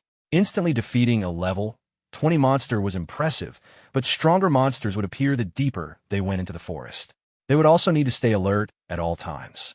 Ellen reassured her once again and told her to stay close to him. Thinking about his strength and confidence, Mishu felt it was unfortunate that the Supreme Academy had rejected him. Ellen, however, seemed unconcerned about the rejection or even about his short lifespan. As long as he accomplished what he wanted in his lifetime, he believed dying young would not be a bad outcome. Not long after, a massive creature slowly emerged from the forest. Its body was covered with a hard carapace, and its enormous shadow fell over them. It was a giant poison centipede. The monster stared at them with glowing green eyes before lunging forward. Gray saliva dripped from its large jaws, and the liquid was highly corrosive, producing white smoke wherever it landed. Ellen immediately grabbed Mishu and used Fleeting Dance to move away from the area as the centipede crashed down. However, while shielding Mishu, part of Ellen's lower abdomen, left leg, and left arm were still splashed by the corrosive liquid, burning the flesh down to the bone. After reaching a safe distance, Ellen remained calm and told Mishu to leave the battle to him, explaining that she would only become a hindrance in this fight. He then raised his hand and summoned world-destroying thunder. The familiar blue thunder dragon appeared in the sky and struck down instantly. The giant venomous centipede, which had seemed extremely terrifying to Mishu, had no time to resist before being burned into a charred corpse. Still stunned, Mishu followed as Ellen pulled her deeper into the forest, where they encountered wave after wave of monsters. First came a level 22 poisonous scorpion, followed by a level 25 skeleton blade shield swordsman. Both monsters were killed the same way, each struck down by a bolt of lightning. Mishu could only watch in silence as Ellen eliminated one monster after another with lightning magic without showing any signs of strain. Suddenly, a level 28 Abyss Ratman emerged from underground and grabbed Ellen's leg, attempting a surprise attack. Ellen immediately freed himself, raised his hand, and cast the forbidden spell Eternal Thunder Element. Golden energy gathered in his palm and condensed into a dazzling golden spear. Ellen threw the spear directly at the Abyss Ratman, killing it instantly. With that kill, Ellen finally reached level 20, which pleased him greatly. However, after the battle, Mishu suddenly seemed to realize something and looked surprised, as if she had solved an important problem. Since Ellen was a forbidden spellcaster and the secret realm granted immunity to damage, he could use forbidden spells here at full strength without worrying about their usual consequences. Ellen was slightly confused that she had only figured this out now. In his view, she seemed to rely more on physical strength than careful thinking. Now that he had reached level 20, Ellen opened his attribute window to unlock his second talent. The new talent was called Ultimate Sublimation. This ability allowed him to sublimate any skill he learned into a forbidden spell. Previously, Ellen could not use skill scrolls at all, whether they were common, rare, epic, or legendary. With this new talent, that limitation was removed. Ellen asked Mishu to hand him a fireball spell skill scroll that had dropped earlier. Although it was a basic spell, he wanted to test his new talent immediately. He learned the skill without hesitation. The moment he did, Ultimate Sublimation activated automatically, transforming the ordinary fireball spell into a forbidden spell called Flame God's Breath. This spell burned Ellen's life force to summon divine flames capable of incinerating everything in their path. Golden light appeared as powerful energy waves spread outward. The surrounding air seemed to ignite, and the temperature rose rapidly as a massive fireball formed. When Ellen infused his own energy into it, the fireball expanded further, radiating intense heat and brilliant golden light. He then hurled the enormous fireball into the sky. A deafening explosion followed. The sky lit up as if a small sun had detonated overhead. Ellen clenched his fist in excitement. Having more forbidden spells meant he would gain far greater flexibility and strategy when facing stronger opponents. With Ultimate Sublimation, he could now create any type of forbidden spell simply by obtaining low-level skill scrolls, which only cost a few thousand yuan. In a good mood, Ellen and Mishu left the area to continue hunting monsters. Not far away, Yining Ning and Wu Xiaoi were standing on a large tree branch. They had also seen the explosion and were confused by its scale. When Yining Ning asked what kind of skill could create such destruction, Wu Xiaoi guessed that it might have been one of the Invigilators, since none of the participants should possess such a powerful ability.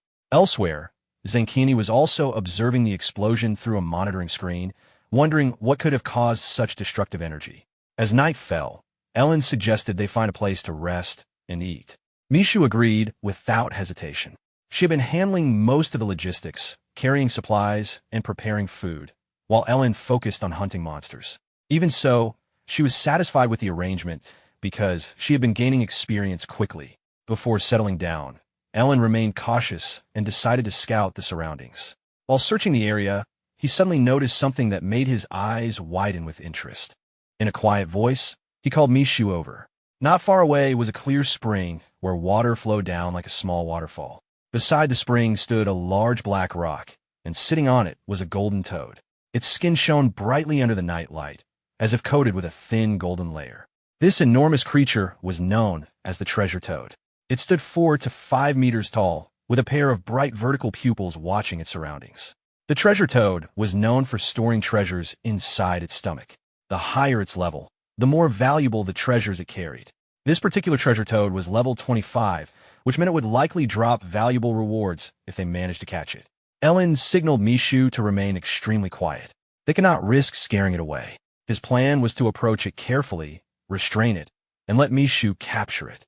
The two slowly moved closer, taking nearly half an hour to reach a position behind the treasure toad. Just as they were about to act, a voice suddenly sounded from behind them, arrogantly complaining about how troublesome it had been to track Ellen down. Wu Zioi and his group had arrived. Their sudden appearance startled the treasure toad. Ellen immediately tried to restrain it by summoning Realm of Woods, but it was already too late. The treasure toad quickly fled. Ellen's expression darkened as he clenched his teeth. Wu Zioi had ruined their plan, yet he continued speaking arrogantly. He declared that it was time to settle their previous conflict, and that he would make Ellen experience a fate worse than death. Several people nearby overheard the confrontation and quietly pitted Ellen. In their eyes, anyone who crossed paths with Wu Zioi and his group would be in trouble. Even though the secret realm was vast, they felt Ellen had brought this situation upon himself. However, Ellen showed no fear. His expression was cold and controlled. He had reached his limit and had no intention of tolerating the situation. Wu Zioi had threatened him with a life worse than death, so Ellen decided to respond in kind. He calmly raised his hand and summoned a fireball. One of Wu Zioi's followers immediately laughed in contempt. Fireball was the most basic spell, something almost any job changer could learn. Using such a skill against them seemed unrealistic. But his expression froze when Ellen lifted his fingers slightly. The ordinary fireball suddenly expanded several times over, transforming into a dark golden sphere several meters wide. It radiated intense heat as Ellen threw it directly toward the minion standing beside Wu Zioi. The man had no time to react before the attack struck him. In an instant, he was burned into a charred body, barely clinging to life. The sudden scene left everyone stunned. Wu Zioi finally realized that Ellen might have been the one responsible for the massive explosion earlier. The possibility shocked him. Ye Lin quickly understood the danger of their situation and tried to persuade Ellen to stop. She reminded him that they were all future candidates for Dasha Academy, and that making an enemy of the Wu family would not benefit him. Ellen held another skill scroll in his hand and calmly replied that he treated everyone equally. Since they had threatened him, they should be prepared to experience the same treatment as their companion. The skill scroll he held contained Ice Vortex, another common spell that normally created a rotating cone of ice to attack enemies. However, in Ellen's hands, the spell transformed dramatically. Countless enormous ice spikes formed in the air, each as thick as a pillar and radiating intense cold. They spun rapidly like a massive icy gyroscope before launching toward Wu Zioi and his group. Wu Zioi was shocked. He could not understand how an ordinary spell could produce such destructive power. At the same time, Ye Lin was confused about how Ellen could simultaneously use both fire and ice magic. Reacting quickly, Wu Zioi activated his Angel Paladin abilities and raised a holy shield glowing with golden light to block the incoming attack. The shield stopped the first ice spike, but cracks immediately spread across its surface like spider webs. When the second spike struck, the shield shattered instantly. Wu Zioi's expression changed drastically.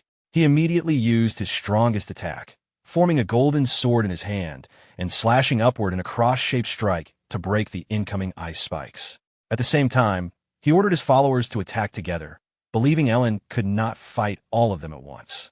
The spectators who had gathered earlier initially assumed Ellen was an elemental mage. However, after seeing the scale of his spells, they realized he was actually a forbidden spellcaster. They also understood why Ellen was fighting so fiercely. A forbidden spellcaster was already destined to have a short lifespan, so using powerful spells without concern for personal cost made sense. Although Wu Zioi was strong in the top score realm, where forbidden spells could be used freely, he was at a clear disadvantage against Ellen. After learning another low-level spell, Rockfall, Ellen raised his hand and summoned a rock to descend from the sky toward his enemies. However, what appeared above them was no ordinary rock. A massive boulder, like a falling meteor, crashed down toward Wu Zioi and his group. The spectators immediately realized that the spell had transformed into a forbidden version. Their faces turned pale. Wu Zioi and his companions tried desperately to resist, but the enormous weight pressing down on them left no room to escape. The boulder slammed into the ground, leaving Wu Zioi and his group severely injured and unable to resist any further. Even then, Wu Zioi tried to rely on his family background. He warned Ellen to think carefully about whether he truly wanted to oppose the Wu family. Ellen calmly told him not to worry. He had no intention of killing him. Since the Wu family was so powerful, Wu Zioi could simply endure a bit more pain. Ellen raised his hand again and summoned another boulder. The crowd watched in shock as it descended once more. Ning quickly tried to persuade him to stop. Even if he was not afraid of the Wu family, she asked whether he had considered the Supreme Academy. Wu Zioi immediately supported her words, saying that they were all future students of the Supreme Academy. Was Ellen really going to treat his future classmates this way? However, mentioning the Supreme Academy only made Ellen more irritated. The Academy had already rejected him, so there was no possibility that they would ever become colleagues. As soon as he finished speaking, he dropped the boulder. A loud impact echoed through the forest, as if the ground itself had split open. When the dust settled, Wu Zioi and his group were embedded deep in the ground, completely battered. Because of the rules of the top scorer realm, they were still alive. The surrounding area fell silent.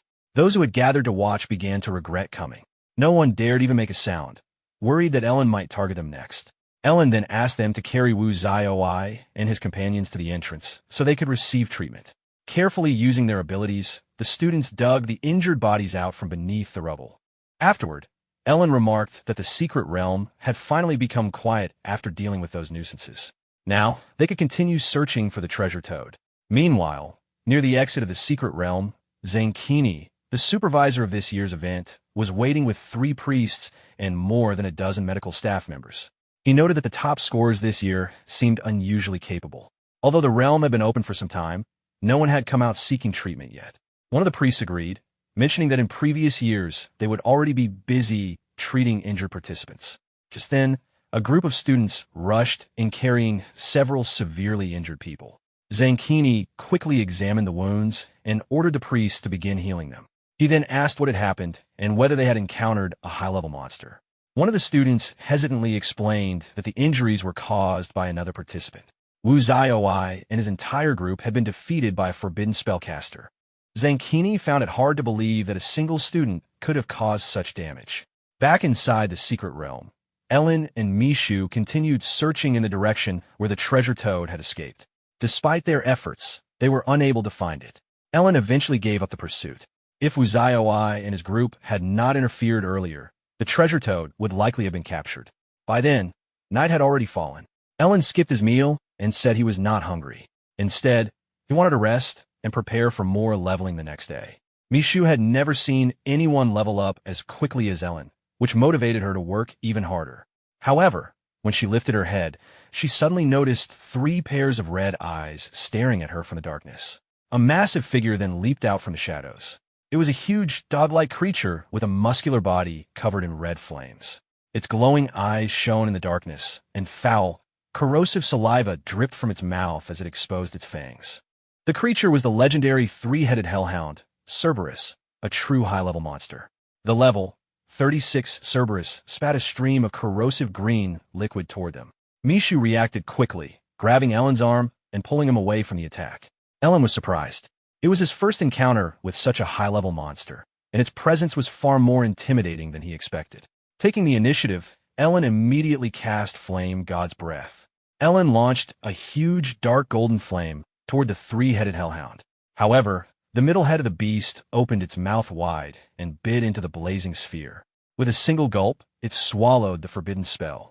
Both Ellen and Mishu gasped in disbelief. The creature had consumed the attack as if it were nothing. There was even a mocking glint in the hellhound's eyes. Its first head opened its mouth and spewed a thick stream of green, foul-smelling liquid toward them. The two quickly dodged to the side as the corrosive substance destroyed everything it touched. Suddenly, Ellen sensed another attack from behind. He immediately activated Fleeting Dance and leaped sideways, narrowly avoiding the strike. While still in the air, he raised his hand as golden light gathered in his palm, condensing into a bright spear. The golden spear shot forward like a meteor across the night sky and pierced toward the hellhound with unstoppable force. The beast growled and spat another stream of corrosive liquid to block the attack. However, the spear cut through the fluid and stabbed directly into the hellhound's mouth, destroying one of its heads. A shrill scream echoed through the forest as the monster's body trembled violently in pain. Enraged, the now 2-headed hellhound opened its mouth again and sprayed an even larger wave of corrosive liquid that covered a wide area. Ellen immediately summoned the Wailing Wall. Since the level difference between him and the monster was less than 20 levels, the barrier easily blocked the corrosive attack. He then formed another golden spear and hurled it forward, piercing the first head of the Cerberus. With only one head remaining, the beast roared painfully. Ye Lin followed up by summoning world-destroying thunder. A powerful lightning strike crashed down, leaving the hellhound severely burned. However, the creature was still alive. When Mishu asked why it had not died yet, Ye Lin suddenly sensed something wrong. Alarmed, he grabbed her hand and told her to run immediately. The Cerberus was about to self-destruct. If they were caught in the explosion of its corrosive fluids, the damage could be devastating. Moments later, the monster exploded, sending corrosive energy across a large portion of the forest. Fortunately, Ye Lin and Mishu had already escaped beyond the blast range. Defeating the level 36 high-grade Cerberus granted them 720 experience points. Unexpectedly, they were not the only ones who had survived nearby. The treasure toad they had been chasing earlier happened to cross their path again. This time, they had no intention of letting it escape. They quickly captured the creature. The first item it spat out was dragon-scale gold, or an extremely rare crafting material. If Ye Lin gave it to a skilled blacksmith, it could be used to forge epic-grade equipment. However, compared to the epic items that might be hidden in the toad's stomach, this was only a minor reward. The treasure toad remained tightly restrained. Even when threatened repeatedly, it stubbornly spat out nothing more than an ordinary stone. This annoyed Ye Lin, who struck the toad on the head with the hilt of his sword. Meanwhile, at the medical center near the secret realm's exit, Zankini was waiting when the three priests emerged from the treatment tent. They reported that the operation had been successful and that Wu Zaioi and his companions had mostly recovered. Zankini thanked them and assured them that their efforts would be reported to the higher authorities for proper compensation. Wu Zaioi soon walked out of the tent as well. Zankini told him to rest until he fully recovered, but Wu Zaioi refused. Gritting his teeth, he cursed angrily and swore that he would avenge the humiliation and make Ye Lin suffer. Back in the forest, Ye Lin and Mishu had tied the treasure toad to a tree. Despite being beaten by Mishu until its belly was bruised, the stubborn creature still refused to produce any epic items. Since the treasure toad still refused to cooperate, Ye Lin decided to end the situation quickly by killing it. Hearing this, the treasure toad immediately shrieked in fear. Ye Lin remained unmoved and raised his hand, gathering lightning in his palm. Frightened by the threat, the treasure toad let out another cry and quickly spat out a staff that emitted a faint golden glow. The staff was carved with intricate patterns, and its design carried a mysterious aura. Ye Lin was surprised. He had not expected the creature to possess such an item. He immediately checked its properties. It was an epic-grade magic staff that increased psychic power by 50% and reduced the cost of fire-type spells while enhancing their strength. Ye Lin's attitude changed immediately. He praised the treasure toad for finally cooperating and remarked that if it had done so earlier, it would not have suffered so much. With ultimate sublimation activated, the staff evolved into a forbidden ability called Flame God's Fury Slash. Ye Lin waved the red flame staff with a smile. A destructive flame gathered at its tip and split into several giant blazing blades that shot forward, cutting through everything in their path. The destructive aftermath left both Ye Lin and Mishu momentarily speechless. The treasure toad, now clearly frightened, looked at Ye Lin nervously. It seemed to hope that Ye Lin would keep his word now that it had given up its treasure. Keeping his promise, Ye Lin decided to release it. The two then continued hunting stronger monsters before the time limit expired. Eventually, Ye Lin led Mishu closer to the exit area of the secret realm. However, after searching around, he noticed something strange. There were no monsters left. When he asked about it, Mishu bluntly replied that it was obvious why. Over the past few days, Ye Lin had practically killed most of the monsters inside the top scorer realm. Since there were no more monsters left to hunt, Ye Lin suggested they simply leave the secret realm. Although the exam had not officially ended yet, staying any longer would only waste time. Meanwhile, near the exit of the secret realm, many top scorers had already gathered there. They were all facing the same problem. Even though there were still 2 days remaining before the realm closed, a large number of participants had already returned early. The reason was simple. There were almost no monsters left to hunt. Some had spent the first day hunting in the outer areas. However, when they moved into the inner region after gaining levels, they discovered that all the monsters had already been eliminated, leaving only scorch marks and traces of destruction. During the discussion, someone suddenly mentioned Wu Zaioi and his group, wondering whether they had managed to level up after recovering. Just then, a disturbance nearby caught everyone's attention. Ellen had arrived. As soon as people saw him, they instinctively kept their distance. After hearing what he had done to Wu Xiaowai and his group earlier, many of them were afraid of him. Zankini walked over and asked Ellen whether he was certain about leaving the secret realm. The realm would remain open for another 48 hours, and exiting now would officially end his trial. Ellen answered without hesitation that he was sure. However, before leaving, every participant had to record their final level. The assistant supervisor asked Ellen to display his level so it could be documented. Ellen showed his profession and level, treating the result as nothing unusual. But the crowd and the officials were stunned. He had advanced 7 levels in just a few days. Even Zankini had never witnessed such leveling speed. Many participants clearly remembered that Ellen had been level 18 when he entered the realm. At that point, it became obvious to everyone who had eliminated the monsters in the inner region of the secret realm. Ellen ignored their reactions and simply asked whether he could leave now. Unexpectedly, Zankini told him he could not. The reason was straightforward. Based on his current level, Ellen was likely to become this year's national top scorer. Because of that, he had to remain until the secret realm officially closed to receive his reward. The moment Ellen heard the word reward, his eyes lit up, and he immediately decided to stay. Originally, he had planned to return to Qingqing as soon as possible to avoid further trouble, especially after offending Wu Xiaowai, who was considered a local tyrant in Xinqing City. At that moment, Wu Xiaowai himself appeared near the exit area, complaining along with others about the lack of monsters. He even said that he had spent a lot of effort catching a golden treasure toad, only to find nothing valuable in its stomach. On top of that, after searching for an entire day, he had not encountered a single monster. Soon, he noticed the commotion around Ellen and asked what was happening. When someone informed him that Ellen had wiped out all the monsters in the secret realm and had already reached level 25, Wu Xiaowai's expression twisted with frustration as he cursed loudly. Seeing Wu Xiaowai's reaction, Mishu immediately mocked him. It was embarrassing, she said, that the well-known young master of the Wu family had entered the top scorer realm at level 22 and was now leaving at the same level. Wu Xiaowai snorted and replied coldly. In his view, it was disgusting that a short-lived forbidden spellcaster like Ellen had taken all the monsters. Yining Ning supported his words, adding that no forbidden spellcaster had ever lived past the age of 25. In her opinion, cultivating such a class was pointless. Ellen was simply interfering with the real future of Dasha. Mishu grew furious on Ellen's behalf. She argued that Wu Xiaowai and his group were simply not strong enough to kill high-level monsters in time. Despite that, they still dared to mock Ellen. Before the argument could continue, the sky above the secret realm suddenly darkened. It was as if all light had been swallowed. A strange sense of fear spread through the crowd, tightening everyone's hearts. A deafening roar suddenly echoed from the center of the secret realm, as though something underground had awakened.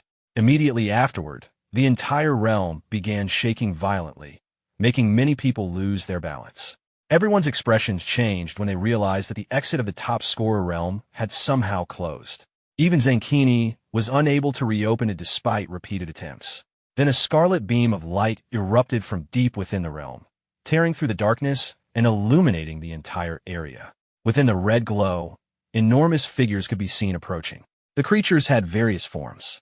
Some had horns, others wings, while some were covered in scales. All of them radiated a powerful and sinister aura. Zankini's pupils shrank as he recognized what they were seeing. It was a demon invasion. Among monsters, there were both low-level and high-level creatures. High-level monsters could command lower ones. However, above even those monsters existed something far more dangerous, the demon clan. No one knew where demons originally came from. What was known was that every demon was extremely dangerous. They possessed intelligence comparable to humans and could even speak human language. Whenever demons appeared on Blue Star, it usually resulted in a major catastrophe. At that moment, Zankini could clearly see large numbers of them. Forcing himself to stay calm, he stepped forward and shouted angrily at the demons for trespassing in human territory. However, the demons ignored him. Instead, they suddenly bowed and knelt, as if welcoming someone important. A dark purple portal appeared above them, and from it emerged a tall figure with pale white skin. The only clear difference between this figure and a human was his deep, cold, and strangely colored pupils. This figure was the demon leader. He looked down at the humans with open contempt. To demons, humans were little more than food. Yet humans not only hunted demons, but even captured and enslaved some of them. In his eyes, humans were inviting their own destruction. His cold voice carried a pressure that filled everyone present with fear. Even Zankini felt the fear, though his concern was not for himself. The people behind him were all top scorers selected from across the nation through the entrance examination. If they all died here, it would be a devastating loss for the entire Dacia nation. He ordered the students to remain behind him. The disturbance in the secret realm must have already been detected by the authorities in Qingqing, and reinforcements might already be on the way. Suddenly, a massive figure appeared before him without warning. The creature was as tall as an iron tower and immediately threw a powerful punch. Zankini blocked the attack, but despite being a level 70 job changer, he was forced several steps backward. The demon leader casually dismissed him and instructed the towering demon, Luda, to deal with Zankini. Luda responded with a low sound and moved toward him. Zankini tried to keep the demon leader's attention by shouting threats, but the demon ignored him completely. Instead, the demon leader walked toward the group of test takers and calmly told them not to worry. He simply wanted to play a game. He revealed his level as 20 and explained that he had heard these students were the strongest humans selected this year. According to the human leveling system, someone at level 20 should be within their ability to defeat. He then proposed a challenge. If they fought him and won, he would allow them to leave the secret realm. The students looked at each other in confusion. When they examined his aura carefully, it did seem comparable to that of a level 20 monster. Their initial fear began to weaken. Soon, the top scorer of Chao City, Lin Zian, stepped forward from the crowd. He was a level 21 divine knight with short hair and a well-built physique. The moment Lin Zian closed the distance between himself and the demon leader, the crowd immediately began cheering for Lin Zian, believing he had the advantage. However, their excitement lasted only a moment. With a casual flick of his hand, the demon leader sent Lin Zian flying backward like a cannonball. His body crashed into the crowd, knocking several people down before Ellen stepped forward and caught him. Lin Zian coughed blood and could barely remain conscious. If not for the damage immunity inside the top scorer realm, he would have died the moment the attack struck him. The demon leader looked at the scene with contempt. If someone like Lin Zian was considered a top scorer among humans, then humans were weaker than ants. Looking at the frightened crowd, he repeated his challenge. When no one stepped forward, he mocked them again, asking whether they were too afraid to fight. Moments earlier they had been confident, yet now none of them dared to act. At that moment, Wu Xiaoai suddenly seemed to think of something. He turned toward Ellen and loudly asked what he was waiting for. With exaggerated emphasis, he added that with great power came great responsibility. His words immediately drew everyone's attention to Ellen. Following Wu Xiaoai's lead, many in the crowd began pressuring Ellen as well. Mishu, however, was furious. She pointed at the crowd and scolded them. Just moments earlier they had been mocking Ellen, and now they expected him to risk his life to save them. She also criticized Wu Xiaoai for being shameless. Wu Xiaoai quickly defended himself. If Ellen had not injured them earlier and eliminated all the monsters in the secret realm, they would have had time to level up. In that case, Ellen would not be the only one capable of confronting the demon leader. Ellen remained calm. He walked toward Wu Xiaoai and said he had no problem facing the demon leader. However, his equipment was not strong enough. If Wu Xiaoai and his group wanted him to fight, they should hand over their high-grade equipment to increase his chances. Wu Xiaoai did not like the suggestion and said Ellen was asking for too much. Ellen responded calmly that risking his life against the demon leader was already a great demand. Yet, Wu Xiaoai was unwilling to even provide equipment to support him. With no good response, Wu Xiaoai reluctantly agreed. He handed over the high-grade equipment, but warned Ellen not to be too confident. Whether Ellen would survive long enough to use it was another matter. After collecting the equipment, Ellen passed it to Mishu for safekeeping. Then he walked forward to face the demon leader, who had been patiently observing the entire exchange. The demon leader looked amused. In his eyes, humans were merely food, yet they were still arguing among themselves a moment like this. From his experience, there is always someone among humans who would create conflict even in dangerous situations. The two opponents stood facing each other, Ellen with a calm expression, and the demon leader with clear amusement. Perhaps because the previous fight had ended too quickly, the demon leader waited for Ellen to attack first. Ellen raised his red flame staff, focused his mental energy at its tip, and cast a fireball. When the spell appeared, the crowd reacted with surprise. Instead of a forbidden spell, Ellen had used the most basic fireball technique. Many wondered whether he understood how dangerous the demon leader truly was. Even the demon leader smirked when the fireball flew toward him. The spell seemed poorly aimed and passed by him harmlessly. Laughing, he mocked Ellen for using such a weak attack. He casually raised his falling star warblade and blocked what he thought was a follow-up strike. However, the faint smile on Ellen's face made him hesitate. Turning to the side, the demon leader suddenly noticed that the small fireball had expanded dramatically behind him. It transformed into a massive red-gold sphere, rushing toward him like a blazing sun. A thunderous explosion followed as the attack engulfed him completely. The surrounding temperature rose rapidly, and the intense heat wave could be felt even by the spectators standing far away. The crowd stared in shock. They could not understand how Ellen's fireball spell had become so powerful. Only Wuzioi and his group looked uneasy. They had witnessed the destructive power of Ellen's spells before and understood how dangerous they were. After a brief moment of silence, the crowd began celebrating, believing Ellen had defeated the demon leader. However, just as their excitement rose, the blazing flames suddenly vanished, as if they had been swallowed by a black hole. The demon leader reappeared, looking slightly irritated. His left arm had been burned, but within a few breaths it regenerated and returned to normal. After observing Ellen carefully, the demon leader admitted that he found him interesting. Because of this, he offered Ellen the honor of becoming his servant. Ellen responded calmly. He said he also admired the demon leader and suggested that the demon instead become his son. When he eventually became emperor, the demon leader could then serve as the prince of flattery. Realizing that further conversation was pointless, the demon leader decided to kill him. The moment Ellen attempted to cast illumination, the demon leader appeared instantly in front of him and interrupted the spell. Surprised by the sudden attack, Ellen sacrificed his left kidney and activated Fleeting Dance, narrowly dodging the strike. The demon's punch created a large crater in the ground. When Ellen tried to cast illumination again, the demon leader immediately appeared beside him and launched another devastating punch. Even with Fleeting Dance active, Ellen was forced to block the attack and spat out a mouthful of blood. Ellen tried again, but the demon interrupted him once more. This pattern repeated several times. Watching from below, the crowd became increasingly confused. They could not understand why Ellen kept attempting the same spell repeatedly while refusing to use a forbidden spell. To them, it looked as though Ellen was simply delaying the inevitable. If Ellen died, everyone else trapped inside the realm would likely die as well. Then someone suddenly mentioned feeling thirsty. Others quickly realized they felt the same.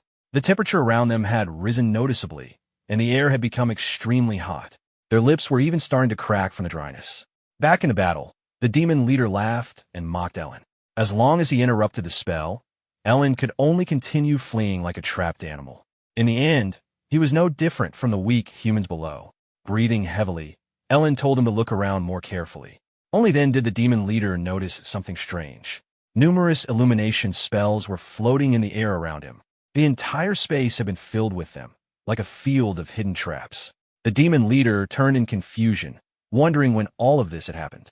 Without hesitation, Ellen triggered the spells. Illumination was normally a simple fire element technique that produced a small ball of light. However, in Ellen's hands, the spells erupted into far more violent flames. Under the shocked gazes of everyone watching, powerful fire bursts ignited across the air. The surrounding space seemed to catch fire, forming a massive vortex of heat that closed in on the demon leader. Caught off guard, the demon leader quickly summoned a huge dark magic shield, condensed from his own magical power, to block the attack. The collision between the flames and the shield created a powerful gust of wind, distorting the air around them. With a cold smile, the demon leader mocked Ellen for failing to defeat him. But before he could finish speaking, a dazzling golden spear, Eternal Thunder, shot across the battlefield and pierced straight through his chest. The spear emerged from his back, stained with dark blood. The demon leader lowered his head in disbelief as blood spilled from his mouth. He could not understand how a mere level 25 human had managed to injure him. Slowly gripping the spear, he crushed it in his hand until it shattered into fragments. Furious, he roared and charged at Ellen with renewed violence. In an instant, his shadow claws struck the red flame staff Ellen raised to block the attack. Although the strike was deflected, the force behind it was overwhelming. Ellen was thrown backward, crashing violently into a massive rock behind him. Seeing Ellen lying among the rubble, badly injured, the demon leader felt satisfied. He intended to cut off Ellen's head and keep it as a trophy. However, from within the debris, Ellen sacrificed his duodenum and activated the forbidden spell burning reincarnation. With the 50% fire element amplification from the red flame staff and the additional enhancement from the burning karma status, Ellen decided to unleash everything he had. He challenged the demon leader to withstand his next attack. Ellen once again used a fire element spell, Illumination. But this time, he summoned countless spheres of it at once. In the next instant, they detonated simultaneously. The explosion released terrifying power. A trace of fear appeared in the demon leader's eyes as he hurriedly condensed his magic power into a massive, indestructible shield for the second time. However, the flames exceeded his expectations. The raging fire struck the demon leader like a hammer, smashing him into the ground like a falling meteor. For a moment, the entire battlefield fell silent. Everyone stared in shock at the brutal scene before them. As the smoke gradually cleared, a huge crater remained where the attack had landed. At its center lay the demon leader's charred body, trembling weakly. Although demons possess strong regenerative abilities, even those had limits. Barely conscious, the demon leader understood that he had lost, though he could not accept it. He could not comprehend how a level 25 human had achieved such destructive power. At that moment, Luda saw his master's condition and roared in anger. Ignoring his battle with Zankini, who was already breathing heavily from exhaustion, he charged directly toward Ellen. Zankini tried to warn Ellen, but it was already obvious. The towering demon was rushing forward like a train without brakes. Ellen could sense that Luda's level was likely above 100, far beyond what he could handle in his current state. Just as the demon closed in, an unexpected attack struck. A powerful slash cut through Luda in midair, splitting his massive body into two halves instantly. The crowd looked up and saw the attacker, Hai Yunfeng, the city lord of Shening. Relief spread through the group immediately. As the ruler of one of Dasha's major cities, Hai Yunfeng was known to be among the strongest fighters in the nation. Since the demons had dared to invade human territory, they had effectively chosen their own fate. Hai Yunfeng calmly raised his hand.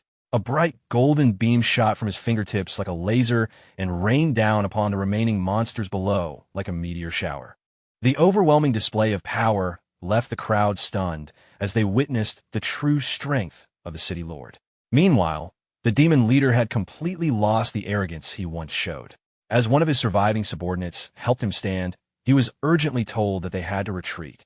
Against Hai Yunfeng, they had no chance of winning. The demon leader, now revealed to be named Gallagher, looked toward Ellen. He said he would remember his name and promised that one day he would avenge this humiliation by cutting off Ellen's head. With that, he fled toward the glowing rift that connected to the demon realm. Ellen simply watched him leave. However, Hai Yunfeng noticed the escape and became even more annoyed.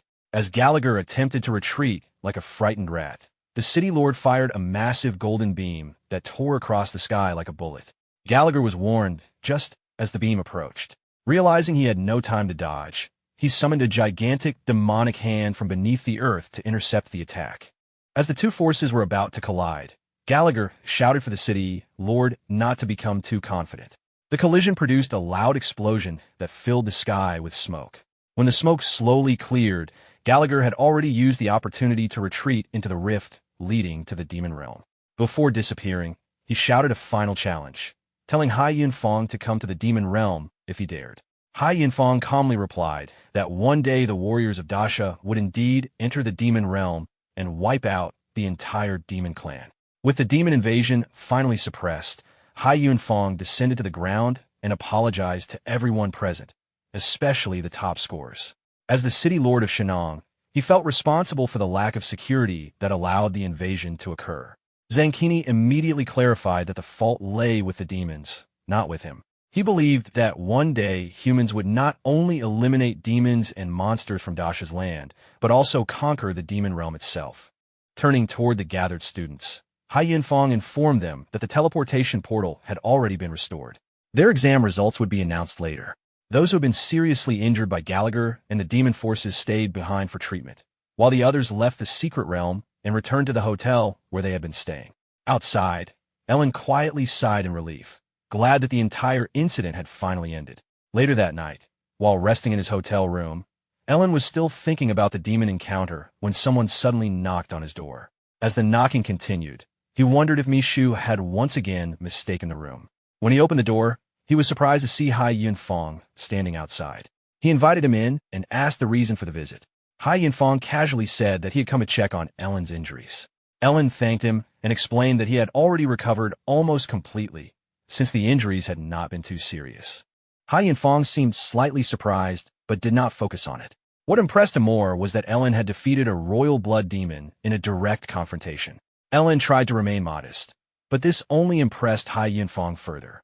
The city lord even offered to support Ellen as a rising talent, and asked if he would be willing to serve Shining City. Ellen was stunned and asked if he was serious. Hai Yunfang confirmed that he was. He knew Ellen was a forbidden spellcaster, and normally investing in someone with such a profession would not be worthwhile. However, with the demon clan possibly planning something major, Shining needed someone capable of deterring them if necessary. Ellen was still processing the offer. For a prosperous city like Shining to support him was extremely beneficial. Although he wanted to accept immediately, he felt he should first consult his teacher, Zhuge Chaining. Hai Yunfang agreed, and even said he could personally travel to Qingqing to speak with Zhuge Chaining himself. Before Ellen could respond, another knock sounded at the door. Ellen told the visitor to come in since the door was unlocked. A waitress wearing a maid outfit with cat ears and black stockings entered, carrying a tray of fruit. She explained that the hotel had prepared it for the top scorers. However, Ellen sensed that something was unusual. As she placed the tray on the table, he deliberately pointed out that the fruit had a strange smell. The waitress immediately realized that he had noticed something suspicious, and her expression changed. Hai Yunfang also sensed the sudden hostility and warned Ellen just as the woman lunged forward with a dagger. Hai Yunfang quickly intercepted the attack and demanded to know who had sent her. The assassin, a level 50 job changer, turned pale when she realized the city lord himself was present. Even when threatened, she refused to reveal the person behind the assassination. She understood that being captured by Hai Yunfang would mean death or a fate worse than death. However, betraying the Wu family could lead to her entire family being destroyed. In her view, dying here was the safest option for them. After Hai Yunfang kicked her across the room, she grabbed the dagger she had dropped. Without hesitation, she drove it into her own stomach. The poison coating the blade acted instantly. Within seconds, the assassin collapsed and died. Hai Yunfang narrowed his eyes as he looked at the assassin's lifeless body. His expression darkened. The person behind this attempt was clearly not ordinary. A level 50 job changer had chosen suicide rather than reveal their employer. Moreover, the poison on the dagger was extremely potent, killing her instantly. Ellen suspected the Wu family. Hai Yunfang reassured him that he would personally investigate the matter and make Wu Zaiwai apologize. However, Ellen knew that a simple apology would not stop the Wu family from trying again. For that reason, he declined the offer to join Shining City. His reasoning was straightforward. If he stayed there, he might not live for another month. Hai Yunfang left the room visibly angry, believing the Wu family had crossed the line. Even so, he intended to investigate the matter thoroughly. Not long after he left, there was another knock on the door. Ellen was already annoyed by the interruptions, but when he opened it, he saw Mishu. She rushed inside excitedly and told him that the results had finally been announced. As expected, Ellen had become the national top scorer. She added that he had brought great honor to his family. But when she remembered that Ellen was an orphan, she became slightly embarrassed. Still enthusiastic, she suggested taking a photo with him to commemorate the achievement and brag about clearing a dungeon with the nation's top scorer. However, while moving around the room, she suddenly noticed the dead woman on the floor. Mishu immediately panicked and demanded to know why there was a corpse in Ellen's room. Before explaining, Ellen asked her to help clean up the situation and told her not to imagine unnecessary things. The woman had been an assassin sent by Wu Zaiwai. Hearing this made Mishu furious. She immediately wanted to confront the spoiled young master. Meanwhile, Wu Zaiwai had already learned that the assassination attempt had failed. He was furious and cursed the assassin as useless. In his view, the gap in strength was obvious. How could a level 50 assassin fail to kill someone who was only level 25, regardless of profession? Before he could continue his outburst, a dignified middle-aged man entered the room. The moment Wu Zaiwai saw him, his father, his face turned pale. The man looked at him with disappointment and asked whether Wu Zaiwai still respected him as his father. He did not care that his son had sent someone to deal with Ellen, but he questioned why Wu Xiaowai had been foolish enough to do it in front of the city lord. Wu Xiaowai could only reply that he had not known Hai Yunfeng would be present. His father ignored the excuse. As the direct heir of the Wu family, Wu Xiaowai would likely receive only a minor punishment as a warning. However, he was ordered to pack his things because they would be going to apologize to the city lord. Wu Xiaowai immediately lost his confidence and did not dare argue. Even so, his resentment toward Ellen deepened. The following day, Ellen officially received the National Champions Award, personally presented by Hai Yunfeng. As the national top scorer, he was granted 2 rewards, both of legendary grade. Ellen had originally expected money, but a legendary skill scroll and legendary equipment were even more valuable, especially since ranks above legendary included forbidden spells and god-tier equipment. The legendary equipment was the Great Sumo Ring. It provided a 100% enhancement to psychic power and could also be refined. The ring possessed 2 abilities. 1. Sumo World. It could absorb energy-type attacks and store the energy inside the ring. The stored energy could later be converted into temporary psychic power. 2. Inside World. It allowed the user to open a storage space within a ring. The size of the space depended on the user's psychic power. In other words, the ring could both absorb magical attacks to boost Ellen's power and function as a storage device. Ellen smiled slightly as he understood its value. With this ring, even if he were attacked by multiple mages at once, he could absorb their spells, convert the energy into psychic power, and then retaliate with powerful forbidden spells. With the Sumo Ring and his undying body, Ellen's combat ability increased significantly. The more energy-type attacks he absorbed, the stronger his psychic power could temporarily become. He thanked Hai Yunfeng and promised to continue improving his strength. Satisfied with the response, Hai Yunfeng briefly mentioned his earlier proposal again, saying they would discuss it further later. For now, Ellen would be sent back to Qingqing through the teleportation array. Soon, the scene shifted to the teleportation square in Qingqing. The moment Ellen stepped out of the portal, a loud wave of cheers suddenly erupted. The unexpected chorus of praise startled him for a moment. Principal Gao and Huang quickly rushed forward, both smiling widely as they congratulated him. Qingqing now had the national top scorer. Ellen modestly replied that it was nothing special, but before he could continue speaking, the surrounding crowd surged forward and nearly surrounded him. Principal Gao and Huang tried to calm the crowd, but it quickly became clear that the situation was difficult to control.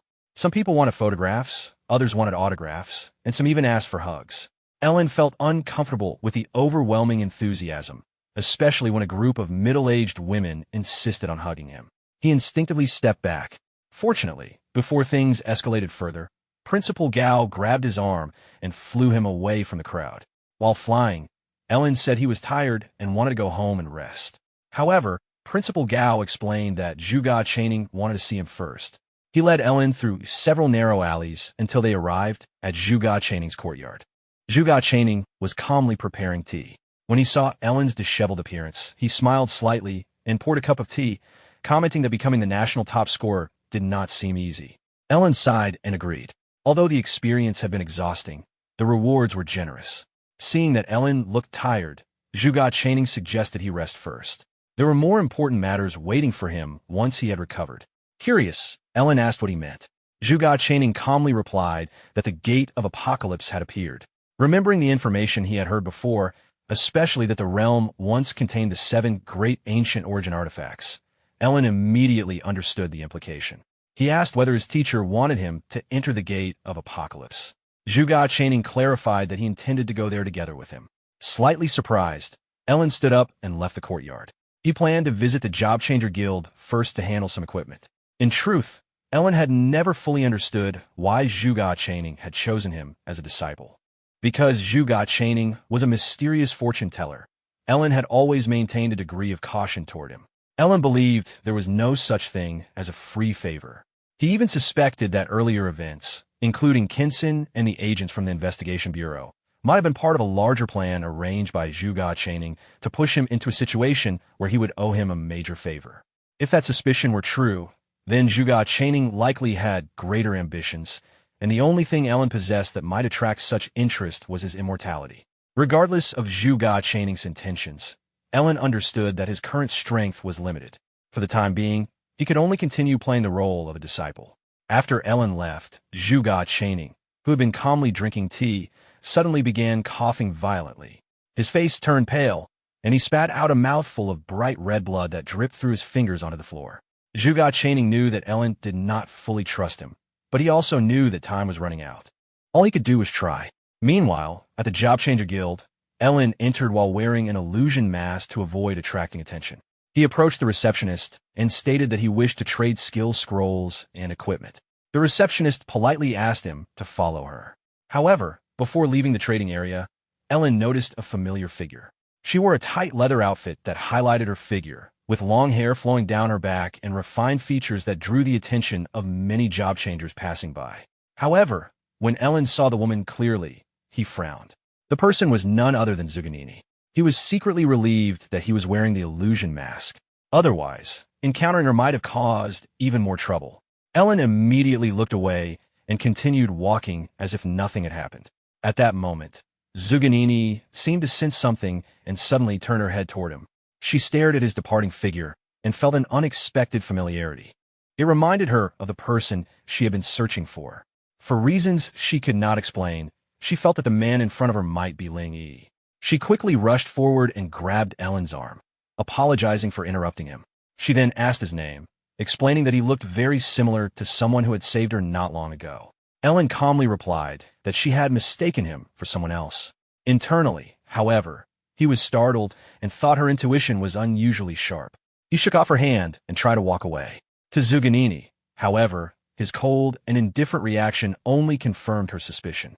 A faint blush appeared on her face as she stepped in front of him again and asked why he refused to admit it. In her eyes, there was no doubt. The same cold attitude matched exactly with the person who had once saved her. Ellen ignored her and instead turned toward the receptionist, asking whether such interruptions were common at the Job Changer Guild. The receptionist, slightly surprised, politely warned Zuganini not to disrupt order in the trading area. Otherwise, she would have to ask her to leave. Zuganini reluctantly stepped aside. She did not want to cause further trouble. However, the brief commotion had already attracted attention. Several job changers nearby looked at Ellen with obvious envy. They could not understand why such an outstanding beauty was pursuing someone who appeared so ordinary. Some even assumed Ellen must be extremely wealthy, which was why he acted so indifferent towards Zuganini. Ellen had intended to remain low profile, but the situation had already made him the center of attention. Fortunately, no one had recognized him. Ignoring the surrounding gazes, Ellen opened his great sumu ring and took out more than a dozen pieces of high-level equipment. These items had originally belonged to Wu Xiaowai and his followers. In addition, he added several intermediate and low-level pieces obtained from the secret realm. In an serious. Everyone present, including Zuganini, stared in shock. Equipment worth millions was piled together as if it were ordinary goods. The receptionist finally regained her composure and asked whether Ellen wanted to exchange the items for gold coins. To her surprise, Ellen said he wished to trade them for other items instead. She handed him a tablet and asked him to select what he needed. Ellen quickly browsed through the list and made his selection. After checking the equipment he had offered, the receptionist informed him that the value was still insufficient. He would need to pay an additional 3 million. Ellen nodded calmly. He was not concerned.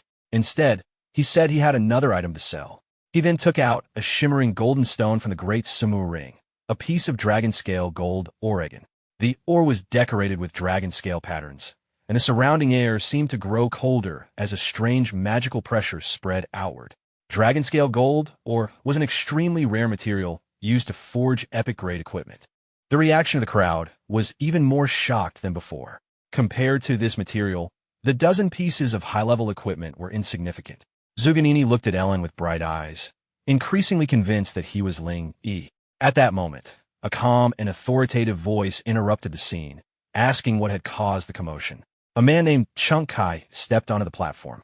He reminded the receptionist that she should remain calm in situations like this. Chunk Kai was the vice president of the Qingqing Job Changer Guild, and rumors said his level was close to 60. When his eyes fell on the dragon-scale gold or in Ellen's hand, a hint of surprise appeared. With interest, he asked Ellen what he wanted in exchange. Ellen replied that he needed a refinement stone. A refinement stone could increase the star rating of equipment, making it significantly more powerful. Rare-grade equipment refined to 7 stars could rival an unrefined epic-grade item in terms of attributes. Chunk Kai had no objection to Ellen's request for refinement stones. He initially suggested exchanging 800 stones for the dragon scale gold ore, but Ellen countered by asking for 1,000 pieces instead. Chunk Kai agreed immediately, treating it as a gesture of goodwill for future cooperation. The two shook hands, completing the deal. With this transaction, a cooperative relationship was established. Ellen intended to conduct future trades exclusively with the Job Changer Guild, and Chunk Kai was pleased with this arrangement. He assured Ellen that the guild would always welcome him if he wished to trade valuable items in the future. He then instructed the receptionist to retrieve 1,000 refinement stones from the warehouse. At the same time, he reminded her to remain calm in similar situations in the future, just as he had demonstrated. Before she could leave, however, Ellen spoke again in his usual calm tone and said that he had another item to trade. He reached into the Great Sumu Ring and took out a legendary skill scroll. The entire hall fell silent. Even Chunk Kai was stunned. For someone who had just been emphasizing the importance of remaining calm, he now shouted loudly for the guild president. Zuganini, standing nearby, was equally shocked. This confirmed her belief that the person before her was far from ordinary. After all, a legendary skill scroll had never appeared in Qingqing before. Chunk Kai's loud call quickly attracted an elderly man wearing a robe who appeared in front of everyone almost instantly. The man's calm, yet imposing aura created a sense of quiet authority. He was Wang Lichuan, the president of the Qingqing Job Changer Guild. Seeing him, Chunk Kai felt as though help had finally arrived. However, when Wang Lichuan saw the legendary skill scroll, even he paused briefly in surprise before turning his attention to Ellen. This particular scroll was not only legendary, it was adaptive. Adaptive legendary skill scrolls were extremely rare because they could be used by any job changer, regardless of profession. Wang Lichuan asked Ellen what he wanted in exchange. Ellen calmly stated that he wanted all the ordinary skill scrolls available in the guild. This request left everyone present stunned. For Ellen, however, legendary skill scrolls had little value because of his ultimate sublimation talent. Ordinary skill scrolls were far more useful, since he could convert them into forbidden spells. But to the others, this trade seemed absurd. Everyone looked at Ellen as if he had made a serious mistake. Zuganini quickly stepped forward and advised him not to proceed. Ordinary skill scrolls could easily be purchased with money, usually costing between 8,000 and 20,000 each. Legendary skill scrolls, however, were priceless. She even offered to lend Ellen money if he needed it.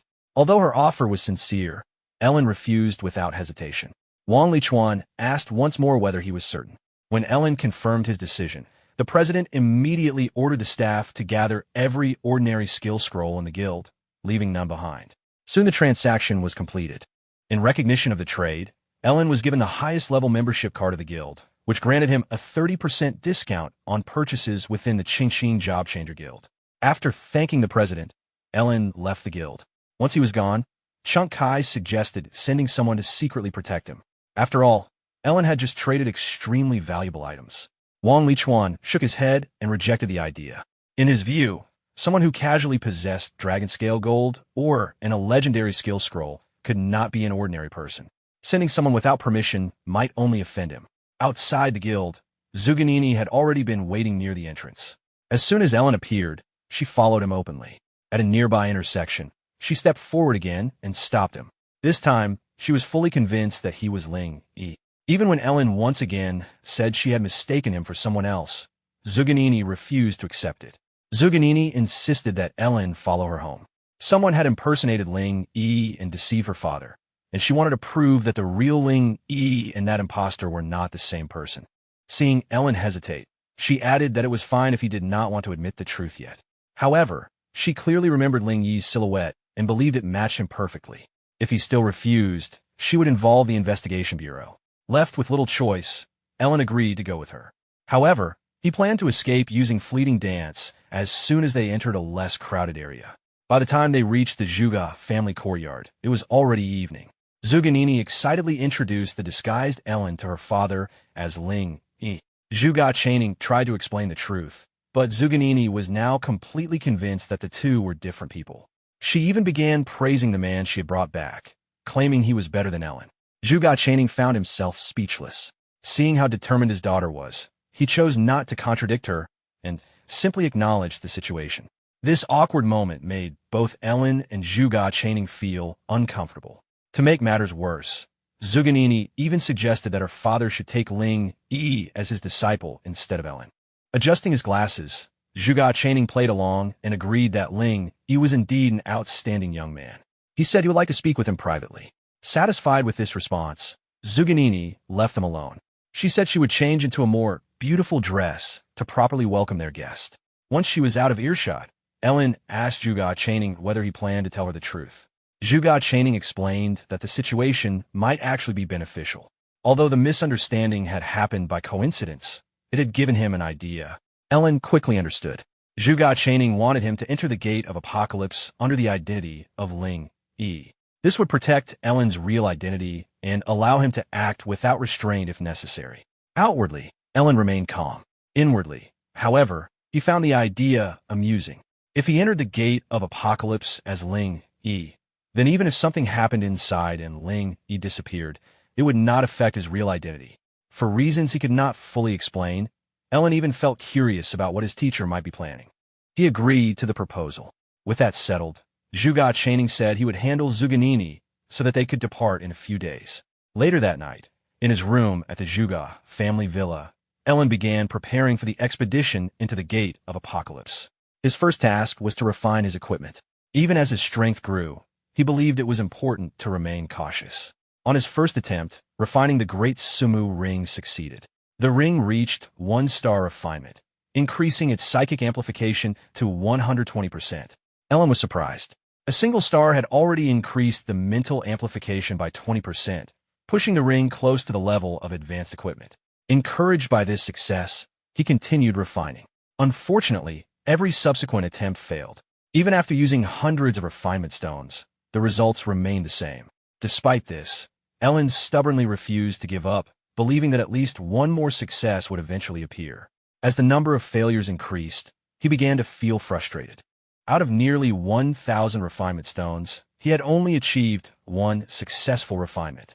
Just as he was about to stop, the Sumu ring suddenly emitted a glow. Another refinement succeeded.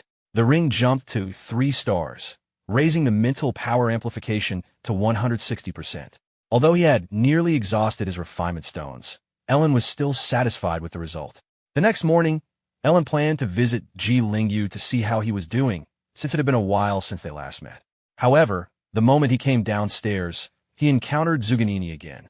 Seeing him, she initially smiled brightly, believing she had run into Ling Yi again. She happily said it was a coincidence, since her crush had also come out for some fresh air. But when she realized it was actually Ellen, her expression immediately changed. Her cheerful smile disappeared, replaced by irritation. She clearly disliked seeing the classmate she believed had deceived everyone, especially since she thought she had already found the real Ling Yi. Zuganini looked at Ellen with irritation and asked why he was still in her house. Ellen was not interested in arguing and calmly replied that he was leaving after packing his things. Of course, Zuganini still had to add the final remark. She bluntly said that leaving was something he should have done long ago and that she would not bother seeing him off.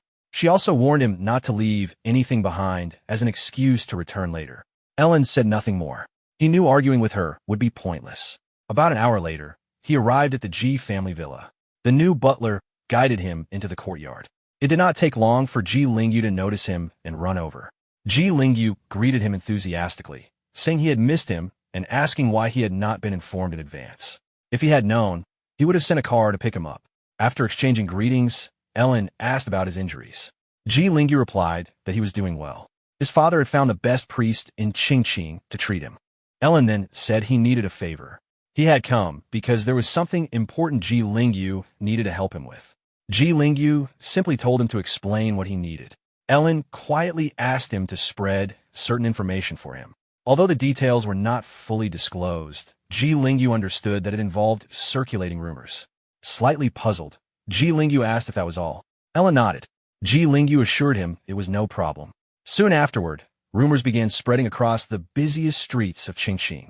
People started saying that Ellen, the new national top scorer, had frequently been visiting high-end entertainment venues. Many people began speculating about what had happened. Some believed that because Ellen was a forbidden spellcaster with a short lifespan, he was simply enjoying himself before his time ran out. Others concluded that the title had caused him to fall into indulgence. Gradually, public interest in him faded. In the adult world, attention often followed value. A top scorer who appeared to waste his time on wine and entertainment no longer seemed useful to many people. Some people even commented that it was unfortunate. If Ellen had not been a forbidden spellcaster, Qingqing might have produced a truly remarkable talent. Among those hearing the rumors was Zuganini, who concluded that her troublesome classmate had become completely hopeless. After several days, Ellen was satisfied that the attention surrounding him had largely faded. Disguised once again as Ling Yi, he returned to the Zhuge family villa at night. Zhuge Chaining asked whether he was ready. Ellen confirmed that he was. Just as they were about to leave, someone called out to Ling Yi. It was Zuganini. Blushing slightly, she asked if he would like to go watch a movie together when he returned.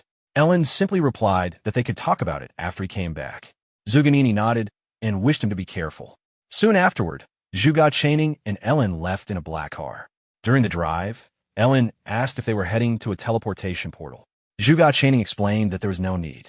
The Gate of Apocalypse had appeared in the wilderness outside Qingqing. He also reminded Ellen not to call him teacher, since that might reveal his identity. Instead, he should address him as Mr. Zhuge Chaining.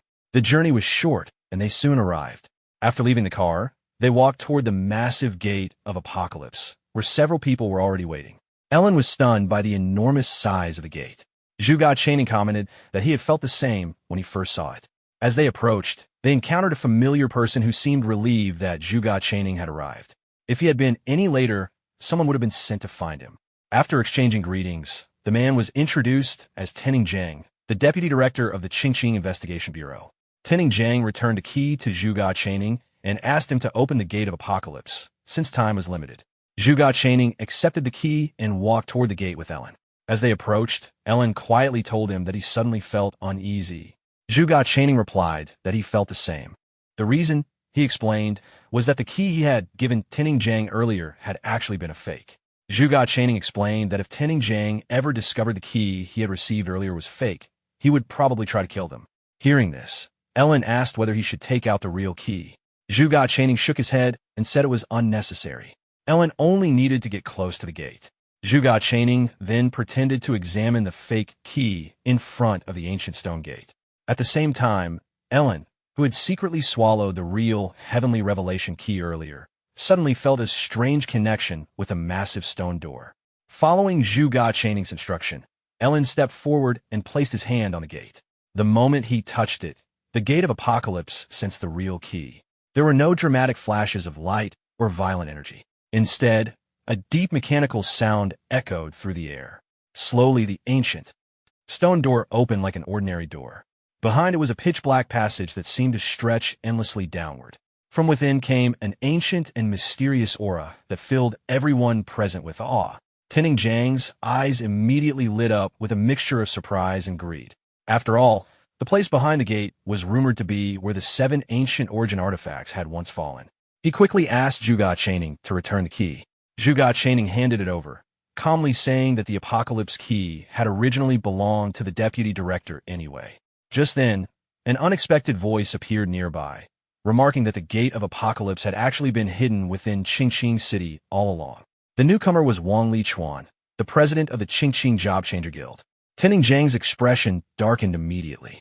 Allowing Zhuge Chaining to come along was one thing, but the appearance of the Job Changer Guild was another matter entirely. He asked Zhuge Chaining whether he had summoned them. Zhuge Chaining replied that he would not do something so foolish. However, he soon suspected that Ellen might have informed them. If Ellen truly planned to act against him, then stirring up more chaos would make the situation more advantageous for him. Wang Lichuan pretended to be surprised by the encounter and politely asked whether the guild could join the exploration. Tenning Zhang was clearly displeased. In his view, the guild had done none of the work yet expected to share the rewards. Wang Lichuan proposed a compromise. The Job Changer Guild would take the lead, scout ahead, and even serve as the first line of risk if necessary. Tenning Zhang considered the suggestion and found it acceptable. Since the guild had already arrived, they would not leave empty-handed anyway. And given how dangerous the Gate of Apocalypse could be, letting them scout ahead first was a practical choice. He agreed. After thanking him, Wang Lichuan and the guild members moved forward to take the lead. As he passed Ellen, Wang Lichuan glanced at him with a faint smile, slightly surprised to see him present as well. Ellen acted as if he noticed nothing and quietly followed behind Zhuge Chaining. Soon, Wang Lichuan and his group entered the dark passage. As they moved deeper inside, a strong light suddenly cut through the darkness, illuminating the entire corridor. The brightness was so intense that everyone had to close their eyes for a moment before adjusting. When they finally looked ahead, the sight stunned them all. Even Ellen was surprised. The world beyond the gate was nothing like what they had imagined. It was not a mysterious realm filled with monsters or strange landscapes. Instead, what stood before them looked exactly like Qingqing City. However, this Qingqing was very different from the one they knew. The tall city walls had collapsed. Streets were broken and buried beneath debris. Trees were withered, and ruins were scattered everywhere. Dust drifted through the air as if the city had been destroyed by some enormous catastrophe. A cold wind blew across the ruins, carrying a heavy sense of desolation. Everyone remained silent for a moment, their expressions filled with confusion and disbelief. They wondered whether they had entered some kind of illusion. They had expected danger beyond the gate, but not a ruined version of their own city. After a moment, Tinning Zhang ordered the group to proceed and investigate. Suppressing their shock, the Job Changer Guild members moved forward to scout the area, while Zhuge Chaining and the Investigation Bureau members followed behind them. After entering the ruined version of Qingqing, the group quickly noticed traces of violent battles everywhere. The ground was littered with shattered weapons and fragments of equipment, as if a devastating war had taken place. However, something about the scene was strange. Although there were signs of fierce fighting, they did not encounter a single living creature. Even more unsettling, there were no corpses, neither human nor demonic. A quiet sense of unease spread among the group. The unknown was always the most frightening. Zhuge Chaining crouched down and picked up a delicate metal fragment from the ground. Its edges were sharp and engraved with ancient runes. Tinning Zhang asked whether he had discovered anything. Zhuge Chaining calmly replied that the fragment had once been part of a divine artifact, but over time it had completely lost its value. Although it was not particularly useful, it still suggested that powerful relics might have existed here in the past. However, after several hours of searching, Wang Lichuan grew visibly frustrated. They had found nothing, no monsters, no treasures, nothing but ruins. If the Gate of Apocalypse truly contained nothing valuable, then this entire expedition would have been a waste of time. Zhuge Chaining suggested that they split up and search the area more thoroughly. If anyone encountered danger, they could call for help. Since the entire place was extremely quiet, any shout would carry far enough for others to hear. Tinning Zhang agreed and ordered the group to divide. Soon the three groups moved in different directions. Ellen was assigned to head toward the slum district. Coincidentally, the Apocalypse key inside his stomach had been restless for some time, constantly guiding him toward that very location. Even so, Ellen chose not to rush directly there. He trusted no one, not Zhuge Chaining, who seemed to be growing suspicious of him, nor Wang Lichuan, whom he himself had secretly involved earlier. Instead, he moved slowly through the ruined streets, entering abandoned buildings along the way to maintain the appearance of searching. Once he was certain no one was watching, he took out a skill scroll containing the underground escape technique. Normally, this technique allowed a mage to manipulate earth elements and travel underground within a limited range of about 50 meters. However, when Ellen activated ultimate sublimation, the technique transformed into a forbidden spell called Spatial Leap. Spatial Leap allowed a Forbidden Spellcaster to sacrifice organs in exchange for short-distance spatial movement, during which the caster became immune to most physical and energy attacks. In an instant, the space around Ellen tore open. A deep, distorted void appeared and swallowed him.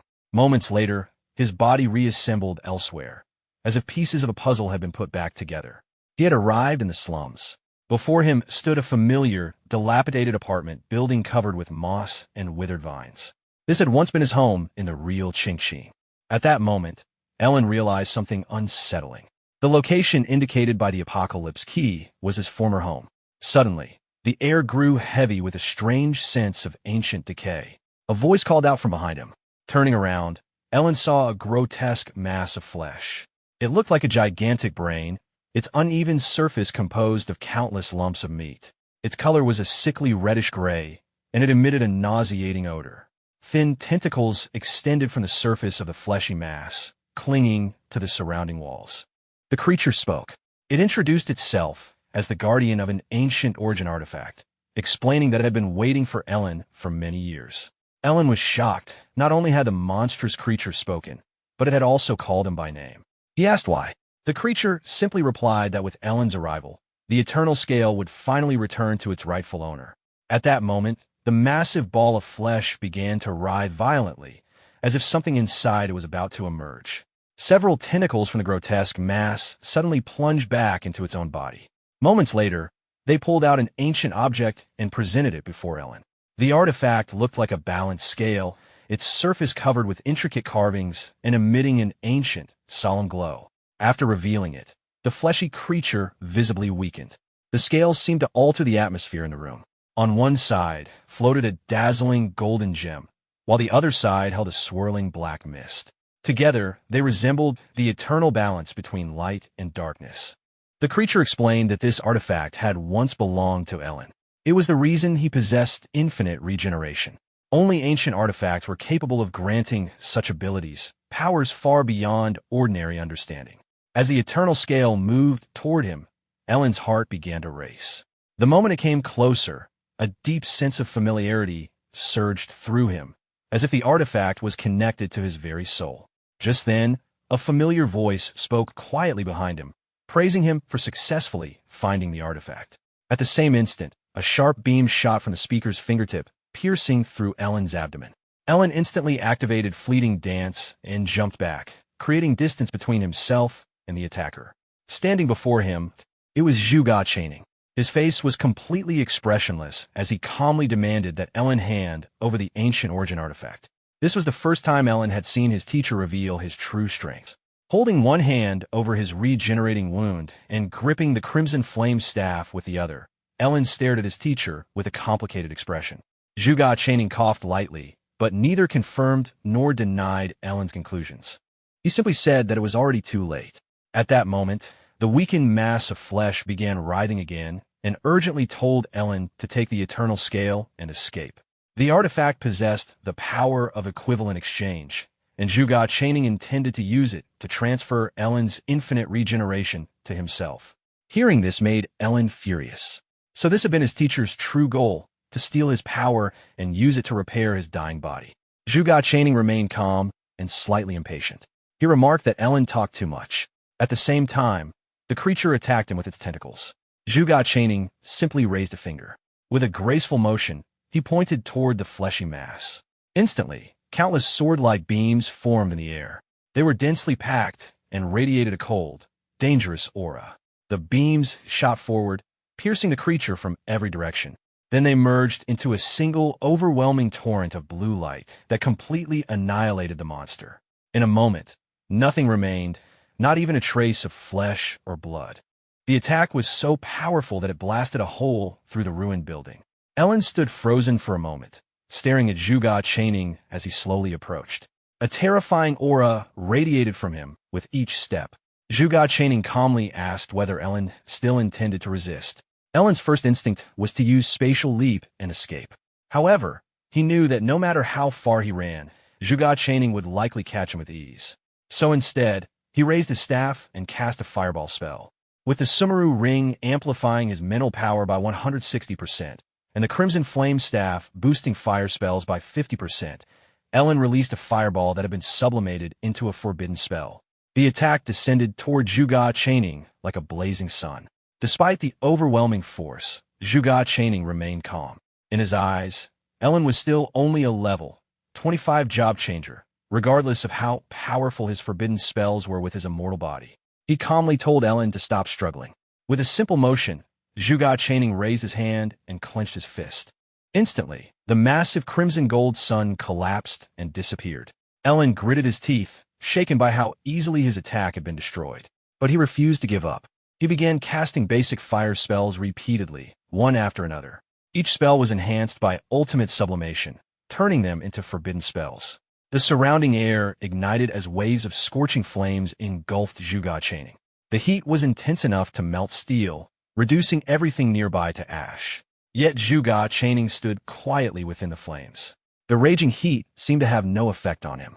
He remarked that his disciple should already understand that resistance was useless in the face of absolute power. As the flames raged, Zhuge Chaining calmly walked forward and cast a quiet spell. Starlight Imprisonment. A streak of starlight suddenly shot through the flames and struck Ellen directly, binding him in place. Zhuge Chaining slowly approached and placed a hand on Ellen's staff. Ellen felt as if an invisible mountain had fallen onto his body. The crushing force pinned him in place. Zhuge Chaining then asked whether Ellen still underestimated the profession of astrologer, given how easily such obvious techniques had been predicted. He raised his hand and took hold of the eternal scale. Even with his composure, he could not hide a trace of admiration for the artifact. It was one of the 7 ancient origin artifacts. Coughing violently, Zhuge Chaining thanked Ellen for their encounter. He explained that he had performed too many divinations in his life and had suffered severe divine backlash. His body was already close to death. Continuing to use the power of the stars would only worsen his condition. But in the end, his disciple had helped him locate the artifact he needed. Zhuge Chaining admitted he had been curious about when Ellen began to suspect him. Ellen replied that he had never trusted him from the beginning. Zhuge Chaining gave a faint, regretful smile. If Ellen had trusted him completely, the process might have been less painful. Holding the eternal scale in one hand, Zhuge Chaining placed the other hand on Ellen's head and began the ritual. Ellen screamed as an unbearable pain tore through him. It felt as if an invisible force was ripping his soul apart. The pain far exceeded anything physical. He could feel a powerful suction pulling something out of his body. His consciousness gradually blurred as his life force began slipping away. Then suddenly, a faint light burst out from Ellen's body. It was half of a balance scale, perfectly matching the eternal scale in Zhuge Chaining's hand. The fragment floated quietly in Zhuge Chaining's palm. Zhuge Chaining was briefly stunned before realizing the truth. Half of the eternal scale had always been inside Ellen's body. The eternal scale contained 2 opposing halves, light and darkness. When the balance tilted toward one side, the power of that side would increase infinitely. The person who controlled the scale would gain increasing strength as the sun rose, reaching peak power at noon. As the sun set, their strength would gradually decline, but their regeneration and recovery would grow stronger until night fully arrived. At dawn, the wielder of the eternal scale would gain true immortality, because it granted both invincibility during the day and immortality at dawn. The eternal scale had once been regarded as the most powerful of the 7 ancient origin artifacts. Unfortunately, the artifact had been destroyed in countless wars thousands of years ago. Ellen could not understand why Zhuge Chaining was explaining all this. Zhuge Chaining did not answer. His face had grown extremely pale, and he began coughing again as he continued guiding the ritual with his fingers. The dark half of the eternal scale began to glow faintly. A mysterious vitality flowed through it, as though something damaged was being restored. Soon, the fine cracks across the half-dark scale slowly repaired themselves. At that moment, a brilliant light burst from Ellen's forehead. A sharp pain followed, and he suddenly felt that something essential had been torn away. His immortality disappeared. Zhuge Chaining had succeeded. A heavy sense of death immediately surrounded Ellen. For the first time since gaining his power, he could clearly feel mortality approaching. Terrified, Ellen begged his teacher to stop. Zhuge Chaining showed no intention of stopping. However, what he did next was completely unexpected. Instead of using the eternal scale on himself, he used it on Ellen. The now complete ancient artifact was pressed directly against Ellen's forehead. Everything went dark. When Ellen's vision returned, he found himself gasping for breath. Fear still lingered in his eyes, but he was alive. More than that, he could feel the familiar power of immortality flowing through his body again, stronger than before. Looking down, he saw Zhuge Chaining lying on the ground, barely breathing. Zhuge Chaining gave a faint, self-mocking smile. It seemed this outcome had always been his goal. Ellen stared at him, confused and conflicted. Zhuge Chaining could easily have taken the immortality for himself, yet he had returned it. Ellen could not understand. If their positions had been reversed, he believed he would have taken the power without hesitation. Zhuge Chaining coughed blood, though the faint smile remained. He asked Ellen what he had done to deserve such disrespect. Ellen would not even call him teacher. Hearing this, Ellen's emotions grew complicated. It seemed he had never truly understood the man.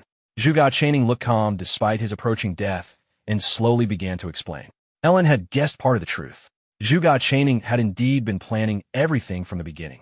But the plan had never been about taking Ellen's immortality for himself. It was about the future of humanity. For years, Zhuge Channing had used his astrologer talent to observe the stars and examine countless possible futures.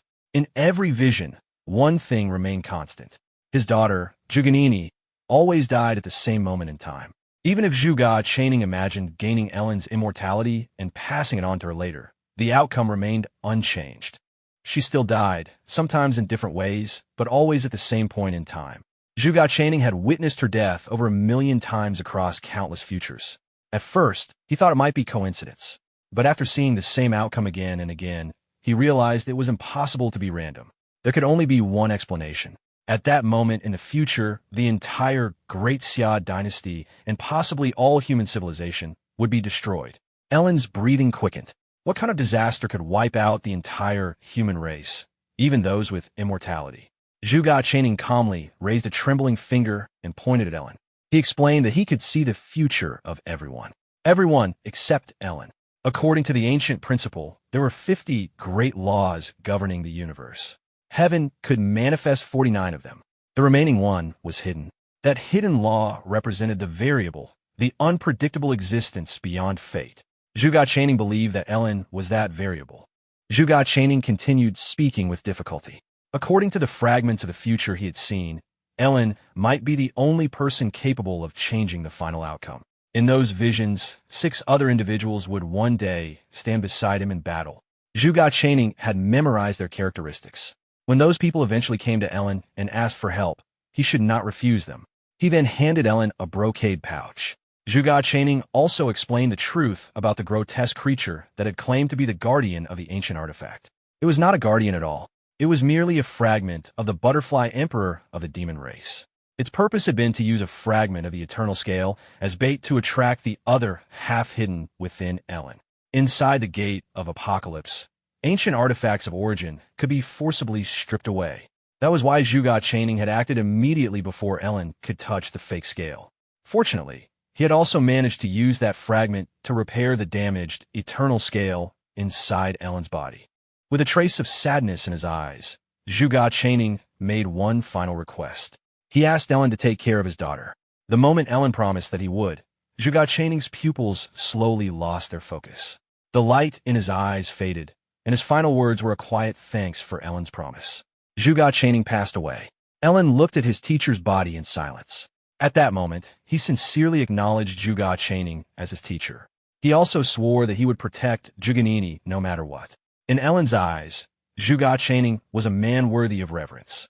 His plans had been so precise that it seemed as though everything in the world had been within his calculations.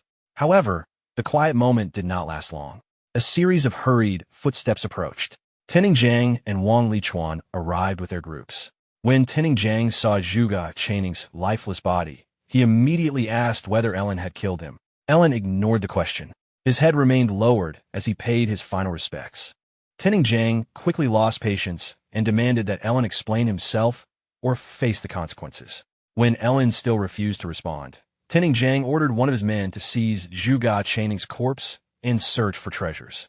The man immediately drew his sword and rushed toward Ellen, ordering him to hand over the body. Ellen suddenly raised his head and looked at the man in the air. Seeing someone behave so disrespectfully toward his teacher's body filled him with anger. He decided immediately that the man would die. Anyone who dared disturb Zhuge Channing's body would share the same fate. Using ultimate sublimation, Ellen cast the wood technique. Massive vines erupted from the earth and wrapped around the attacker, trapping him in midair.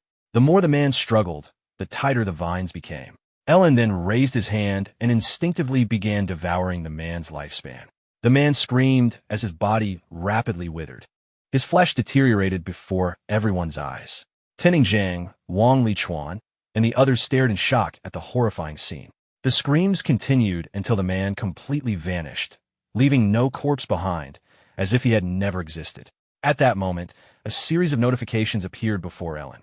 He had devoured a level 42 job changer, gaining nutrients and trace elements from the body. His lifespan increased by 45 years. He gained 420 experience points, along with increases to strength, agility, and spirit. Tenning Jiang, shocked and furious, believed that Ellen had obtained an 8th ancient artifact of origin and had killed Zhuge Channing to steal it. He immediately ordered his men to capture Ellen and seize the artifact. Several of them rushed forward together. Ellen calmly declared that they were not enough to kill him. Then, before their eyes, he vanished like a ghost. The investigators were confused. They guessed Ellen must have used an earth escape technique, yet none of them understood how it could be executed so quickly. Before they could react, a strange mushroom cloud suddenly appeared above them. Moments later, it exploded. Most of them barely managed to escape the blast radius, but they were left stunned. None of them could understand what Ellen's profession truly was. In just a short time, he had used fire, wood, earth, and a devouring ability.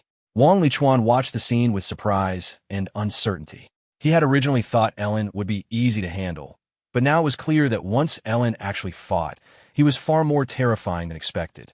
Meanwhile, Ellen reappeared elsewhere. His first target was a man he had sworn revenge on inside the Investigation Bureau's prison. Ellen cast a simple low-tier water spell, which immediately transformed through ultimate sublimation into the forbidden spell Wrath of the Sea God. By sacrificing 2 kidneys, the spell condensed the surrounding water elements and summoned a phantom of the sea god's trident. Because there was abundant moisture in the air, its power increased even further. The water elements surged violently, forming a massive spectral trident that locked onto its target. Before the man even realized what had happened, the phantom trident pierced through him, tearing his body apart. Blood spilled from his mouth as his life force vanished almost instantly. At the same moment, an energy arrow shot toward Ellen from behind the collapsing body. Ellen tilted his head slightly and barely avoided it, though the arrow still cut his cheek. The attacker was Tening Jiang, a level 62 Holy Bow Hunter. Seeing that his shot had missed, he cursed loudly and blamed the man who had just died for failing to provide proper cover. He then ordered the remaining investigators to attack together. If they could not defeat Ellen directly, they would overwhelm him and create an opening for a decisive shot. However, Ellen did something unexpected. Instead of dodging with spatial leap or blocking the attacks, he activated the Sumeru Ring. The ring absorbed every energy-based attack, converting them into temporary psychic power. As for the physical attacks, Ellen simply endured them. With the absorbed energy, the ring's enhancement increased dramatically. The 3-star refined Sumeru Ring boosted his mental strength from 160% to 220%. With this amplified power, Ellen raised his hand and cast a fire-type area spell, Rain of Flames. Under ultimate sublimation, it became the forbidden spell world-devouring heavenly fire. Dark clouds gathered above as if the end of the world had arrived. From within them, countless crimson gold flames condensed and rained down with devastating force.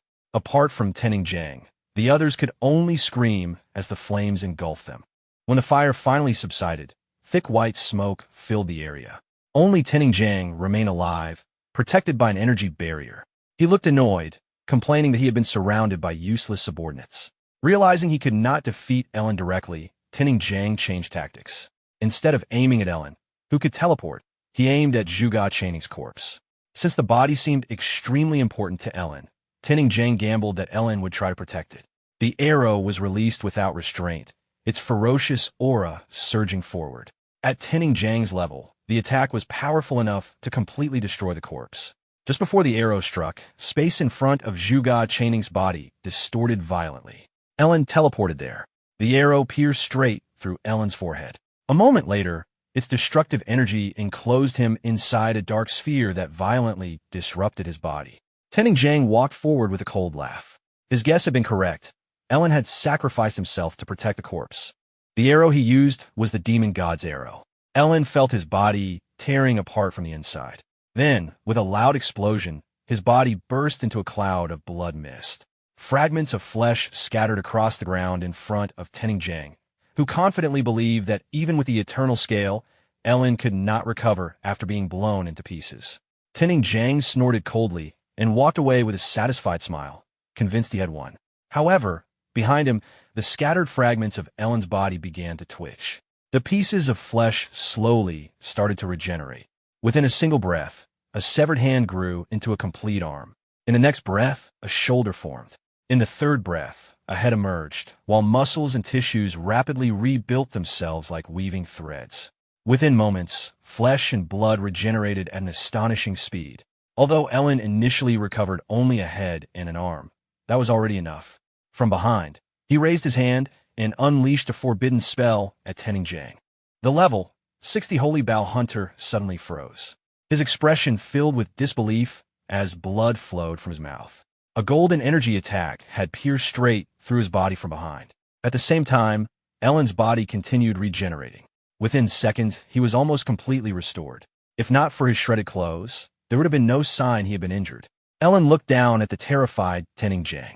The man tried to threaten him, reminding Ellen that he was the deputy director of the Qingqing Investigation Bureau and that killing him would bring serious consequences. Ellen replied sarcastically, asking if he should be frightened. After all, he had already given Tenning Jiang a chance earlier. In desperation, Tenning Jiang fired another arrow in an attempt to surprise him. It was useless. Ellen activated Endless Devouring. A dark force engulfed Tenning Jiang, draining his lifespan rapidly. His body deteriorated until nothing remained. Ellen had devoured a level 62 job changer, gaining nutrients and trace elements. His lifespan increased by 2 years, experience points by 620, strength increased by 8, agility by 4, and spirit by 4. After devouring the remaining bodies, Ellen's level rose from 25 to 28, and his attributes improved significantly. He then called out calmly, telling Wang Lichuan to stop hiding. Wang Lichuan slowly stepped out from his hiding place with an awkward smile. He reminded Ellen that he had never attacked him and had no intention of becoming his enemy. Ellen wouldn't kill an old man simply to silence him, would he? Ellen responded calmly, asking why President Wang would assume such a thing. After all, they were friends. Hearing this, Wang Lichuan relaxed slightly. Now that he had witnessed Ellen's terrifying strength, he decided to cooperate. He promised that both he and the Qingqing Job Changer Guild would submit to Ellen's command in the future. Keeping the guild leader alive as an ally would clearly be more beneficial than eliminating him. Ellen accepted the arrangement. He also said he looked forward to working with the guild in the future.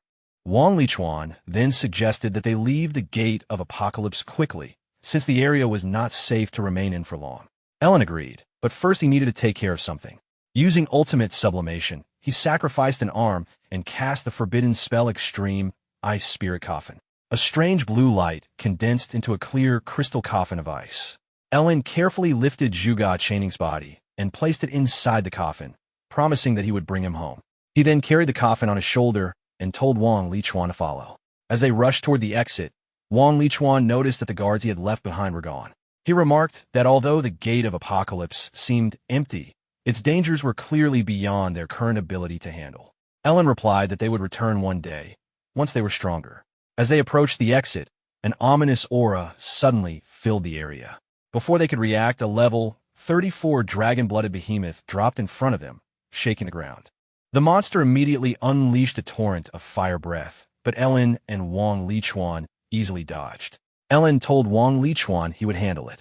He raised his staff and cast the forbidden spell flame God's Breath. A massive sphere of blazing fire descended and struck the monster directly, killing it instantly. Wang Lichuan stared in shock at the destructive power of the forbidden spell. Ellen then devoured the dragon-blooded behemoth. He gained nutrients and rare trace elements. His lifespan increased by 424 years, experience points by 340, strength by 6, agility by 2, and spirit by 1. Additionally, he obtained a dragon bloodline, though its concentration was currently only 0.0001%, with its effects still unknown. Although Ellen was satisfied with gaining a large amount of lifespan, he still wondered about the meaning of the dragon bloodline he had just obtained. However, he had no time to think about it. At that moment, the entrance of the Gate of Apocalypse began to collapse. Without hesitation, Ellen and Wang Lichuan rushed toward the exit. The moment they entered the passage, a powerful force pulled them forward. Then the Apocalypse key inside Ellen suddenly flew out of his body and moved toward the gate on its own, sealing it shut. The experience felt completely different from when they had first entered. Fortunately, they reached the outside safely. Behind them, the Gate of Apocalypse gradually disappeared. Along with it vanished the ancient key, meaning no one could predict when or where the gate would appear again. After exiting, the two said their farewells. Ellen explained that his first priority was to give Zhuge Chaining a proper burial. If any issues arose afterward, he would contact Wang Lichuan. Watching Ellen leave with the ice coffin, Wang Lichuan declared that the Job Changer Guild would always be at his service. Later, at the Zhuge family manor, Zhuge was confronted with the truth of her father's death. At first, she refused to believe it. She stared at the ice coffin, convincing herself that it must be some kind of prank. Like someone grasping for a final hope, she shouted at Ling Yi, demanding confirmation that the body inside the coffin was not her father. Ellen could only apologize. He explained that he had failed to protect his teacher. According to Zhuge Chaning's final wish, he was to be buried beside his deceased wife. Zhuge still refused to accept it. Her father had been a renowned strategist. How could he possibly be dead? She collapsed against the ice coffin and cried uncontrollably. Tears streamed down her face and froze against the surface of the coffin. Ellen remained silent. He understood that few people could stay calm after losing someone they loved. Since he did not know how to comfort her, he simply stayed nearby to ensure she would not harm herself in her grief. After a long time, Zhuge sobbing slowly weakened. Without looking away from the coffin, she asked how her father had died. Ellen calmly explained that Zhuge Chaning had performed too many divinations and suffered divine backlash. In the end, he had sacrificed himself for the sake of humanity. Hearing this, Zhuge realized that her father must have foreseen his own death. What hurt her most was that he had never said goodbye. She then told Ling Yi to leave. She did not want to see him anymore. Ellen wanted to mention the promise he had made to Zhuge Chaning, but Zhuge refused to listen. She angrily ordered him to leave the manor. Ellen opened his mouth as if to speak, but in the end he remained silent. Perhaps what she needed most was time alone. He turned and quietly left, closing the door behind him. The next day, Qingqing City was shaken by several shocking reports. Tinning Zhang and several other important figures from the Investigation Bureau had suddenly disappeared. At the same time, the renowned astrologer Zhuge Chaning had passed away. The details of his death were still under investigation. The news caused a major stir across the entire Great Xia Kingdom. It did not take long for investigators to learn that Zhuge Chaning had left the city accompanied by someone named Ling Yi. This meant that Ling Yi's identity could not be traced back to Ellen. However, the Investigation Bureau remained determined to find him. In particular, Officer Huang was actively searching for Ling Yi. To ensure that no suspicion fell on him, Ellen spent the following days appearing frequently in high-end clubs arranged by the GI family, creating the impression that he had never left the city. Eventually, Officer Huang visited one of those clubs to question him. He asked Ellen where he had been during the past week. Ellen acted casually and replied that he could not remember. He had done many things over the past 7 days, so it was impossible to recall every detail. Irritated by his attitude, Officer Huang suddenly grabbed Ellen's hand and asked directly whether he had disguised himself as Ling Yi and accompanied Zhuge Chaning out of the city. Unexpectedly, Ellen calmly took out his phone and told Officer Huang that he had been recording the conversation. If Officer Huang continued making accusations without evidence, Ellen would sue him for defamation. Huang's junior officer quietly reminded him that they currently had no proof that Ellen had left Qingqing. For the past few days, Ellen had been repeatedly seen at luxury entertainment venues within the city. Reluctantly, Officer Huang released Ellen's hand but stated that he would eventually find evidence to prove his suspicions. Ellen then revealed a piece of information that made the officer pause. Huang possessed an ability that allowed him to detect lies, so when Ellen stated that Ling Yi had been blown into pieces a few days earlier, he carefully examined the statement. Ellen claimed that he had witnessed the entire event with his own eyes, which, technically, was true, since he had indeed been blown apart. Realizing that Ellen was not lying, Huang was visibly shocked. He had been certain about his investigation, yet the information contradicted everything he believed.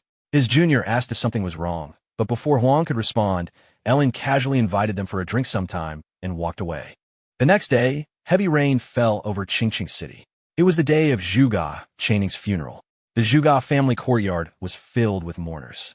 The atmosphere was solemn. Some people quietly wept, while others bowed their heads in silent prayer. Inside the memorial hall stood a shrine with Zhuge Chaning's portrait. His image carried the same faint smile he had worn in life, surrounded by wreaths of white chrysanthemums. Many important figures had gathered to pay their respects. Some of them appeared mysterious and clearly did not belong to a small city like Qingqing. Among the crowd, quiet discussion spread. People spoke about how Zhuge now had to shoulder this loss alone. Others recalled that Zhuge Chaning had recently taken in a capable disciple. However, that disciple had not appeared at the funeral, which many considered disrespectful. At that very moment, Ellen entered the courtyard. He had come to pay his respects. His sudden arrival immediately drew attention. Many people frowned. They had already heard rumors about Ellen frequently indulging in nightlife and entertainment after Zhuge Channing's death. Ignoring the whispers and hostile looks, Ellen walked forward. His eyes were filled with complicated emotions. He apologized for arriving late. However, before he could continue, Zhuge interrupted him. She coldly asked whether he had finished paying his respects. If so, he should leave, because he was not welcome there. Ellen explained that he had no other intentions. He only wanted to send his teacher on his final journey. Zhuge refused to accept that explanation. She accused him of pretending to be her father's disciple. According to her, Zhuge Channing had already severed their master-disciple relationship. In her eyes, Ellen was nothing more than a fraud who deceived everyone. Her words caused an uproar. The crowd immediately began criticizing Ellen. They wondered what kind of disgraceful behavior had caused Zhuge Channing to abandon him. Ellen attempted to reason with her, but Zhuge was too emotional to listen. She only wanted him to leave. Before the argument could continue, a flash of lightning illuminated the dark sky outside. At that moment, several figures dressed in black robes entered the courtyard. Their faces were hidden behind masks, and a chilling aura surrounded them. The leader calmly expressed his condolences. When Zhuge demanded to know who they were, the masked leader replied that they meant no harm. They had only come to examine Zhuge Channing's body to determine the cause of death, which they considered suspicious. Zhuge immediately rejected the request. She refused to allow anyone to disturb her father's remains. However, the masked leader had not asked for permission. He ordered his men to proceed and secure their target. Zhuge anger flared. She warned them not to cause trouble during her father's funeral and demanded that they leave immediately. The surrounding mourners supported her. They would not tolerate such disrespect at such an important ceremony. The masked men responded by drawing their swords. In the next moment, blood splattered across the courtyard. They began killing anyone who tried to resist. The sudden violence shocked the crowd. No one had expected them to attack openly in front of so many witnesses. Fear quickly spread. The mourners scattered and fled. They respected Zhuge Channing, but they were not willing to die over a dispute about examining his body. At the same time, the temperature around Zhuge suddenly rose. Crimson gold flames erupted from her body, forming a raging inferno. She unleashed the attack toward the masked leader, but the man showed no concern. He did not take her attack seriously at all. The masked leader casually waved his hand and dispersed Zhuge raging sea of flames as if it were nothing. Seeing this, fear filled Zhuge eyes. She immediately realized that the masked leader was no ordinary job changer. He was level 50, a level considered near the peak of strength in a city like Qingqing. The masked leader grabbed her by the throat and lifted her into the air. He told her he had no intention of killing her out of respect for her father. However, if she continued interfering, he would be forced to take harsher measures. He then asked whether she would cooperate and open the ice coffin herself. Before Zhuge could curse at him, a cold voice suddenly shouted for them to stop. It was Ellen.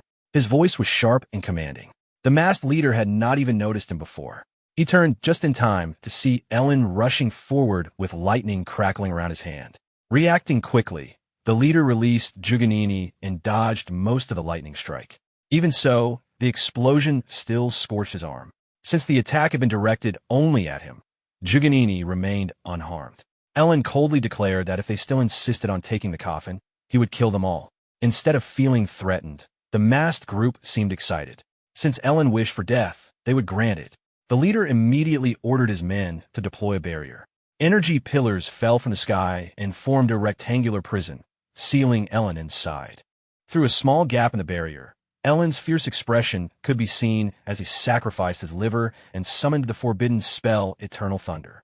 A golden spear shot out instantly. It pierced through the barrier, tearing through the air.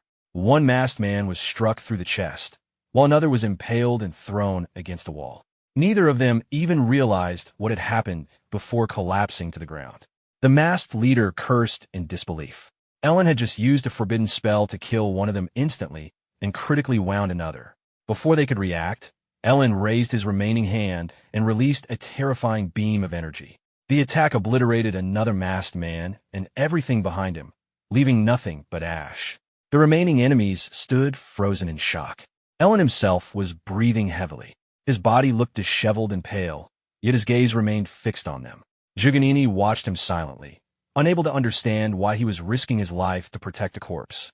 Seeing Ellen's exhausted condition, The masked men assumed he was no longer a major threat. They believed he had foolishly sacrificed too much power simply to protect Zhuge Chaning's body. With their confidence returning, they attacked together. Two of them rushed in from the sides while the leader prepared a finishing strike. As soon as Ellen stepped into the trap, the leader suddenly appeared behind him and launched a deadly attack. The strike pierced straight through Ellen's throat. Zhuge tried to warn him, but it was too late. Blood burst from the wound as a massive hole opened in his throat, an injury that should have been instantly fatal. The masked men quietly sighed in relief. They had realized just how terrifying a forbidden spellcaster could be when fighting recklessly. Meanwhile, Zhuge clutched her chest in shock. Although she had never liked Ellen, seeing him die like that filled her with regret. The masked leader ordered his remaining men to retrieve Zhuge Chaning's body. But just as they moved forward, they suddenly heard the voice of someone they believed was dead. Turning around, they saw Ellen still standing. Despite the terrible wound in his throat, he was alive. He calmly repeated his warning.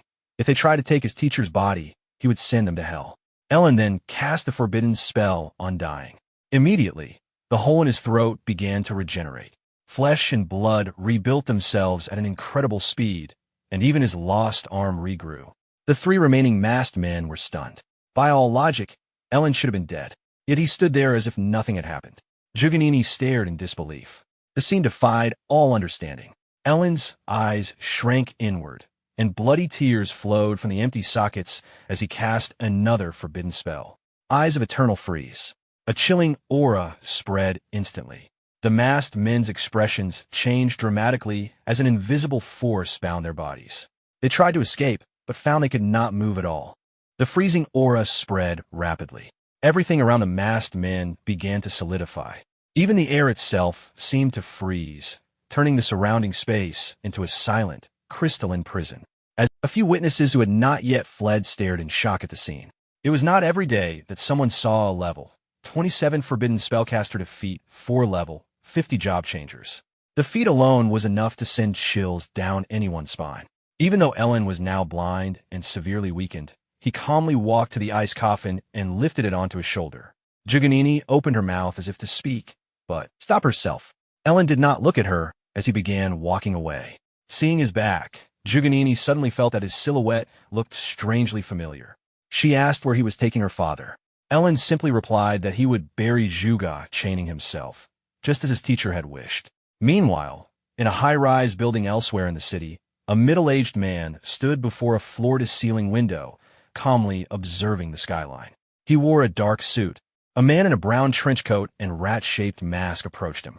The middle-aged man casually asked whether Tiger and Rabbit had returned. The masked subordinate respectfully confirmed they had and reported new information. About 79 kilometers east of Qingqing, there were traces indicating that the Gate of Apocalypse had appeared. The man by the window responded that he had expected as much. Otherwise, how could someone like Zhuge Channing have died so suddenly? Still, he wondered what exactly Zhuge Channing had encountered inside the gate. The rat-masked man asked whether they should continue sending people to retrieve Zhuge Channing's body.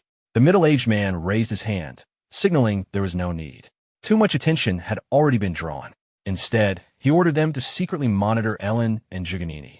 He also asked the subordinate to locate someone else. When the subordinate asked who the target was, the man answered, Wang Lichuan, the president of the Job Changer Guild. Elsewhere, Zhuge Channing's burial had reached its conclusion, as the final handfuls of soil fell onto the grave.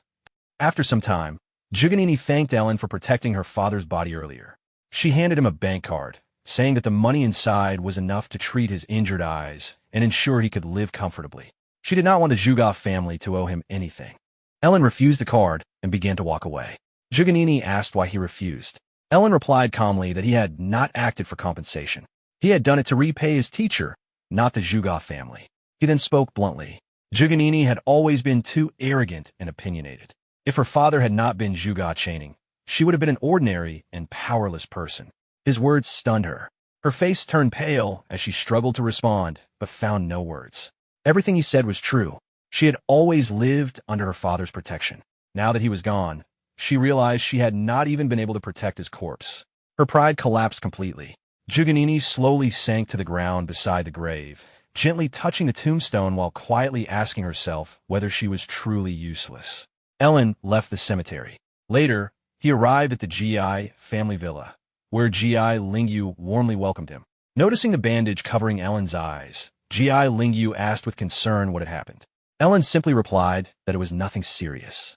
Soon after, President Gi appeared and asked about Ellen's future plans. He suggested that Ellen stay at their villa and even offered him a position working for the family, noting how dangerous the life of a job changer could be. Ellen thanked him for the kindness, but said he still intended to go to university. He explained that his lifespan was limited, so he wanted to live without regrets. President Gi remained silent for a moment before nodding. He accepted Ellen's decision and promised to support. No matter where Ellen went, the Gi family would stand behind him.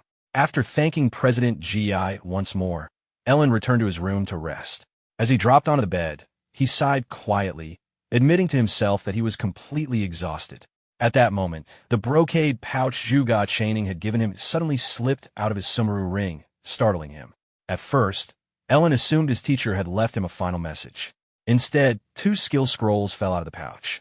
This made him wonder whether Zhuge chaining had already predicted his future needs before his death. The 2 scrolls were Phantom Technique and Turtle Breath Technique.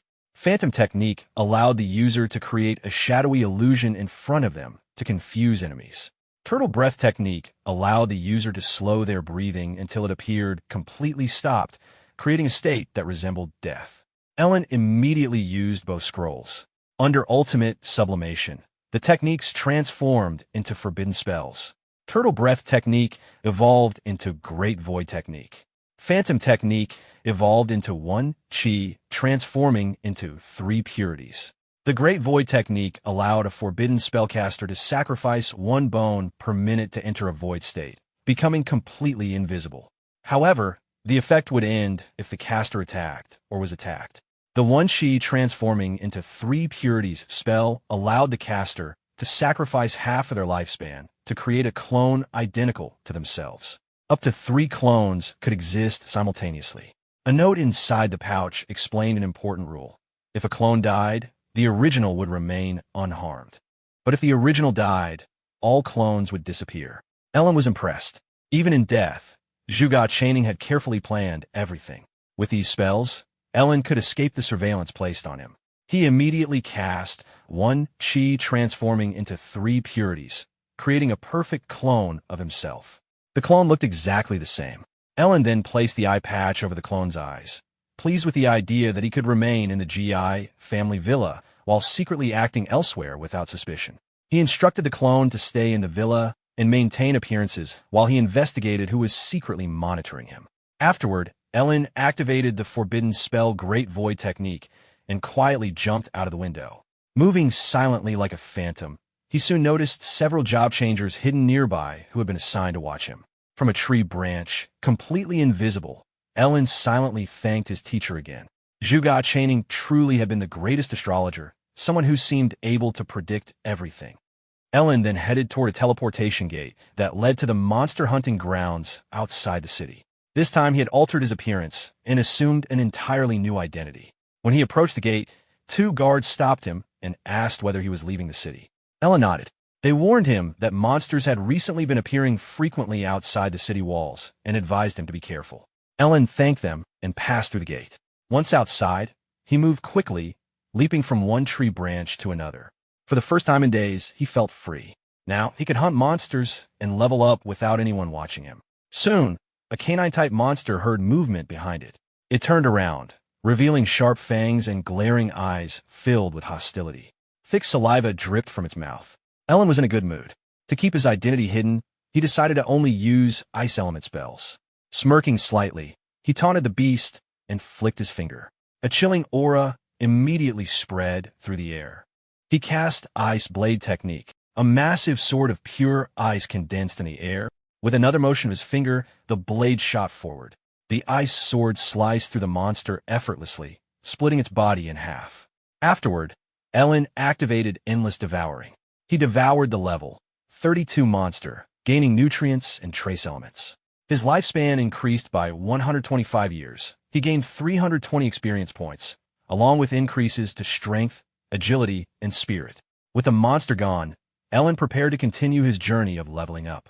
Ellen soon killed and devoured another level 36 normal monster, gaining the usual nutrients. His lifespan increased by 360 years. He gained 360 experience points, and his attributes increased.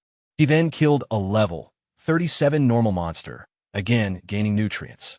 This time his lifespan increased by 245 years. He gained 370 experience points, and his attributes increased. Even with these gains, Ye Lin remained unsatisfied. The leveling speed still felt too slow for him.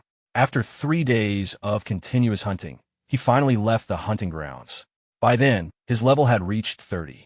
Although the speed at which he had been killing monsters showed that he had already pushed himself to his limit, it was still not enough. He began thinking about ways to level up faster.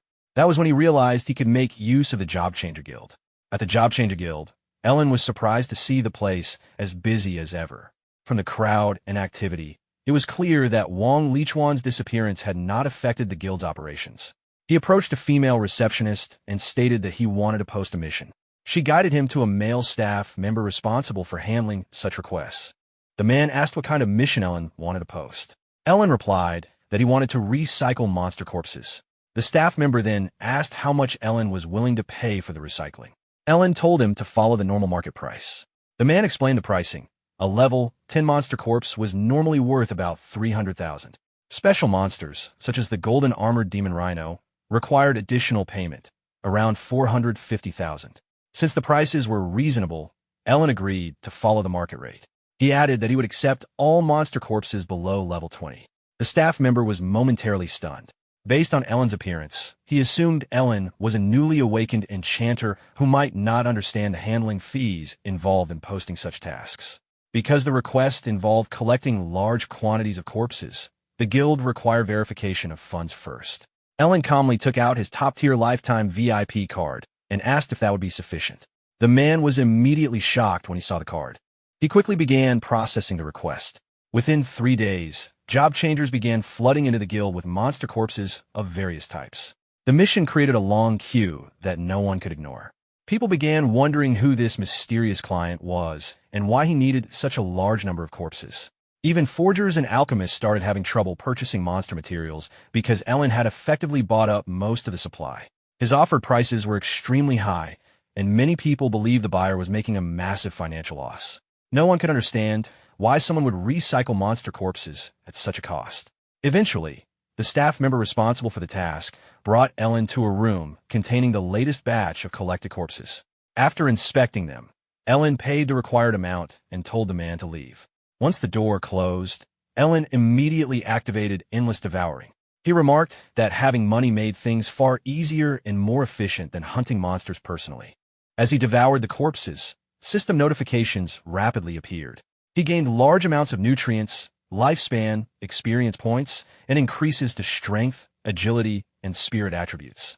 He has short dark hair, gray hoodie, and the black combat suit beneath were enough to convince the two men that they had found their target. They followed Ye Lin quietly into a narrow, dim alley that led down to a secluded underground parking lot. Once he was sure no one else was around, Ye Lin clicked his tongue in irritation. Even after altering his appearance, he was still being tracked. It didn't add up. Turning toward them, he spoke with clear disdain, questioning whether they were exhausted from such poor tracking. Since they had already been exposed, the two mercenaries stepped out of hiding without hesitation. One of them confirmed their suspicion, asking if he was the one posting missions to collect monster corpses.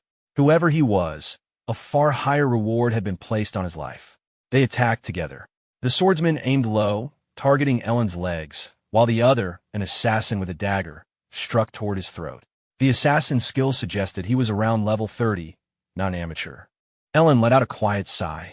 He caught the assassin's wrist and shifted aside, easily avoiding the swordsman's strike. Instead of counterattacking, he made an offer. He would pay them double if they walked away. They refused immediately. The assassin broke free and vanished, reappearing behind Ye Lin in an instant, his dagger once again aimed at Ye Lin's throat. He found it absurd that Ye Lin was still negotiating in such a situation. From his perspective, killing Ye Lin would make all his money theirs anyway. The swordsman told his partner to stop wasting time and press the attack. Judging by Ye Lin's presence, they assumed his level was roughly equal to theirs. They also had another objective waiting, the newly opened 79th secret realm of Qingqing.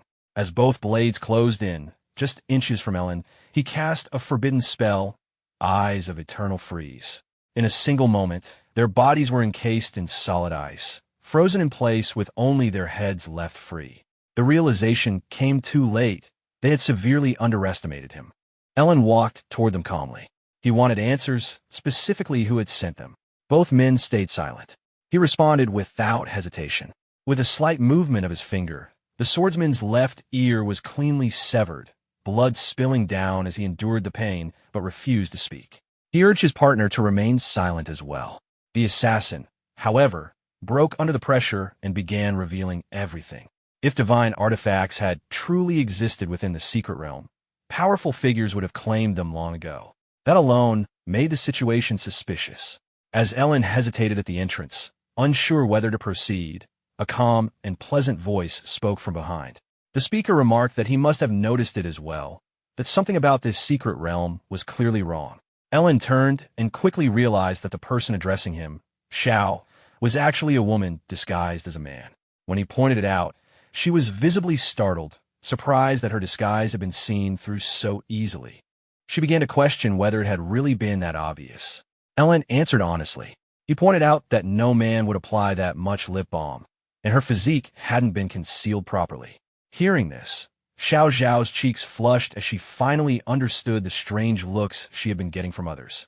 Ellen simply shook his head and turned to leave, but she quickly stopped him, asking him to wait. When he asked what she wanted, she explained her suspicion. The secret realm was likely a trap set by demons to lure in human job changers. Because of that, she suggested they enter together. Ellen considered it. Demons were powerful, and if he could use his ability on even a few of them, the gain could be significant. Still, the risk was high, and he showed little interest. Seeing this, Xiao Xiao offered to pay him if he agreed to team up. Ellen declined at first, saying that he couldn't justify the kind of arrangement based on how he was raised. However, the moment she mentioned an epic-level piece of equipment as payment, his stance changed immediately.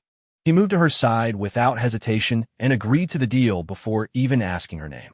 Slightly taken aback by the sudden shift, Xiao Xiao introduced herself, clearly puzzled by what kind of upbringing could produce such a response. She then asked about his profession so she could choose suitable equipment. Ellen was surprised that she could select the type herself, realizing she had significant resources. He told her he was an ice-type mage, though he added that he wasn't particularly selective and could work with almost anything. Fortunately, that aligned well with what she had. Xiao Xiao took out a small box from her spatial ring and opened it, revealing a clear crystal bracelet set with blue gemstones. The piece resembled solidified eternal ice and emitted a faint, cold aura. The item was called the Ice Crystal Heart, an epic-level bracelet that amplified spirit power by 60%. It could also be refined, and its core ability, Absolute Zero, allowed the wearer to expand a domain centered on themselves. Within that space, the temperature approached Absolute Zero, and all ice-type skills were enhanced by 100%. Ellen was genuinely impressed. A piece of equipment with a domain skill was rare. For a moment, he even considered killing Xiao Xiao and taking everything in her spatial ring. But he quickly dismissed the idea. Her resources and knowledge suggested a powerful background, even if her behavior lacked caution. She seemed like someone raised in isolation, likely under the protection of strong figures. Acting against her could bring consequences he wasn't prepared to face. Her voice pulled him back to the present. She asked if they had a deal, explaining that she needed to explore the secret realm quickly and return home before her absence was noticed. Otherwise, she would face strict consequences from her mother. Ellen couldn't help but wonder if she had secretly left home just to explore an unknown secret realm. Xiao Xiao didn't deny it and defended herself, insisting she was fully capable of handling the situation. Based on their brief interaction, she believed Ellen was quite strong and asked for his name and level. He introduced himself as Mu Shuang, a level 45 job changer. She was surprised. He looked to be around 20, yet had already reached that level. Still, she compared him to herself, 17 years old and already level 37, and didn't consider him exceptional. Ellen played along, showing admiration and encouraging her confidence. When he mentioned the possibility of her being a top scorer, she casually replied that she hadn't taken the final exam at all, as her father considered it a waste of time. Given her background, that reasoning was understandable. For someone like her, even the highest academic rewards held little value. With that settled, Ellen agreed to team up and enter the secret realm. Pleased, Xiao Xiao immediately handed him the bracelet and urged him to move without delay. From that point on, they were partners. They stepped through the rift and arrived in a vast, desolate landscape. The ground stretched endlessly, covered in dark red soil resembling dried blood, like an abandoned battlefield from ancient times. Above them, only a few dim stars cast a faint, unsettling light. Jagged mountain ranges rose in the distance, each differing in shape and scale. From deep within them came the distant roars of monsters. The environment confirmed their suspicion. This place was far from ordinary. The presence of demons was almost certain, and even the scent in the air felt familiar. Ellen asked if she had experience dealing with demons. Xiao Xiao nodded slightly and explained that she had faced them before, though always under her parents' supervision. This time, however, she intended to confront them on her own. She began to wonder where all the job changers from earlier had gone. It seemed likely they had been scattered to different locations upon entering. Before she could think further, a massive claw suddenly descended toward her. Ellen reacted immediately, pulling her aside and avoiding the impact just as the beast's paw slammed into the ground, sending up a cloud of dust. They quickly created distance. Without hesitation, Ellen cast Ice Blade, freezing the towering demonic creature solid in an instant. Xiao Xiao was visibly surprised. She questioned how his ice spell could carry such force. Ellen answered simply that, as an ice-type mage, strong ice-based attacks were expected. What confused her more was what followed. He stored the frozen corpse in his spatial ring. When she asked why, Ellen abruptly shifted his tone and claimed that he was an orphan, explaining that monster corpses were one of his few sources of income. He went on at length about the high costs associated with becoming stronger, job changes, equipment, skill books, and materials, all requiring significant money, which he had no support system to provide. The explanation was excessive enough that Xiao Xiao had to stop him. She apologized for asking and told him he could keep all the corpses from their hunts. In fact, demon corpses were even more valuable, and she had no interest in them. However, she had one condition: he needed to record her while she fought. She wanted proof to show her family that she could handle demons on her own. Ellen accepted without hesitation, thanking her and agreeing to record everything clearly. Internally, he noted that her judgment seemed lacking. As they continued, it became apparent that she was either deliberately guiding their path or had some way of sensing demonic presence. Eventually, they came across a group of job changers gathered around a campfire. The group noticed them but showed little interest. One assumed they were there to compete for kills, while another dismissed them as weak. Ellen sensed hostility in their attitude and chose not to engage. Xiao Xiao advised ignoring them, and they moved on, deeper into the mountains. After passing through a narrow gorge, the atmosphere grew heavier and colder. Xiao Xiao indicated that they were close. Following her lead, Ellen soon spotted their target.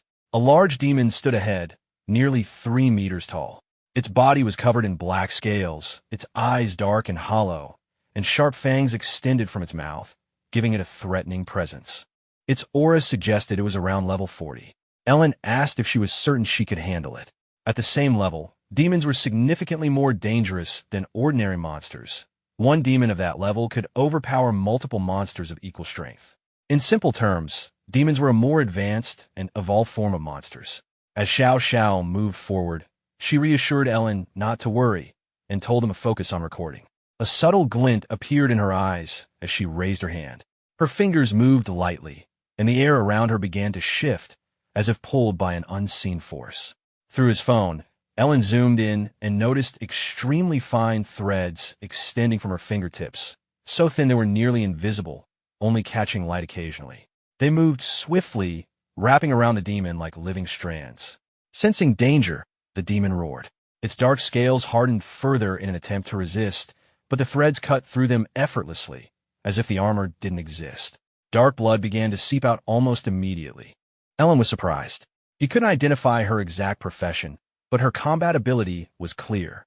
These threads were precise and lethal, ideal for silent attacks. Even someone stronger could be caught off guard by them. Xiao Xiao remained confident in her technique. Once her threads secured a target, escape was nearly impossible. Enraged, the demon lifted its head and gathered a dense, dark red energy in its mouth. Ellen warned her, but the attack was already released. The energy surged toward her at high speed.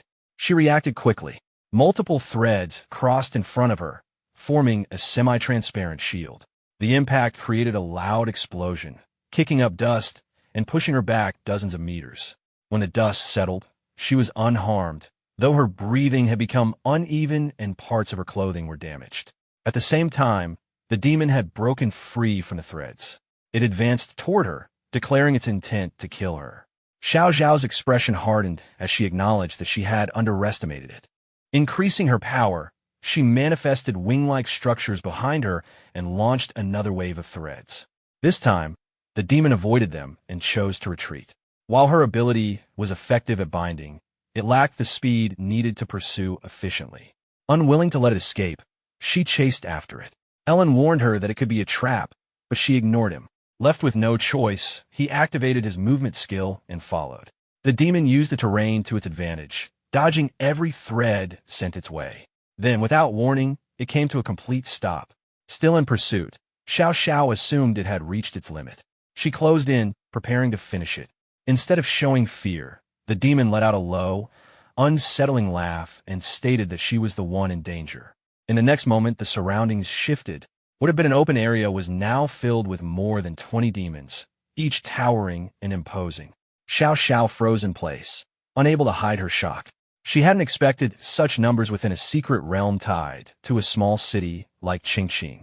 Despite the overwhelming situation, Xiao Xiao steadied herself. Her expression turned firm as she quietly apologized to Ellen, taking responsibility for involving him.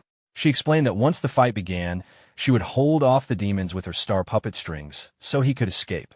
When Ellen asked about her plan, she assured him she had her own way out. He didn't argue and turned to leave. Seeing this, the lead demon immediately ordered the others to stop him, making it clear that no human in the secret realm was to be allowed to survive. Several demons attacked at once. Ellen avoided a strike aimed at his back with precise movement, making it difficult for them to track him. Dark flames followed from above, but he evaded again using his movement skill. Taking advantage of the resulting cover, he disappeared behind a nearby rock. Back on Xiao Xiao, her expression remained focused.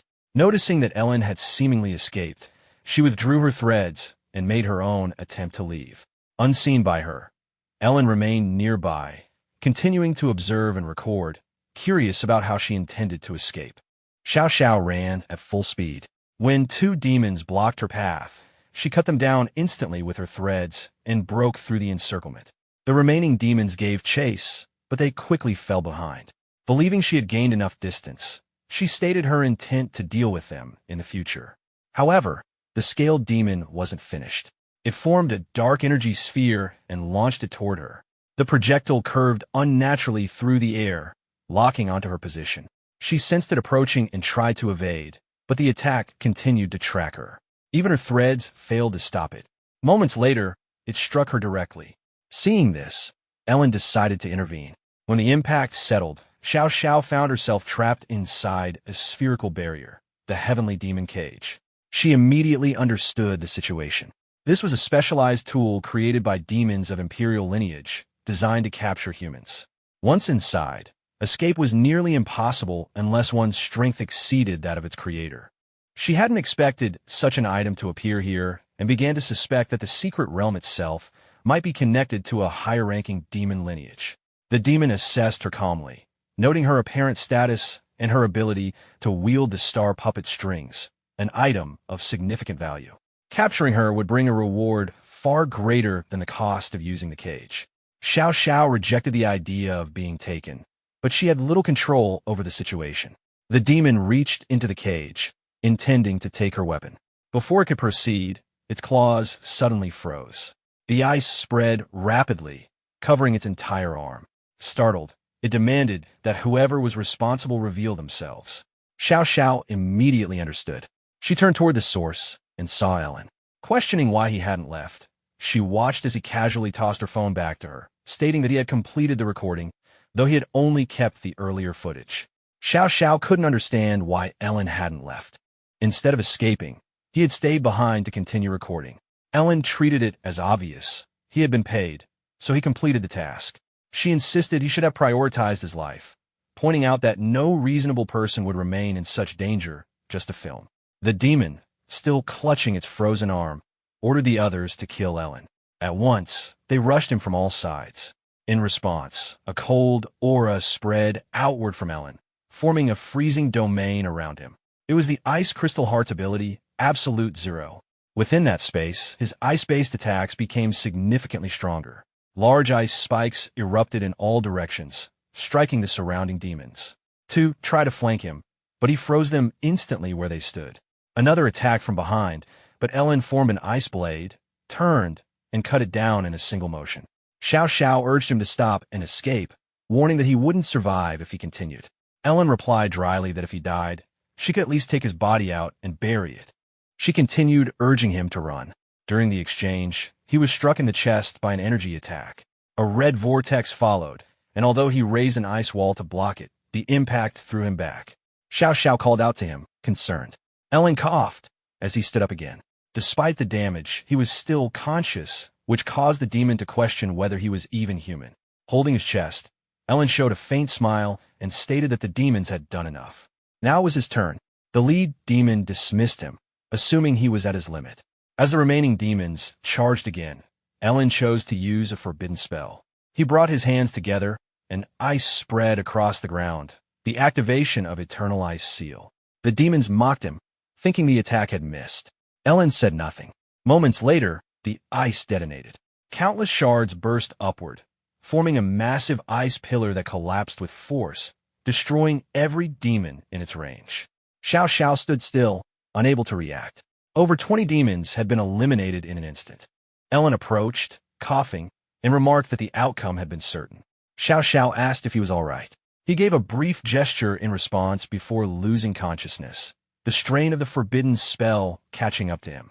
She caught him as he fell and called out again, trying to confirm his condition. At that moment, a presence emerged behind them. The dark-scale demon had survived.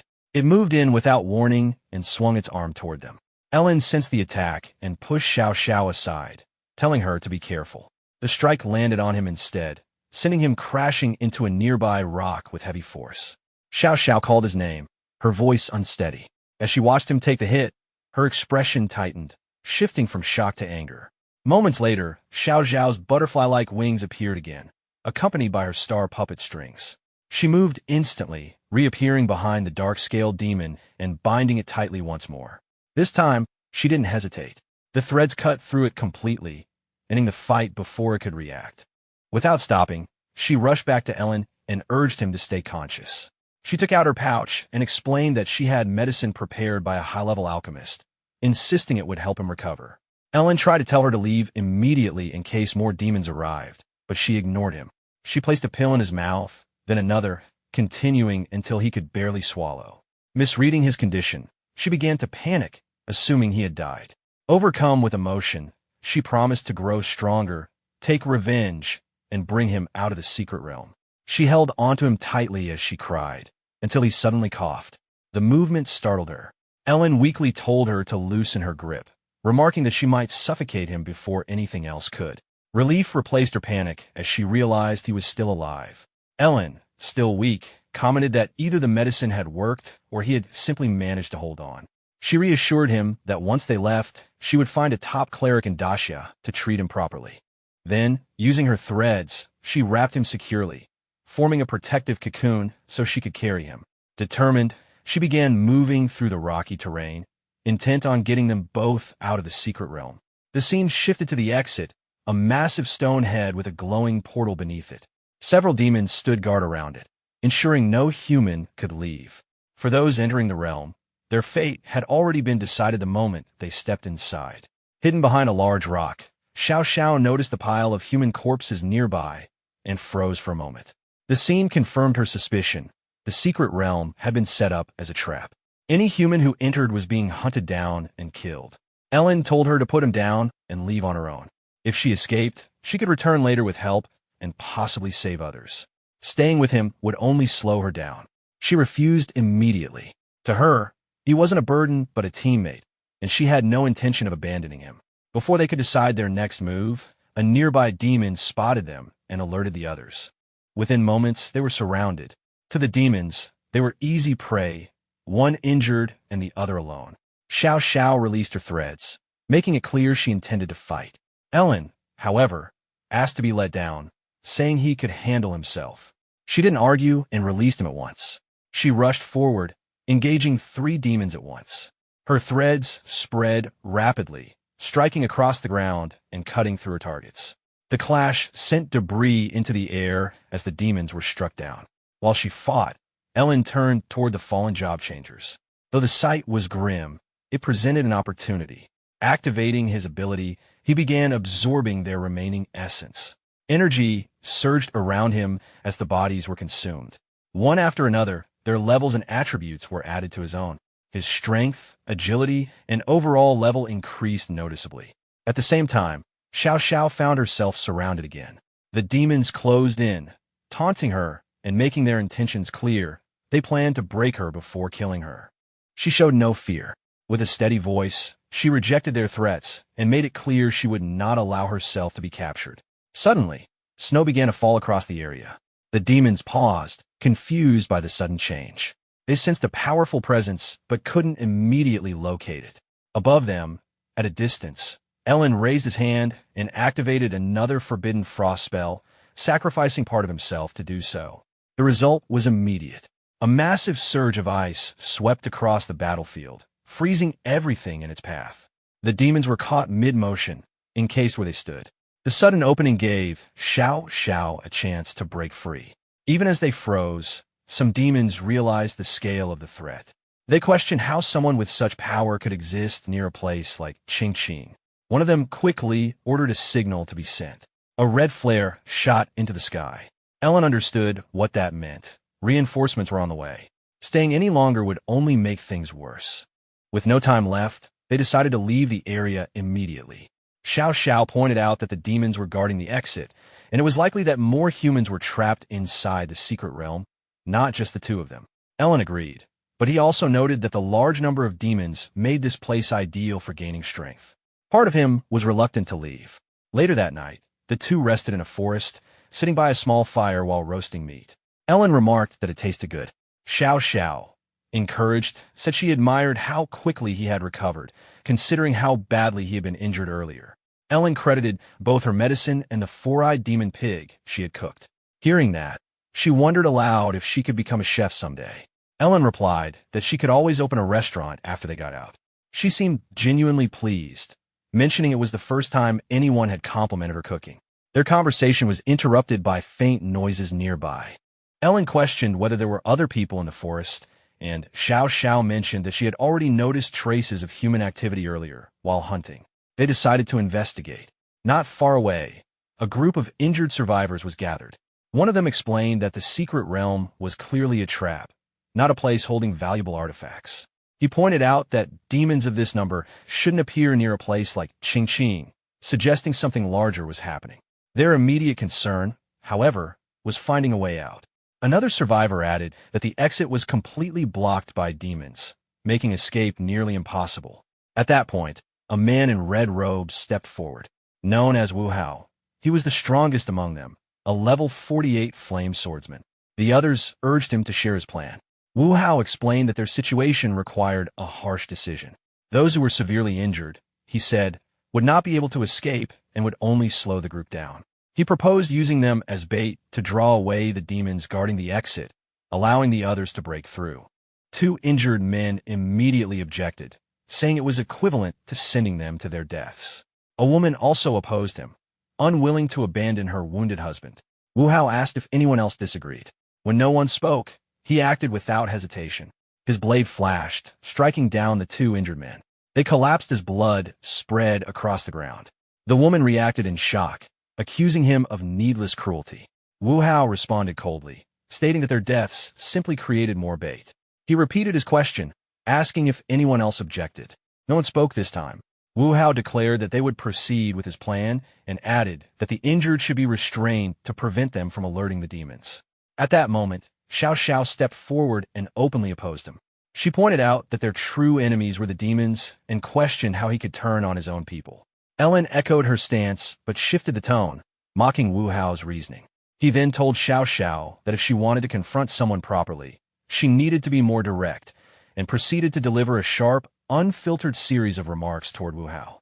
The intensity of his words caught the group off guard. Even one of the bystanders commented on how forceful it sounded. Wu Hao's expression darkened. He labeled the two of them as reckless and attacked, swinging his blade toward Ellen while threatening to silence him. But just as the strike was about to land, he suddenly stopped. His body refused to move, as if something had locked him in place. Xiao Xiao had already restrained Wu Hao with her star puppet strings. He struggled, convinced she was using some kind of trick, and threatened to deal with her once he broke free. Nearby, someone asked what kind of weapon those threads were. The more Wu Hao resisted, the tighter the threads cut into him, drawing out a pained reaction. Eventually, Xiao Xiao released him. Ellen stepped in, pointing out that Wu Hao was now seriously injured himself and could just as easily be used as bait. Wu Hao, weakened, objected, while Xiao Xiao added that under different circumstances, she wouldn't have spared him. The surrounding survivors quickly shifted their attitude.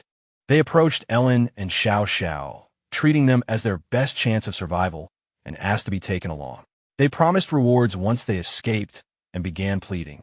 Xiao Xiao reassured them, saying that if they worked together, they could make it out. Ellen showed interest and asked how she intended to get everyone through. She explained that she had a plan. Drawing a rough map on the ground, she marked their current position and the exit. According to her estimate, at least 15 demons were guarding it, possibly more by now. Her strategy was to divide everyone into two groups. Team A would consist of those capable of fighting and moving quickly. Their role would be to draw the demons away from the exit. Team B would include the injured and support type members, who would use the opening to escape. She asked for volunteers for Team A. Ellen said he would join, noting that even as an ice mage, his speed was sufficient. Others followed. One man stepped forward, and a woman, despite being injured, volunteered as well, saying she had a speed-enhancing ability. She only asked that her husband be helped out. Her husband objected, unwilling to let her take the risk alone. He insisted that if they were to die, they would face it together. Another person agreed, stating that if they were escaping, they would do it as a group. Xiao Xiao accepted their decisions and concluded that 6 people would be enough for Team A. With that, the plan was set. In the background, Wu Hao watched silently, convinced that the plan underestimated how people would act under pressure. He assumed that when the moment came, no one would truly follow through as intended. The scene then shifted closer to the exit, a cavern-like area with a dark opening ahead. Ellen observed from behind cover and confirmed that the number of demons was even greater than expected. He asked how they should proceed. Xiao Xiao stated that Team B should already be in position. Their task now was to create an opening by drawing as much attention as possible. Just as she finished, she noticed Ellen stepping out into the open and questioned what he was doing. Ellen replied calmly that they might not need a full team to draw the demons away. He believed he alone would be enough, and that the others should take the opportunity to escape through the exit when the moment came. Ellen moved before Xiao Xiao could stop him. She called out, telling him to come back and warning that if he died, everything she had done to save him would be meaningless. The disturbance drew immediate attention. The demons turned toward him as the wide cavern came into view, its space filled with scattered figures and dominated by a massive statue in the distance. From behind cover, Xiao Xiao could only watch as Ellen gave a brief, silent assurance that he would survive. He acted without hesitation. Ice Blade was unleashed, sending sharp, falling streaks of frozen energy downward. 2 demons were shattered instantly. The rest recognized him, the same ice user who had already wiped out multiple demons earlier. They acknowledged his strength but moved to surround him, determined not to let him escape this time. Ellen leapt into the air and stated plainly that escape would not be theirs. A surge of power gathered in his hand as he activated another forbidden spell. Golden energy condensed into a spear, which he threw without delay. It struck and destroyed 2 demons immediately. The remaining demons closed in. One of them warned the others that Ellen was not an ordinary opponent, noting that he had already demonstrated the ability to cast high-level spells under pressure. From a distance, Xiao Xiao and the others watched the battle unfold. The sound of the clash carried through the cavern. Someone suggested taking advantage of the moment to attack, but Xiao Xiao hesitated, sensing something was off. In the center of the chaos, Ellen stood composed. He remarked that the demons weren't much of a threat. A larger demon armed with a heavy axe charged him. dismissing him as insignificant. Ellen didn't respond immediately. Then he moved. Ice surged beneath him as he launched upward, avoiding the strike as the axe crashed into the ground. The surrounding demons reacted quickly. Some were ordered to hold their positions at the exit, while others moved to pursue him. Ellen glanced back and deliberately led them deeper into the cavern, drawing several away from the entrance. From their position, Xiao Xiao and the others realized what he had done. A significant number of demons had been pulled away, but a few still remained guarding the exit. Xiao Xiao concluded that waiting was no longer an option. Even though some suggested regrouping with the others, the opportunity wouldn't last. They moved. As they rushed forward, one of the demons noticed and raised the alarm, ordering that no one be allowed to escape. Xiao Xiao advanced first.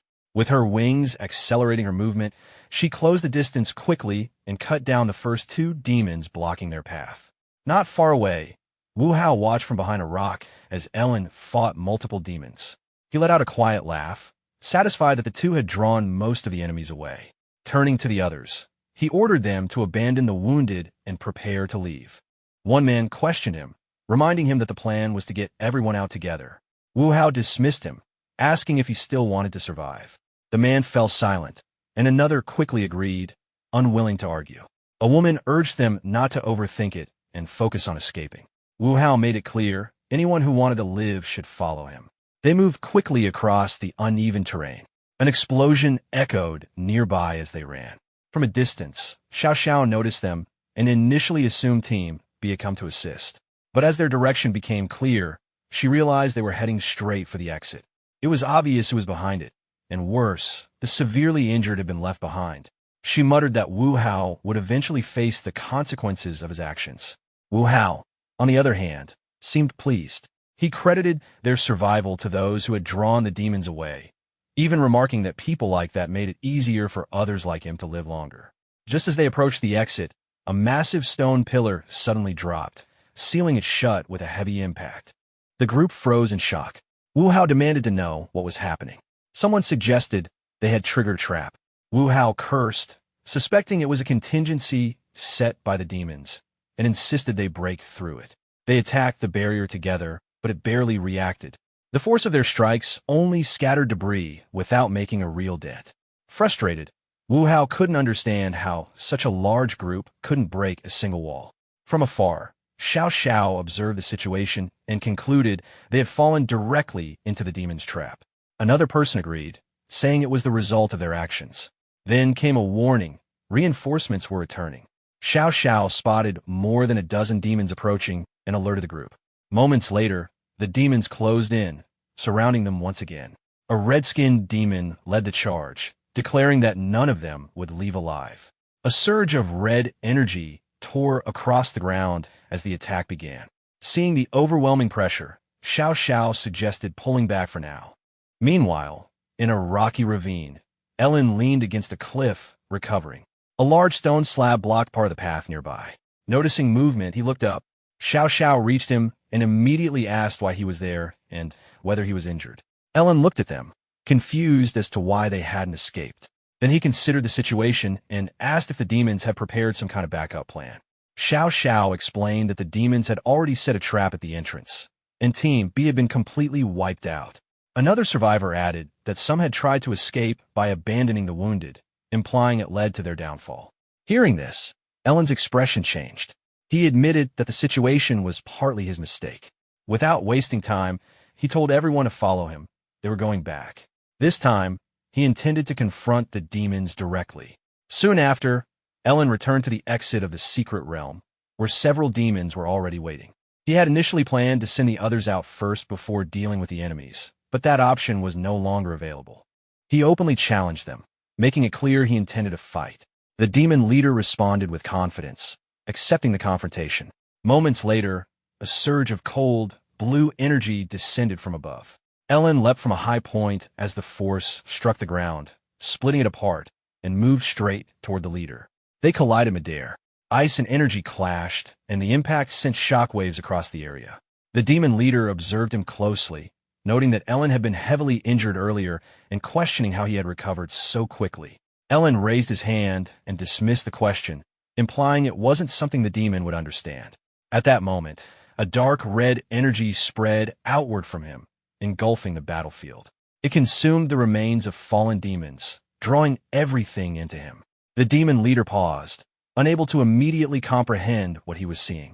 Ellen stood in place, his ability already active. As the last of the corpses disappeared, the leader, identified as Norris, looked on with disbelief. As the dust settled, Norris assumed Ellen wouldn't last much longer, knowing the cost of repeatedly using such abilities. Ellen didn't deny the strain, but he made it clear he intended to finish the fight before it caught up to him. Surrounded by unstable energy, he continued his assault. Ice and fire-based attacks followed one after another, each cast pushing the battlefield further into chaos. The combination overwhelmed the remaining demons, cutting down the weaker ones and severely injuring those with higher strength. Within moments, the number of demons dropped sharply. The ground was left covered with remains, and only a handful of stronger ones were still standing. Faced with the situation, most of them chose to retreat. Aside from Norris, who remained, unable to fully process what had just happened, the others abandoned the fight rather than continue against him. The demons began to retreat in panic. They had come expecting to hunt, not to be overwhelmed by a single human. Ellen raised his hand and made it clear they wouldn't get away. Crimson flames surged from his body as his power rose again. The effect of his high-risk ability intensified, pushing his physical and magical capabilities far beyond their normal limits. At the same time, he amplified his devouring ability. A powerful pull spread outward, drawing in everything around him. One by one, the fleeing demons were dragged in and consumed. Only Norris, as a higher-ranked demon, managed to resist the force. When it ended, Ellen stood at the center of the aftermath. The battlefield had been cleared almost entirely, leaving Norris as the only opponent still standing. After absorbing the accumulated power, Ellen steadied himself and faced him. Norris charged forward with his axe, declaring his intent to fight alone and asserting that his kind would eventually dominate humanity. Ellen didn't respond with words. As the attack came down, he stopped at mid-swing with one hand. The difference in strength became obvious. But at that exact moment, Xiao Xiao and the others arrived. They saw the aftermath, the fallen demons and the lone survivor, and were stunned. Ellen immediately adjusted. He released his grip and allowed the attack to land, crashing into a rock below as if overpowered. Xiao Xiao rushed to him, telling the others to move forward while she stayed behind. She positioned herself between Ellen and Norris, ready to fight. Ellen coughed and acted as though he had reached his limit, apologizing and saying he had done what he could, but couldn't overcome Norris. He added that Norris seemed to have absorbed the power of the other demons, explaining the sudden difference in strength. The claim left Norris momentarily speechless. Xiao Xiao, however, accepted it without question. She told Ellen he had done enough and that she would handle the rest. Regaining his composure, Norris reacted with anger. He condemned Ellen's actions, calling him ruthless for consuming both enemies and the remains of the fallen. Xiao Xiao dismissed Norris's accusation outright and moved to end the fight. She launched forward, her star puppet strings tightening around him in an instant. The threads locked him in place, constricting steadily as he struggled and cursed. For a moment, he managed to free one arm. With no way out, he chose to strike back. Forcing himself forward despite the restraints, he aimed directly at Ellen and swung his axe with full force. As the attack closed in, Ellen simply raised his hand. With a minimal motion, he stopped the momentum and released a precise counter. The impact tore through Norris's body, leaving a fatal wound across his chest and abdomen. The axe slipped from Norris's grasp as he collapsed. Even in his final moments, he resisted the outcome, unable to accept defeat. Ellen watched quietly, keeping his thoughts to himself. Whatever Norris believed, the result didn't change. Xiao Xiao quickly returned to Ellen's side, checking his condition. He assured her he would recover, but emphasized that they needed to leave immediately. She agreed, and the two headed toward the exit. While moving, Ellen quietly used his ability once more, absorbing Norris's remains without drawing attention. By the time they approached the gate, the others had already left. Xiao Xiao suddenly warned him that her father was likely waiting outside. She told him they needed to act like strangers who had only met by chance. Otherwise, his situation could become dangerous. Ellen found the warning excessive and questioned what kind of person her father was. Xiao Xiao didn't elaborate much, only stating that knowing too much wouldn't help him. That response only made him more curious. He said it didn't matter who her father was. He intended to find her again anyway. After everything they had gone through, he considered them close allies. She seemed surprised by that and asked if he truly meant it. As he began to affirm it, she interrupted and revealed the truth. Her father was Xia Hong, the head of the Xia family, one of the 5 major families in Great Xia. Ellen wasn't familiar with the significance, so she gave an example, mentioning a well-known figure from Qingqing who had belonged to one of those same families. She explained that these clans were among the oldest and most influential, and that recent events had drawn their attention. This made Ellen consider whether such families might be connected to the unrest he had seen before. It would explain why even powerful figures had acted cautiously. Xiao Xiao, now slightly uneasy, asked again if he still intended to find her after knowing this. Ellen didn't hesitate. Regardless of her background, he had already made his decision. Xiao Xiao relaxed slightly after hearing Ellen's answer and moved toward the exit. Before leaving, she reminded him of her name and said she would be waiting. Ellen confirmed it as a promise. Outside the secret realm, the situation was exactly as she had described. Her father, Xia Hong, was already there, along with Huang. Xiao Xiao stepped out first, with Ellen following at a distance. Huang expressed relief at her safe return. Xiao Xiao approached her father, but Xia Hong showed little warmth. Although she had returned unharmed, he made it clear that her decision to leave on her own was unacceptable. She tried to show him the recording as proof of her capability, admitting her mistake, but hoping he would at least review what she had done. Instead, he destroyed the device without hesitation. To him, her actions were nothing beyond what was expected, given the resources invested in her upbringing. He stated plainly that she had fallen short and would be sent to train further once they returned. Xiao Xiao lowered her head and accepted his decision. At that moment, the entrance to the secret realm began collapsing, but Xia Hong ignored it. His attention shifted to Ellen. He asked who he was. Xiao Xiao answered calmly, saying he was just an ice-type mage she had encountered inside. She acknowledged that he had fought demons, but kept the explanation minimal. When asked if they were close, she denied it without hesitation, maintaining that stance even when questioned again. With that, the group departed. Ellen watched them leave, a sense of unease settling in. The man's presence had been overwhelming, and the masked figures accompanying him reminded Ellen of those who had appeared at his teacher's funeral. For a moment, he considered a connection, but chose not to dwell on it. He turned to leave, deciding he had more immediate concerns. He hadn't gone far when he sensed movement behind him, subtle but deliberate. As he turned, an arrow struck his shoulder. The attacker revealed himself as one of Xia Hong's masked subordinates. He seemed mildly surprised that Ellen was still standing. While preparing another shot, he remarked that Ellen had potential, but had made the mistake of getting too close to someone he shouldn't have. Ellen broke the arrow and pulled it free, assessing the situation. He was still using his disguise, which limited his options. Pretending to be down might work, but if the next shot landed cleanly, it would be over. The next arrow came quickly. This time, Ellen reacted. He formed an ice blade and intercepted it mid-flight, cutting off the tip before it could reach him. Almost immediately after deflecting the first arrow, another one struck Ellen in the chest. Blood spilled from his mouth as he collapsed, going still. He stayed motionless, hoping the attacker would assume he was dead and leave. But the masked man wasn't convinced. He approached slowly and made a final remark, as if sending him off. At that point, Ellen had no choice but to move. He rolled aside, just as another arrow was released, dropping the act and remarking that the man had no intention of leaving things unfinished. The attacker reacted with surprise, realizing Ellen was neither dead nor limited to ice abilities. Before he could adjust, Ellen countered with a lightning-based forbidden spell. The strike landed directly, ending the fight instantly. Without delay, Ellen activated his ability and absorbed what remained. The process strengthened him further, though he noted that the outcome could have been avoided if the man had chosen differently. A few minutes later, another masked figure arrived at the scene to investigate. He examined the surroundings carefully, noting traces of ice, lightning, and spatial disturbances. Based on the evidence, he concluded that more than one person had been involved. He reported his findings through a concealed device, confirming the death and suggesting multiple participants. After receiving instructions, he acknowledged the order. The next step will be a full search of Qingsheng and nearby areas. Later, the scene shifted to a large villa surrounded by trees. At its iron gate stood Ellen, now back to his original appearance.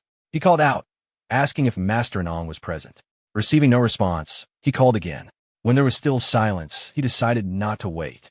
With his increased strength, he grabbed the iron gate and pulled it free, lifting it aside before stepping into the courtyard. As he reasoned that no one had answered, the act wouldn't be considered rude, the owner finally appeared. Master Yin Xiang rushed out, demanding to know who he was and telling him to put the gate down immediately. Ellen looked at the middle-aged man and asked if he was Yin Xiang. When a man confirmed it, Ellen responded by throwing the iron gate straight at him. Yin Xiang was knocked to the ground, his face bruised on impact. Angered, Yin called for his guards. Around a dozen rushed in, attempting to subdue Ellen. Before they could act, a heavy pressure filled the space, forcing them to hesitate. Ellen told them to stop wasting effort and used a freezing spell to immobilize them where they stood. Yin Xiang, now alarmed, demanded to know who Ellen was and how he had been offended. Ellen ignored the question and instead told him to call the other two, Yuning Fa and Zhao Heping, if he wanted to stay alive. At that moment, Yin realized who he was dealing with, the man known for buying monster corpses at high prices. It didn't take long for the other two to arrive. They immediately questioned the situation, noticing the damaged gate and the state of the villa. At first, they didn't pay attention to Ellen, but when Yin explained that the visitor was the one they had tried to eliminate, their expressions changed. They turned on Yin Xiang, accusing him of dragging them into danger without warning.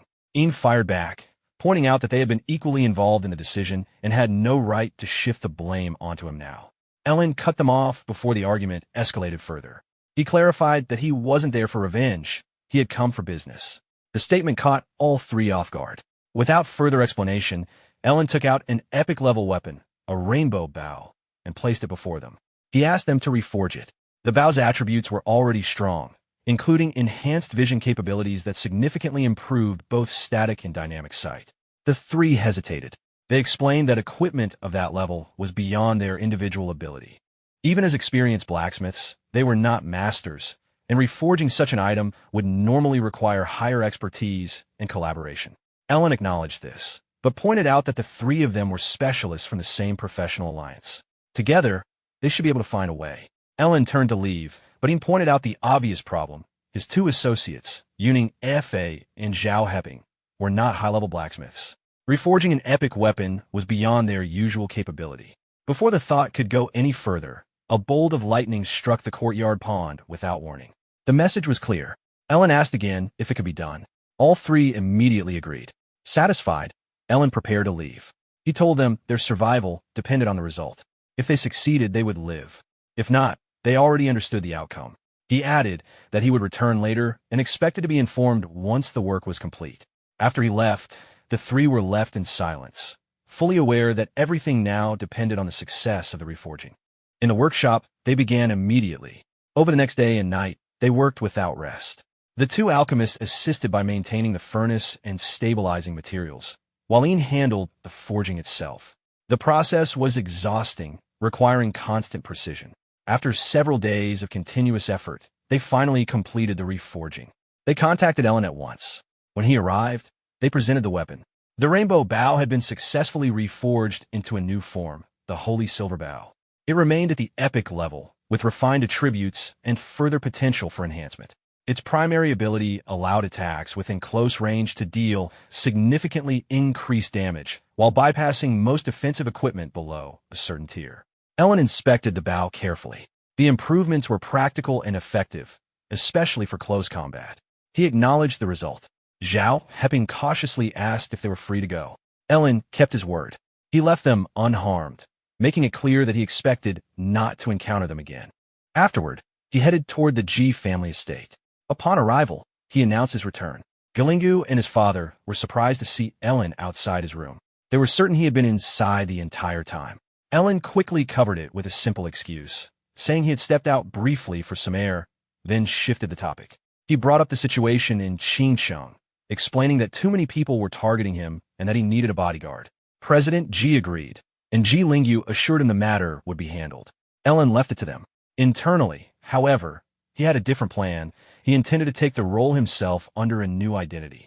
With a clone remaining in place, this would allow him to move freely without exposing himself. The next day, at the Jisher group, Ji Lingyu gathered 7 final candidates who had passed multiple rounds of selection. He explained that the group needed a high-level bodyguard, and that the person they would protect had already caused significant unrest in Qingqing. Blended into the group, Ellen noted that his disguise was working perfectly. No one recognized him. Ye Lin announced the final test, combat. The last person standing would get the position.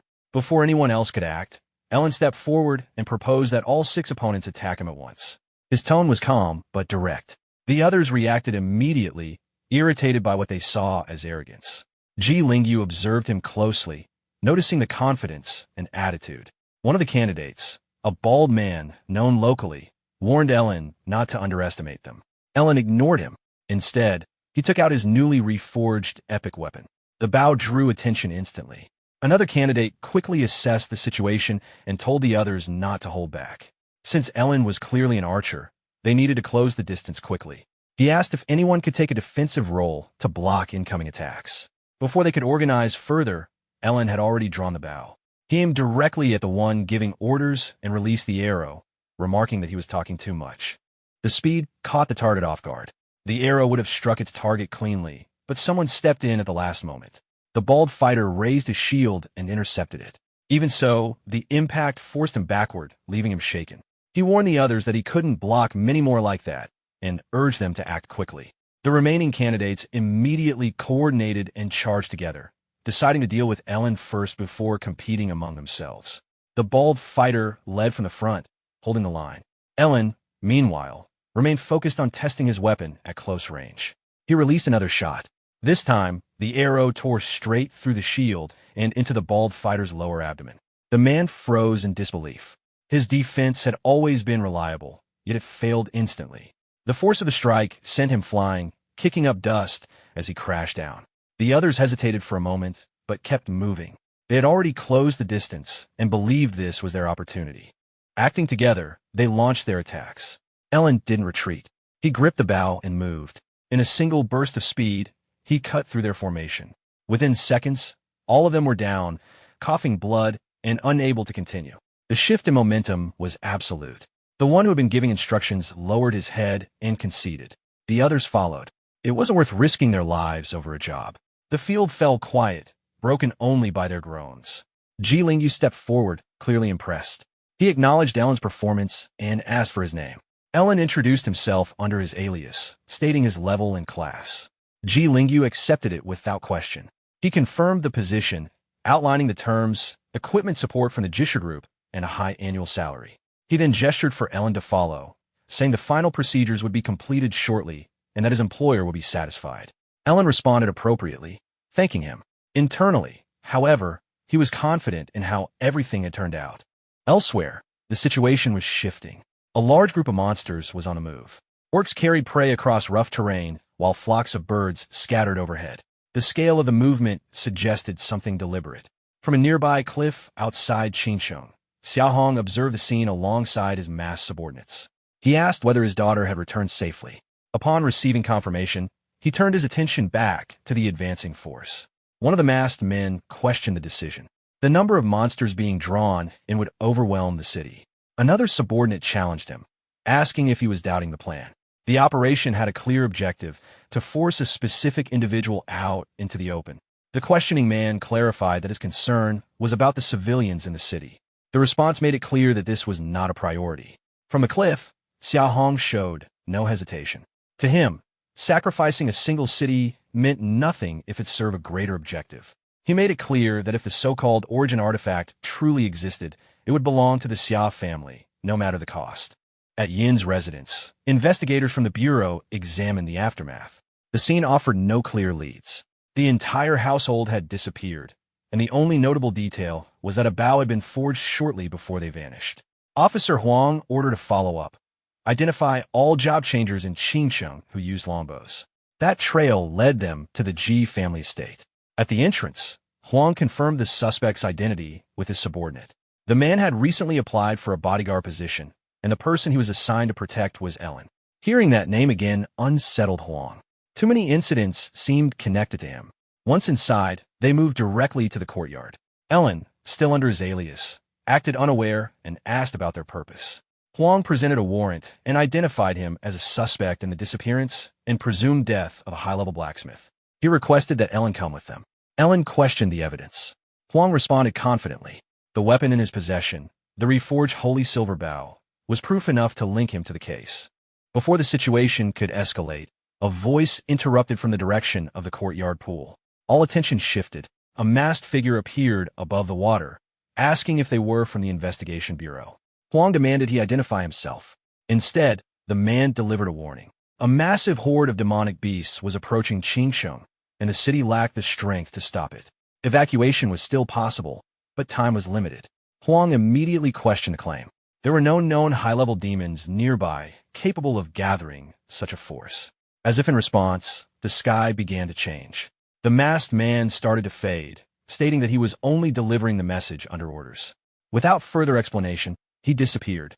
Ellen assessed the situation quickly and stated that the warning was likely real. Huang didn't hesitate.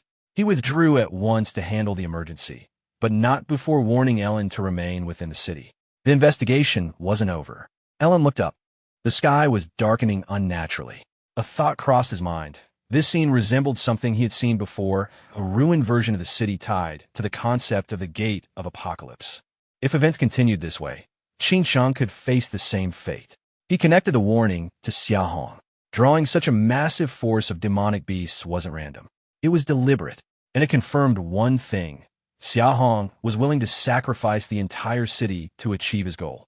Soon after, emergency alerts echoed throughout Qingsheng. All awakened job changers under 18 were ordered to gather at the teleportation array. Those 18 and above, with level 10 or higher, were instructed to report to the city walls immediately. This was not a drill. Panic spread quickly. Civilians began moving in all directions. In the chaos, a woman grabbed her child and hurried past Ellen, speaking in distress, wishing that a certain respected figure were still alive to handle a crisis like this. The situation had already begun to spiral. Hearing this, Ellen's heart sank. He couldn't shake the feeling that everything unfolding before him might have already been foreseen by his teacher. A heavy question lingered in his mind about what he should do next. Then, he suddenly remembered the 3 small pouches his teacher had left behind. After a brief hesitation, he decided it was time to open one. Inside was a simple letter. It told him to act as he wished and to follow his own heart. Ellen froze for a moment, stunned. His teacher's insight was truly beyond ordinary understanding. Slowly, his expression hardened with resolve. He put on a dark mask and declared coldly that since they were waiting for Lingyi to appear, he would not disappoint them. Elsewhere, the atmosphere grew tense. Strange sounds echoed through the air as thick clouds gathered overhead. The steady, urgent beating of drums rang out, followed by sharp commands directing troops to different positions. Orders were strict. In this battle, there would be no room for hesitation. Those assigned to the front would advance or retreat only on command, and anyone who tried to flee would be executed without mercy. Beyond the city walls, a massive horde of monsters surged forward like a tidal wave. The sight alone was enough to make anyone's blood run cold. Ellen stared in shock, finally understanding why humanity depended so heavily on fortified cities to survive in this world. Nearby, City Lord Huang questioned his subordinate about reinforcements. None had arrived. Messages sent to other cities had gone unanswered, as if swallowed by silence. The grim reality weighed heavily on him. In the eyes of powerful figures, ordinary lives meant little. Despite this, Huang rose into the air and addressed his people. His voice carried determination as he reminded them that this city was their home. The walls alone would not be enough to stop the incoming tide. Only their own strength and resolve could protect their families. He declared that he would lead from the front. If the city survived, they would survive. If it fell, they would fall with it. The soldiers responded in unison, their voices filled with unwavering resolve. They would fight to the death and never retreat. At that moment, a violent explosion tore through the sky. Lingyi appeared like a blazing comet, radiating overwhelming power. His arrival stunned many of the job changers, who knew just how terrifying his forbidden curses were. Some even believed his power surpassed Ellen's. Seeing him, hope began to stir among the defenders. Since he had been entrusted by the late Master Zugekining, perhaps there was still a chance to survive. At the front lines, Lingyi raised his voice, rallying the warriors to stand with him and drive back the invading swarm. Without hesitation, he unleashed karmic flames that swept across the battlefield, incinerating large numbers of demonic beasts in an instant. From a distance, Xiong and his masked followers observed everything in silence. The masked leader confirmed that Lingyi had indeed appeared. Xiong's lips curved into a faint smile. This was exactly what he had been waiting for. Xiong gave the order without hesitation. His masked men surged forward at once, charging through the battlefield littered with corpses of demonic beasts and fallen job changers. Their sudden appearance drew attention immediately. At first, many assumed they were reinforcements, perhaps a hidden force left behind by Master Zugakeening. Their presence alone was intimidating, their aura far beyond ordinary fighters. But within seconds, confusion spread. These masked men were not attacking the beasts at all. Instead, they forced their way straight through the chaos, using sheer strength to carve a path forward. City Lord Huang frowned, unable to understand where so many powerful individuals had come from or what their true objective was. Not far away, Yimueng watched carefully. He recognized the situation instantly.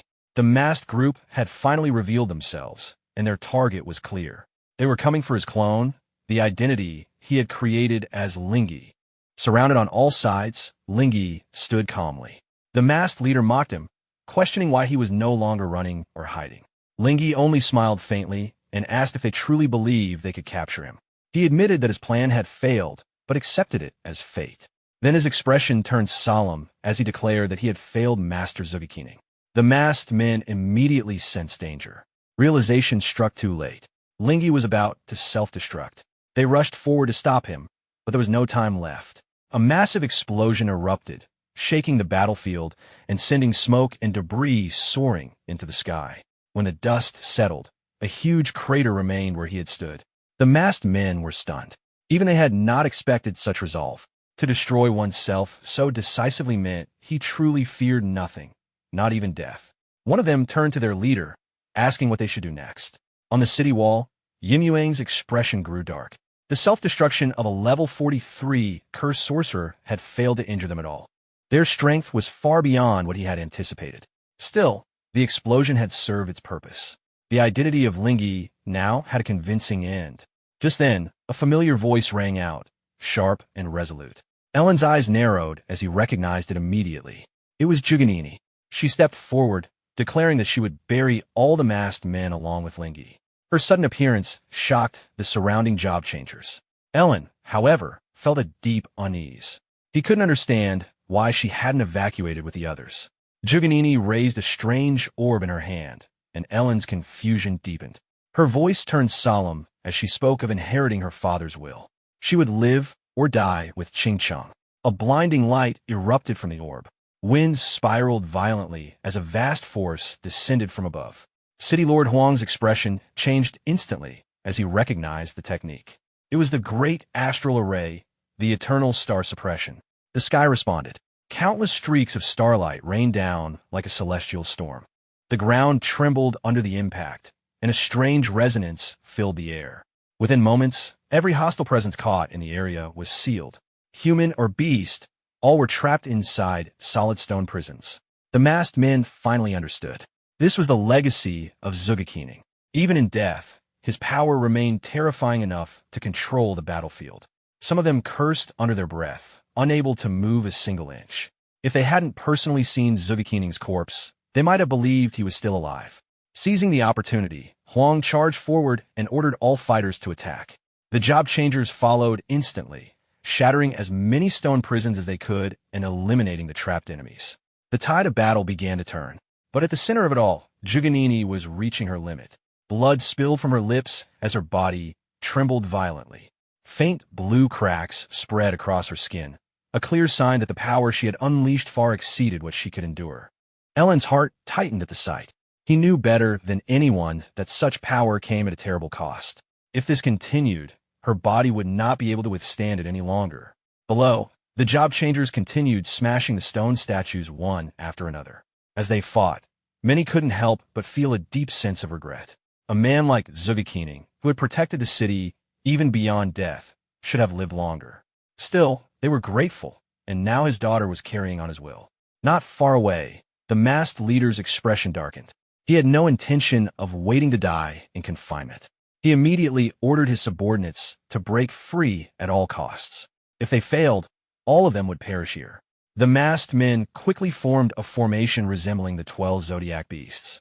Their energies merged, glowing with a radiant golden light that bound them together. In the next instant, the stone prison shattered. They broke free. Now, liberated, the masked leader looked up at Juganini. Without hesitation, he formed a dark blue arrow and released it straight toward her. Juganini didn't move. In her dazed state, she believed she was about to meet her father. But just as the arrow was about to strike, her body was suddenly pulled aside. Yamashwang appeared, catching her and placing her gently on the ground. Even in her weakened state, she murmured softly, mistaking him for her father. He looked at her quietly for a moment. No matter how much he found her troublesome, he couldn't stand by and watch her die. His expression turned cold as he stepped forward. He activated a forbidden technique, his aura surging violently. He declared that he would be the one to end this conspiracy. Drawing his bow, he activated his class talent, pushing it to its limit. The attack transformed into the god-slaying arrow of heavenly punishment. This forbidden curse demanded a heavy price, sacrificing one's lineage and future for overwhelming power. In return, it unleashed an arrow carrying 10 times the user's strength, capable of slaying even divine beings. The arrow tore through the air and struck the masked leader head-on. A violent explosion followed, shaking the battlefield and kicking up a massive cloud of dust. When the smoke cleared, the masked leader still stood there, completely unharmed. Even he seemed slightly intrigued. To block such an attack meant that a hidden expert might be present on the battlefield. One of the masked men immediately rushed forward, eager to confront this mysterious opponent alone. The leader ordered him to capture the expert alive, warning that failure would not be tolerated. Within the thick cloud of dust, Yamashwang moved silently. He put on a mask and took out a divine artifact. Even Ellen was amazed, realizing once again just how unfathomable his teacher had been. As the artifact activated, it began to react violently. Ellen quickly understood the reason. It required a specific bloodline. He glanced at the unconscious Juganini and quietly apologized. For the sake of saving the city, he had no choice. He carefully used a drop of her blood on the artifact. The reaction was immediate. A dazzling light burst forth, radiating endless azure starlight. A massive dome expanded outward, covering the entire city of Chingchong and stretching far beyond its borders. The power unleashed was overwhelming. Aside from one masked man named Chunlong, who was blasted away, every other masked figure and demonic beast within the dome was instantly annihilated. The remaining enemies, witnessing such terrifying power, lost all will to fight. They turned and fled without hesitation. The azure dome shone brilliantly, visible for miles away. Even the forests beyond reflected its glow, as if the entire world had been wrapped in its protection. Ellen descended slowly to the ground, his eyes reflecting the lingering light. He couldn't help but feel astonished at the sheer power of the artifact. After a brief moment, he confirmed that every monster within the area had been completely wiped out. Huang and his men stood frozen in disbelief, staring at the battlefield that had just moments ago been on the brink of destruction. As the reality settled in, and they realized that every demonic beast had been wiped out, Huang's voice finally broke through the silence. He shouted that they had won. The declaration spread like wildfire. Warriors across the battlefield erupted into cheers, their exhaustion replaced by overwhelming relief. Many raised their voices in gratitude, praising the late Zugakining for protecting them once again, even after death. Amid the celebration, Ellen quietly returned the divine artifact to Juganini's hands. He had no intention of taking credit. Letting her be seen as the one who saved the city would draw attention away from him. As far as anyone else was concerned, he had nothing to do with this miracle. Just as he turned to leave, a weak cough caught his attention. Ellen looked over and saw Chunlong still alive. The man's condition was poor, but his eyes were clear. To Ellen's surprise, Chunlong actually thanked him for saving the innocent people of Chingchong. Ellen frowned, pointing out the obvious. It was their group that had lured the monsters here in the first place. Now he was offering thanks as if none of that mattered. Chunlong simply replied that he had no choice. There were things Ellen would not understand. Ellen stared at him for a moment, then a thought crossed his mind. Instead of finishing him off, he offered to spare his life on the condition that Chunlong do him a favor. Pale, but curious, Chunlong agreed to hear him out. Then the scene shifted. Xiong stood with his masked followers, already aware of everything that had transpired. One of his men reported that the artifact left behind by Zugakining was far more powerful than expected, forcing them to retreat. Xiong gave a faint chuckle. saying there was no need for explanations. He had seen it all himself. At that moment, Chunlong emerged from the forest, carrying a ragged sack. He knelt before Xiong and tossed it forward, claiming that he had killed the job changer responsible for attacking from below the city. According to his investigation, the man had no connection to the incident. For a brief moment, Xiong remained silent. Then he raised his hand. An invisible force dragged Chunlong forward, lifting him off the ground. Xiong's grip tightened around his neck as he coldly questioned when Chunlong had learned to lie to him. After all, Chunlong was someone he had personally raised. Struggling to breathe, Chunlong insisted that he would never dare deceive him. The surrounding masked men immediately knelt, pleading for mercy. They argued that this was not the time to lose manpower. After a short pause, Xiong released him. He warned Chunlong that there would not be a second chance. Chunlong quickly expressed his gratitude. Xiong then ordered everyone to withdraw. This matter required careful consideration, especially now that a divine organization had become involved. As the others disappeared without a trace, Chunlong lingered behind. Suddenly, Xiong coughed violently, fresh blood spilling from his lips. Chunlong was startled, realizing that his lord had been injured. Xiong raised a hand to silence him, ordering him to help him back immediately and to tell no one about his condition. Concerned, Chunlong asked who could have possibly wounded him. Xiong's expression darkened. He revealed that the opponent was an envoy from the divine organization. His voice carried both anger and restraint as he said this debt would not go unsettled. Once he recovered, there would be a reckoning. Under the pale light of the crescent moon, Xiong glanced at the blood in his palm, his gaze turning colder than ever. As dawn broke over the city walls of Qingchong, the aftermath of the battle finally came into focus. City guards moved across the battlefield, clearing away the countless monster corpses and loading them onto trucks. The air still carried traces of smoke and blood, but there was also a sense of relief. Not far from them, Ellen worked quietly, blending in as he helped with the cleanup. While his actions seemed ordinary, his thoughts were anything but calm. His level had just reached 50. The moment he confirmed it, excitement surged through him.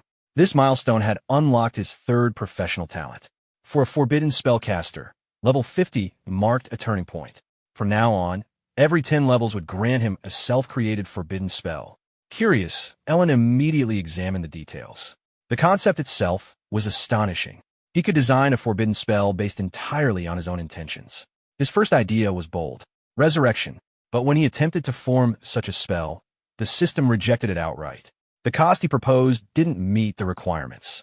Still, instead of failing completely, the system adapted his intent and generated a related forbidden spell. The result was the resurrection of the dead. This spell allowed him to sacrifice half of his life force to bring a deceased being back as an undead creature. The revived entity would retain all of its original abilities but would lack self-awareness. Its level would match his own, and even if destroyed, it could be summoned again indefinitely. Ellen was stunned. The implications were enormous. His first thought went straight to his teacher, Zugakining. If he used this spell, he could bring his teacher back, at least in some form. But that idea quickly made him pause. If he summoned an undead version of his teacher, how would Juganini react? More importantly, would such a being truly be worth it? Without consciousness, it might not even compare to the clones he already used. After weighing it carefully, Ellen decided to hold off. For now, it was better not to touch such a dangerous ability. Exhaustion soon followed. After everything that had happened, rest was long overdue. A few days later, Qingchong was still immersed in celebration. Surviving the demonic beast tide had united the entire city, and spirits were high. At the same time, another important event was taking place. The city's young talents were preparing to leave for their respective academies. Crowds gathered to see them off. Among them were the most promising individuals of the new generation. The elite, like Juganini, had secured admission into the prestigious Supreme Academy. Others would attend institutions like Dash Academy. Ellen stood among them, along with his bodyguard identity, Yamishwang. With this arrangement, he could attend the academy while maintaining both identities, making things far more convenient for him. At that moment, Juganini approached, but she didn't come for Ellen. Her attention was fixed on Yamishwang. After confirming his identity as Ellen's bodyguard, she mentioned that he had saved her during the beast invasion. Yamishwang denied it calmly, claiming she had mistaken him for someone else. Juganini didn't back down. She revealed that his life force had been recorded on her astrological compass. There was no way he could deceive her. This revelation caught both Ellen and his clone off guard. He couldn't understand how his trace had been left on the divine artifact. Still, he brushed it off casually, saying he helped others whenever he felt like it. Juganini accepted the answer, though her pride remained evident. She said she didn't like owing favors and handed him her contact information. If he ever needed help, he could find her at the Supreme Academy. Yamashwang took the card without much interest, replying that he might visit someday. Juganini left soon after, carrying herself with the same confidence as always. Ellen watched her go, his thoughts unreadable. Before long, City Lord Huang stepped forward to address the crowd. His words were filled with hope as he spoke of the future awaiting these young talents. Their journey, he said, would lead them beyond the horizon, toward the stars and the vast unknown. Their era had officially begun. As the announcement echoed across the plaza, the teleportation array activated. Waves of light spread across the formation as students were instructed to step forward according to their assigned academies. Juganini and the other top talents heading to the Supreme Academy were given priority. One by one, they vanished into the light. Soon after, it was the turn of those heading to Dasha Academy. Ellen closed his eyes as the array activated beneath him. A surge of energy enveloped his body, followed by a flash of brilliant golden light. In the next instant, the scenery changed completely. He arrived at a place surrounded by lush green mountains and clear flowing springs. The air felt pure and refreshing. Ancient characters were carved into a massive stone wall nearby, giving the place a sense of history and grandeur. Guides stood below, directing the newly arrived students. Ellen took in a view, quietly impressed. The scale and atmosphere of Dasha Academy were far beyond anything in Qingchong. Being in the imperial capital also meant greater safety. For him, this was the perfect opportunity. Without drawing attention, he activated his technique and swapped consciousness with his clone using the 1-chi into 3 pure body method. In an instant, his perspective shifted. Now, his clone identity, Yamashwang, stood in the open while his real body remained hidden. Just then, Galinga hurried over. He had clearly been waiting for a while and immediately asked why Ellen had taken so long. Seeing him finally arrive, he looked relieved, especially knowing that Yamashwang was present as protection. Ellen nodded casually, though he pointed out that Dasha Academy itself was already far safer than Qingchong. Galinga didn't argue and instead offered to show him around. Before they could leave, they were approached by a senior student named Hanujin. After confirming that both of them were freshmen, she informed them that she would guide them through the registration process. Galingu, as usual, tried to flatter her, complimenting her appearance and subtly boasting about their status. Hanujin remained calm and largely indifferent, though she politely acknowledged the compliment. She urged them not to waste time and led them toward the administration area. Along the way, she pointed out key locations. The main path led directly to the administration building. A turn to the right would pass the first cafeteria, and beyond there were the dormitories, numbered 1 through 9. Soon, they reached the registration desk. Hanujin asked for their documents and handed them over to the staff. After a brief review, the teacher paused when looking at Ellen's file. Learning that he came from Qingchong and was the top scorer of the year, the teacher couldn't help but question why he hadn't gone to the Supreme Academy. Hanujin also looked at him in surprise, clearly wondering the same thing. Ellen scratched the back of his head and gave a simple answer. He was a forbidden mage, and because of that, the Supreme Academy had rejected him. The teacher sighed lightly, calling it a pity. Still, since everything checked out, Ellen was instructed to proceed with the verification test. Ellen stepped into the testing device. Moments later, the results were displayed. His name, class, and level appeared clearly. Silence followed. The teacher, Hanujin, and the surrounding freshmen all stared at the screen, wondering if the machine had malfunctioned. If it hadn't, then how had Ellen reached such a level already? If he were just a few levels higher, he would already rival second-year students. Hanujin couldn't help but recall her own enrollment. Back then, she had only been level 18. Meanwhile, Ellen remained calm on the surface, though inwardly he felt relieved. Keeping his clone at level 28 had been the right decision. If his true level of 50 had been revealed, the reaction wouldn't have been simple shock. It would have been complete chaos.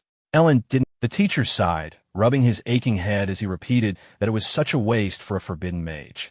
Still, he needed to decide which class to place Ellen in. A moment later, he ran into a problem. Classes were usually divided by profession to make teaching easier, but a forbidden spellcaster was extremely rare. Another teacher walked over and noticed his colleague's troubled expression. Curious, he asked what was wrong. The teacher admitted grimly that he had no idea where to place Ellen. After taking a look himself, the second teacher was equally stunned by Ellen's level in class. He paused to think, then poured himself a drink before suddenly coming up with an idea. He suggested assigning Ellen to Professor Shin, mainly because no student had willingly studied under him for 5 years. The other teacher asked if he was joking, but he shook his head. Professor Shin was obsessed with researching longevity arts, and since forbidden mages had short lifespans, Ellen was the perfect subject for his studies. Besides, if Professor Shin somehow succeeded and created an immortal forbidden mage, Dasha Academy would gain a living legend. The other teacher agreed, but pointed out that Professor Shin's past students either became permanently disabled or mentally unstable. Being a forbidden mage was tragic enough already, and sending Ellen to Shin felt cruel. Ellen suddenly interrupted and asked, "Is Professor Shin weak?" The teachers quickly denied it. In terms of strength, Professor Shin was incredibly powerful. The problem was that his logic and research methods were completely insane. Professor Shin always taught students one-on-one. A few years ago, he accepted a gifted Black Knight student. After developing a strange skill for him, the student became a headless horseman engulfed in hellfire. His combat power doubled instantly, but unfortunately, he also literally lost his head. The next year, Shin trained a summoner capable of calling monsters from the demon realm. He created another custom skill for her, allowing a level 25 student to summon a level 50 monster. Ellen and Yimuang followed Hanu Jin from a distance. She instructed Ellen to continue down the path to a laboratory where Professor Shin usually stayed. Unfortunately, she could not accompany them inside. Ellen thanked her, then told Yimuang to find a secluded place to grind levels and wait for his summons if needed. Yimuang nodded and quietly left. As Ellen approached the lab entrance, he heard Professor Shin muttering to himself. According to the records left behind by the great immortal of love, if one seeks immortality, one must first sever the 7 emotions and 6 desires. Only then can one walk the path of ruthlessness. Professor Shin then concluded that to achieve immortality, he first needed to find a beautiful woman with a kind heart and make her betray him.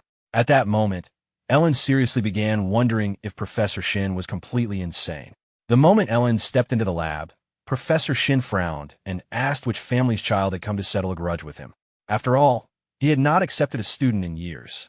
Ellen introduced himself and explained that he was this year's student. Professor Shin froze in disbelief. He shouted, asking if Ellen had lost his mind.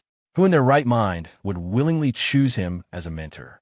To make things worse, Ellen admitted he specifically came because of Professor Shin's infamous reputation. He quickly added that he was perfectly sane, but Professor Shin already looked at him like a hopeless case. Putting on a sincere expression worthy of an Oscar, Ellen explained that he was a forbidden spellcaster and did not have many years left to live. He had heard Professor Shin was researching longevity arts, and if the professor truly succeeded, then perhaps he would not have to die. Ellen declared that he had wandered half his life without finding a true master. If Professor Shin allowed it, he wished to call him mentor. As Ellen slowly raised his head, he expected skepticism, but instead saw tears streaming down the old man's face. Professor Shin cried out that for 50 years everyone had treated him like a madman. His wife left him for his own brother. The dean thought his theories were absurd, and the academy exiled him to the most remote lab on campus. Then he tightly hugged Ellen, saying he had finally found someone who truly understood him. Ellen solemnly declared that from now on, Professor Shin would no longer fight alone. He would stand beside him. Professor Shin Jingyan officially accepted Ellen as a student, though he immediately added something so strange it made Ellen cringe inwardly. Apparently, the professor hoped that even if they were not born on the same day, they would at least die on the same day. Now, in a much better mood, Professor Shin excitedly decided to show off his newest super god-tier skill, the invincible golden body. That instantly caught Ellen's interest. Professor Shin proudly explained that once activated, the skill granted complete immunity to all physical and magical attacks. Sadly, the fools at the academy simply could not appreciate its brilliance. Curious, Ellen asked why. Professor Shin casually explained that activating the skill completely decomposed the user's body into atoms within nanoseconds, which was why he also called it the art of disintegration. Ellen stared blankly. Wasn't that just self-destruction? But Professor Shin confidently corrected him. There was a difference. His invincible golden body did not explode, nor did it damage enemies. However, once the user turned into ashes, they naturally became immune to all attacks. Ellen immediately praised the professor as a genius. Satisfied, Professor Shin handed him a scroll and told him to take a look. The moment Ellen read its description, his eyes widened in shock. It was a reverse engineering skill. To anyone else, it would be worthless garbage, but to Ellen, it was practically a god-tier ability. Combined with Professor Shin's immortality research, its potential was unbelievable. Professor Shin nodded emotionally and tearfully complained that everyone else had mocked him simply because they could not understand his unique taste. Thankfully, he had finally found a kindred spirit. Excited, Ellen quickly asked if the professor had any more skill scrolls. He wanted to study all of them together and uncover their true potential. Almost instantly, the old man began rummaging through his storage boxes, proudly declaring that these were all his years of research. By coincidence, one of the scrolls dropped directly in front of Ellen. The moment he picked it up and read the description, he was stunned once again. Professor Shin noticed Ellen's stunned expression and immediately rushed over, asking what kind of skill scroll could leave him speechless. Ellen explained that ordinary people would die if their body temperature dropped to 0 degrees. So theoretically, if it dropped to negative 100 degrees instead, wouldn't that stimulate brain cell activity even further? Professor Shin's eyes widened in amazement. He called the idea brilliant and wondered why he had never thought of it himself. Then, with complete sincerity, he declared that Ellen was too talented for him to teach. Maybe they should just become friends instead. No, brother sounded even better. He even suggested Ellen move directly into the lab, convinced that with the two of them working together, they would definitely conquer immortality. Ellen replied that it would be an honor. After spending more time discussing bizarre theories, Ellen eventually left the lab feeling extremely satisfied with Professor Shin's eccentric personality. Still, before the freshman assessment began, he planned to study a few more skills with the professor. A week later, all the freshmen of Dasha Academy gathered at the Academy Square according to their assigned classes. It was finally time for the freshman assessment inside the Crying Soul Realm. From the looks of it, Ellen was the only student in his class. Suddenly, a streak of light shot down from the sky and landed in the center of the platform. The dazzling entrance belonged to the dean of Dasha Academy, Ye Lin, a legendary figure with 16 different professional titles. Ye Lin warmly greeted the students and introduced himself as a professional mage, golden right hand, calligrapher, magician, ancient scholar, traveler, educator, psychologist, master hypnotist, author, navigator, pilot, singer, dancer, and midnight poet. 16 titles in total. Since this was the students' first assessment after enrollment, they would earn academy credits based on performance. The first-place student would receive 10,000 credits. The crowd instantly erupted in excitement. Nearby students whispered that academy credits could buy things money never could. With 10,000 credits alone, someone could even obtain legendary-grade equipment.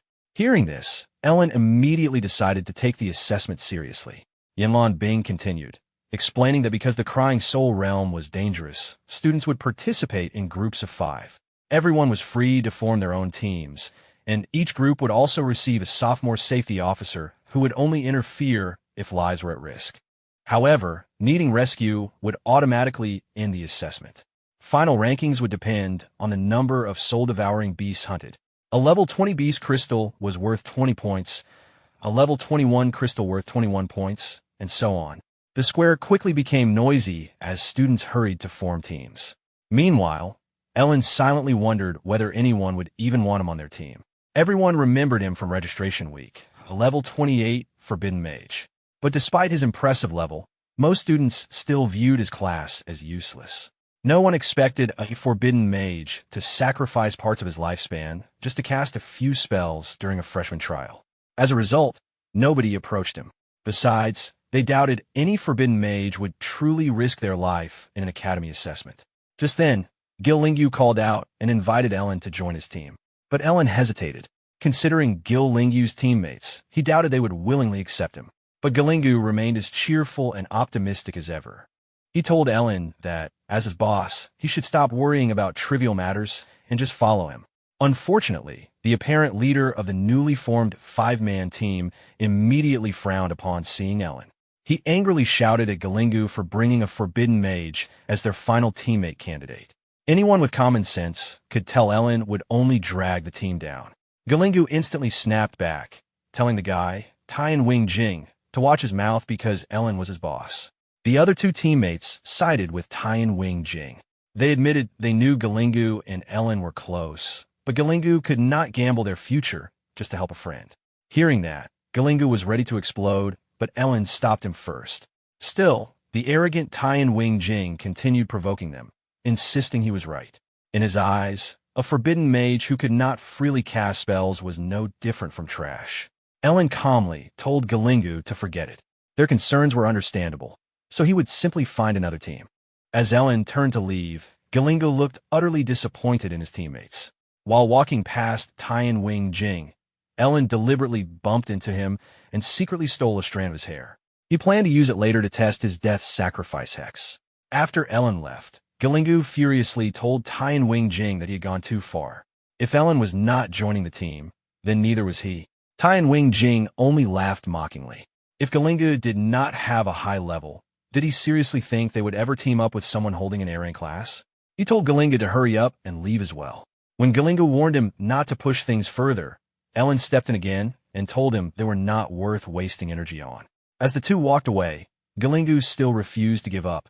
At worst, they simply needed to find 3 more teammates. In an academy this large, there had to be others willing to join them. Back at the square, Tian Wing Jing sneered disdainfully, convinced the two were cowards. He told the others to follow him so they could search for replacement teammates. But shortly after leaving, Tian Wing Jing suddenly froze. A sharp pain stabbed through his kidneys. His eyes widened, his eyelids twitched uncontrollably, and he collapsed to his knees with a scream. His 2 teammates hurriedly asked if he was all right. Yet just as suddenly as it appeared, the pain vanished. Tian Wing Jing stood there completely confused. Meanwhile, Galingu successfully found 3 new teammates, though he looked slightly embarrassed because they were also students rejected by everyone else. After introductions, Ellen met the rest of the team. The first was a white-haired girl named Lin Yu. She was not particularly stunning, but her bright, clear eyes stood out. Her class rank was even lower than Galingu's, a B-rank miracle walker. Rumor had it she worked incredibly hard and relied on a bit of luck just to enter Dasha Academy. The second teammate was a young man named Suyu. Though not as unfortunate as Lin Yu, he only possessed an A-rank Ironclad Knight class. The final teammate, Duan Ling, was entirely different. Her class was an SSS-rank Poison Mage. Poison mages were extremely rare. Not only could they kill and control enemies with deadly toxins, but they could also place berserk enhancements on allies. After a quick inspection, Ellen realized the 3 new teammates were not particularly strong, but that did not matter much to him anyway. Taking the lead, he told everyone to follow. At the entrance to the Weeping Soul Secret Realm, the group met their assigned sophomore safety officer, Hanu Jin. It was quite the coincidence meeting her again. The moment she saw Ellen, Hanu Jin struggled to hide her shock. After all, Ellen had spent an entire month studying under Professor Shin and was still completely unharmed. At Dasha Academy, that alone was practically a miracle. Seriously, how did this freshman survive? Ellen forced out an awkward smile and simply said he had been lucky. Hanu Jin did not press further. After scanning the group, she introduced herself as their safety officer and a level 36 wood-type mage. She warned them to stay cautious and immediately asked for help if they encountered life-threatening danger. If necessary, she would step in herself, so they should not act recklessly. With that, she led the team straight into the Weeping Soul Secret Realm. The scenery around them shattered and reformed alongside the sound of dripping water. When the group regained their bearings, they found themselves inside a vast network of underground caverns.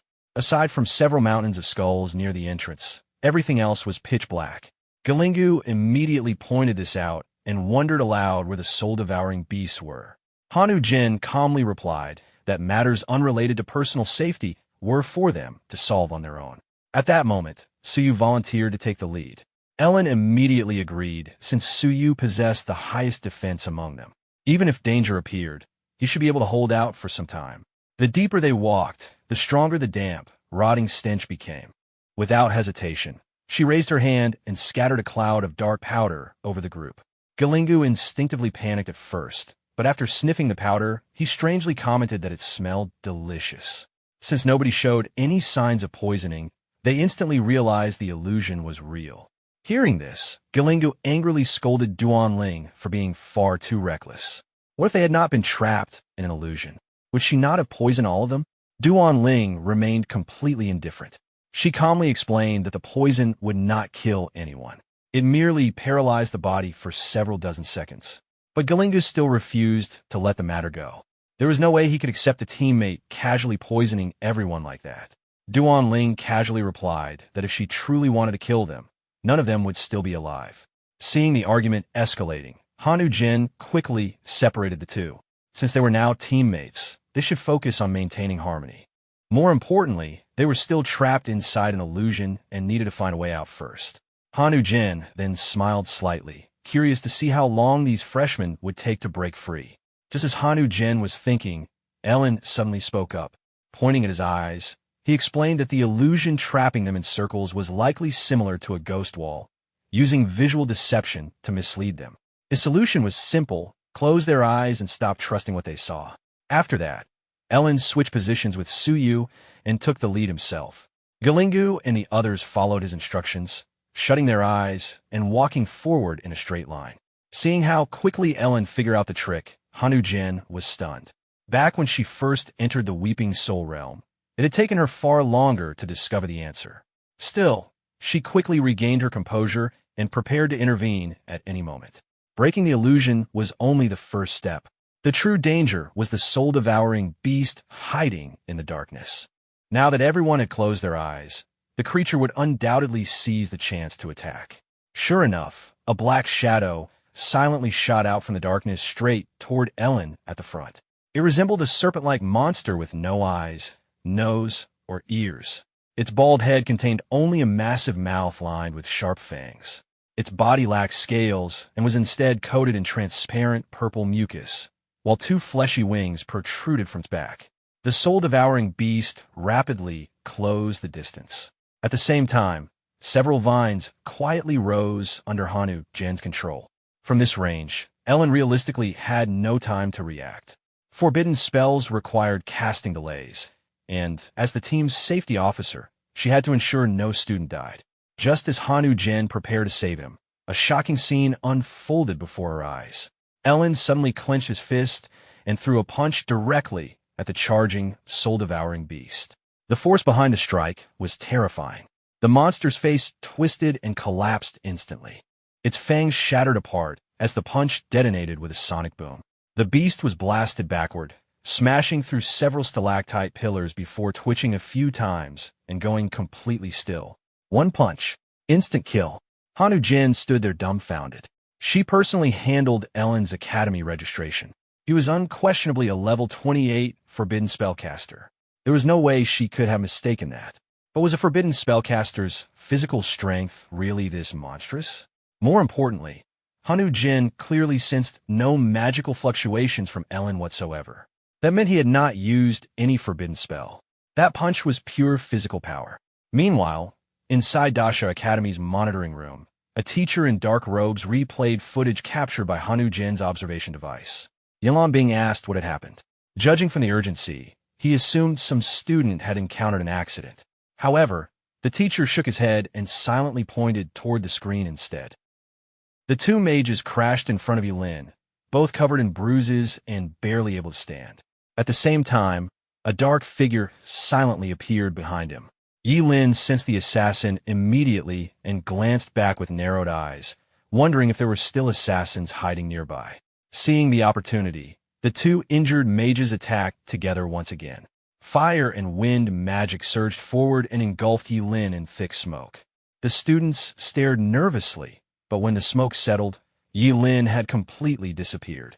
One of the mages broke into a cold sweat and looked around in confusion, unable to understand where Ye Lin had gone. A second later, Ye Lin suddenly appeared behind the assassin with a grin on his face.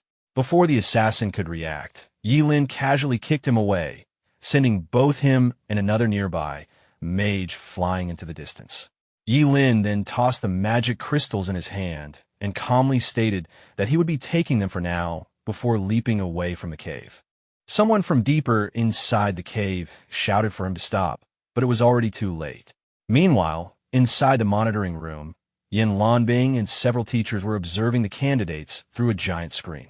While watching Ye Lin's performance, Yin Lanbing asked the others what they thought about him. The teachers were filled with excitement. They praised Ye Lin's strength and questioned how the Supreme Academy could have rejected such a talented candidate in the past.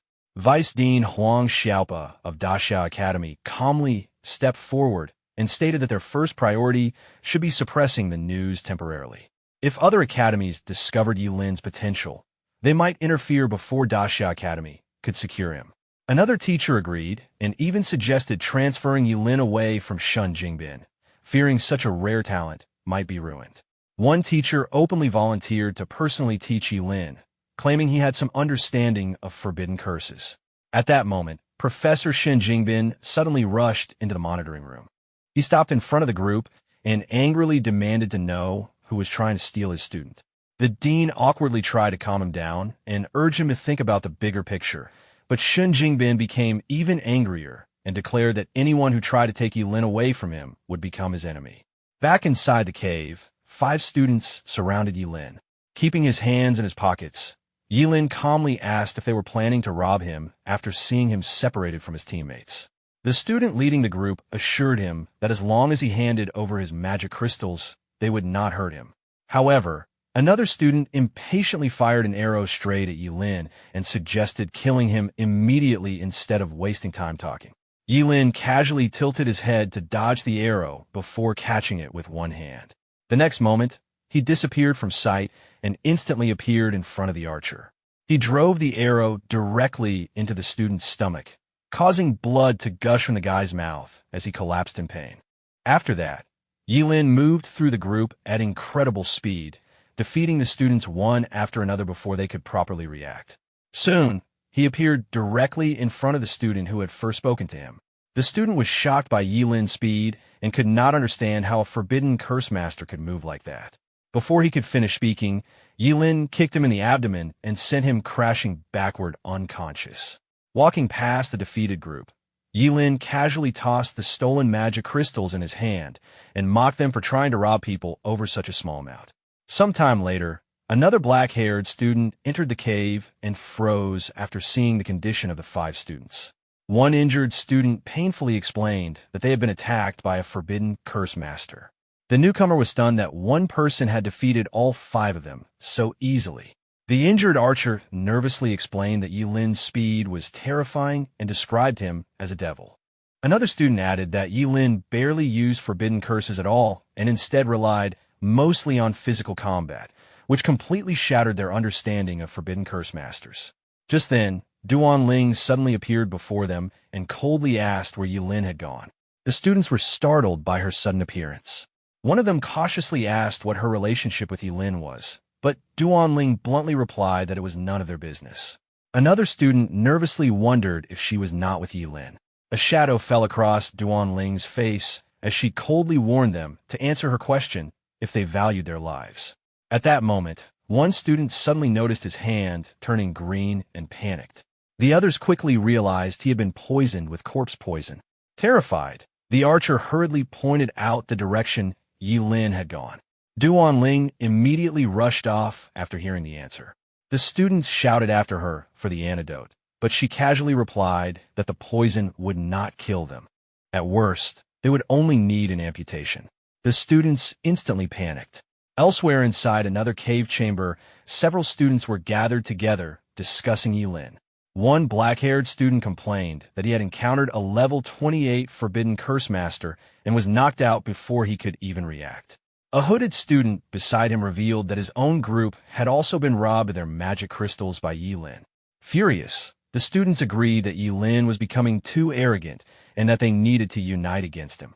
At that moment, a girl named Lu Yutong entered the chamber and told everyone to quiet down. Crossing her arms, she explained that although Ye Lin was their common enemy, another dangerous person was also searching for him. When the students asked who she meant, Lu Yutong introduced Duan Ling, the SSS-rank Calamity Poison Warlock from Daxia Academy. She explained that Duan Ling was infamous for poisoning people whenever she was displeased and had an extremely eccentric personality. The students did not understand what that had to do with defeating Ye Lin together. Lu Yutong then suggested using both sides against each other, allowing the tiger to swallow the wolf. Meanwhile, Ye Lin casually wandered through the cave while searching for more students. After finding nobody for a while, he found it strange and wondered if everyone was intentionally hiding from him. Suddenly, a large group of students appeared behind him. One of them loudly declared that Ye Lin's time of death had arrived. Ye Lin slowly turned around and calmly commented that either nobody appeared at all or everyone showed up together. Lu Yutong stepped forward and introduced Duan Ling to him, claiming she had brought the person Ye Lin was searching for. Duan Ling then slowly walked toward Ye Lin. Seeing her approach, Ye Lin immediately became nervous. However, instead of attacking him, Duan Ling stopped directly in front of Ye Lin and bluntly confessed that since he had saved her before, she wanted to become his woman. The sudden confession left Ye Lin completely speechless. The surrounding students were completely stunned after hearing Duan Ling's sudden confession. Lu Yutong stared at the two in disbelief and shouted, wondering if they had actually joined forces. A student behind her nervously complained that this was nothing like their original plan. Instead of driving the tiger against the wolf, Duan Ling had practically thrown herself into Ye Lin's arms. Another student panicked even further, realizing they now had to face both a forbidden curse master and a deadly poison witch at the same time. However, Lu Yutong quickly calmed herself and reminded everyone that they still had the numbers advantage. Even if Ye Lin and Duan Ling teamed up, there were only two of them. The students immediately regained confidence and shouted that they should attack together and take back their magic crystals. Hearing this, Duan Ling stepped in front of Ye Lin protectively and assured him that she would not let anyone hurt him. Ye Lin slapped his forehead helplessly and awkwardly pointed out that they were not actually a couple. Then, without wasting more time, Ye Lin raised his hand toward the crowd and activated the forbidden spell, world-destroying raging thunder. A violent explosion erupted across the battlefield. As the dust slowly settled, the students could be seen collapsed across the ground, while Ye Lin calmly declared that they had already lost. Since none of them had any magic crystals left, they were no longer worth his time. But Lu Yutong suddenly grinned and called out to Ye Lin once more. Beside her, a student was holding Ling Yu hostage with a knife pressed against his neck. Seeing this, Ye Lin's expression changed immediately. Lu Yutong smugly threatened him, saying that if he did not return all the magic crystals he had stolen earlier, Ling Yu would lose his limbs. Despite being restrained, Ling Yu quickly shouted for Ye Lin not to worry about him because they would not dare kill him. Hearing that, Ye Lin clenched his fists and coldly replied that if that was the case, then he would no longer hold back. Lu Yutong and the others immediately became nervous as they tightened their grip on Ling Yu. Ye Lin narrowed his eyes and calmly stated that they were the ones who forced him into this situation. The next second, he activated Sacrifice, Absolute Hexagram Array. A massive blue beam of energy swept through the battlefield instantly. The attack overwhelmed every student at once, while carefully sparing Ling Yu.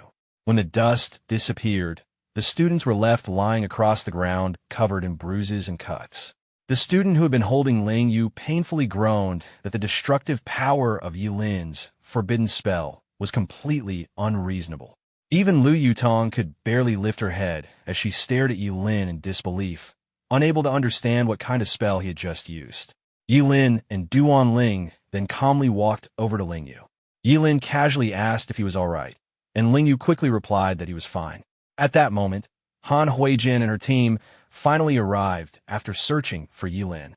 However, after seeing the defeated students scattered everywhere, Han Huijin froze in shock and asked what had happened.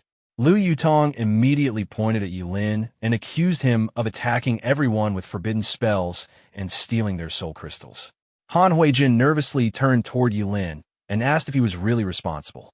The defeated students quickly stood up and began accusing Ye Lin together. They claimed he had tried to kill them and declared they would report him to the academy and have him expelled.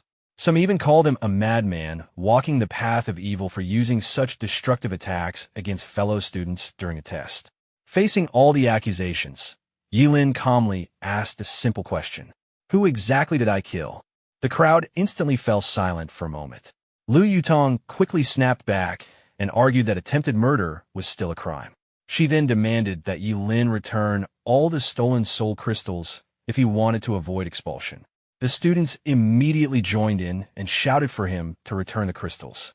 Ye Lin suddenly burst into laughter. Confused and irritated, Lu Yutong demanded to know why he was laughing and questioned whether he was not afraid of being expelled.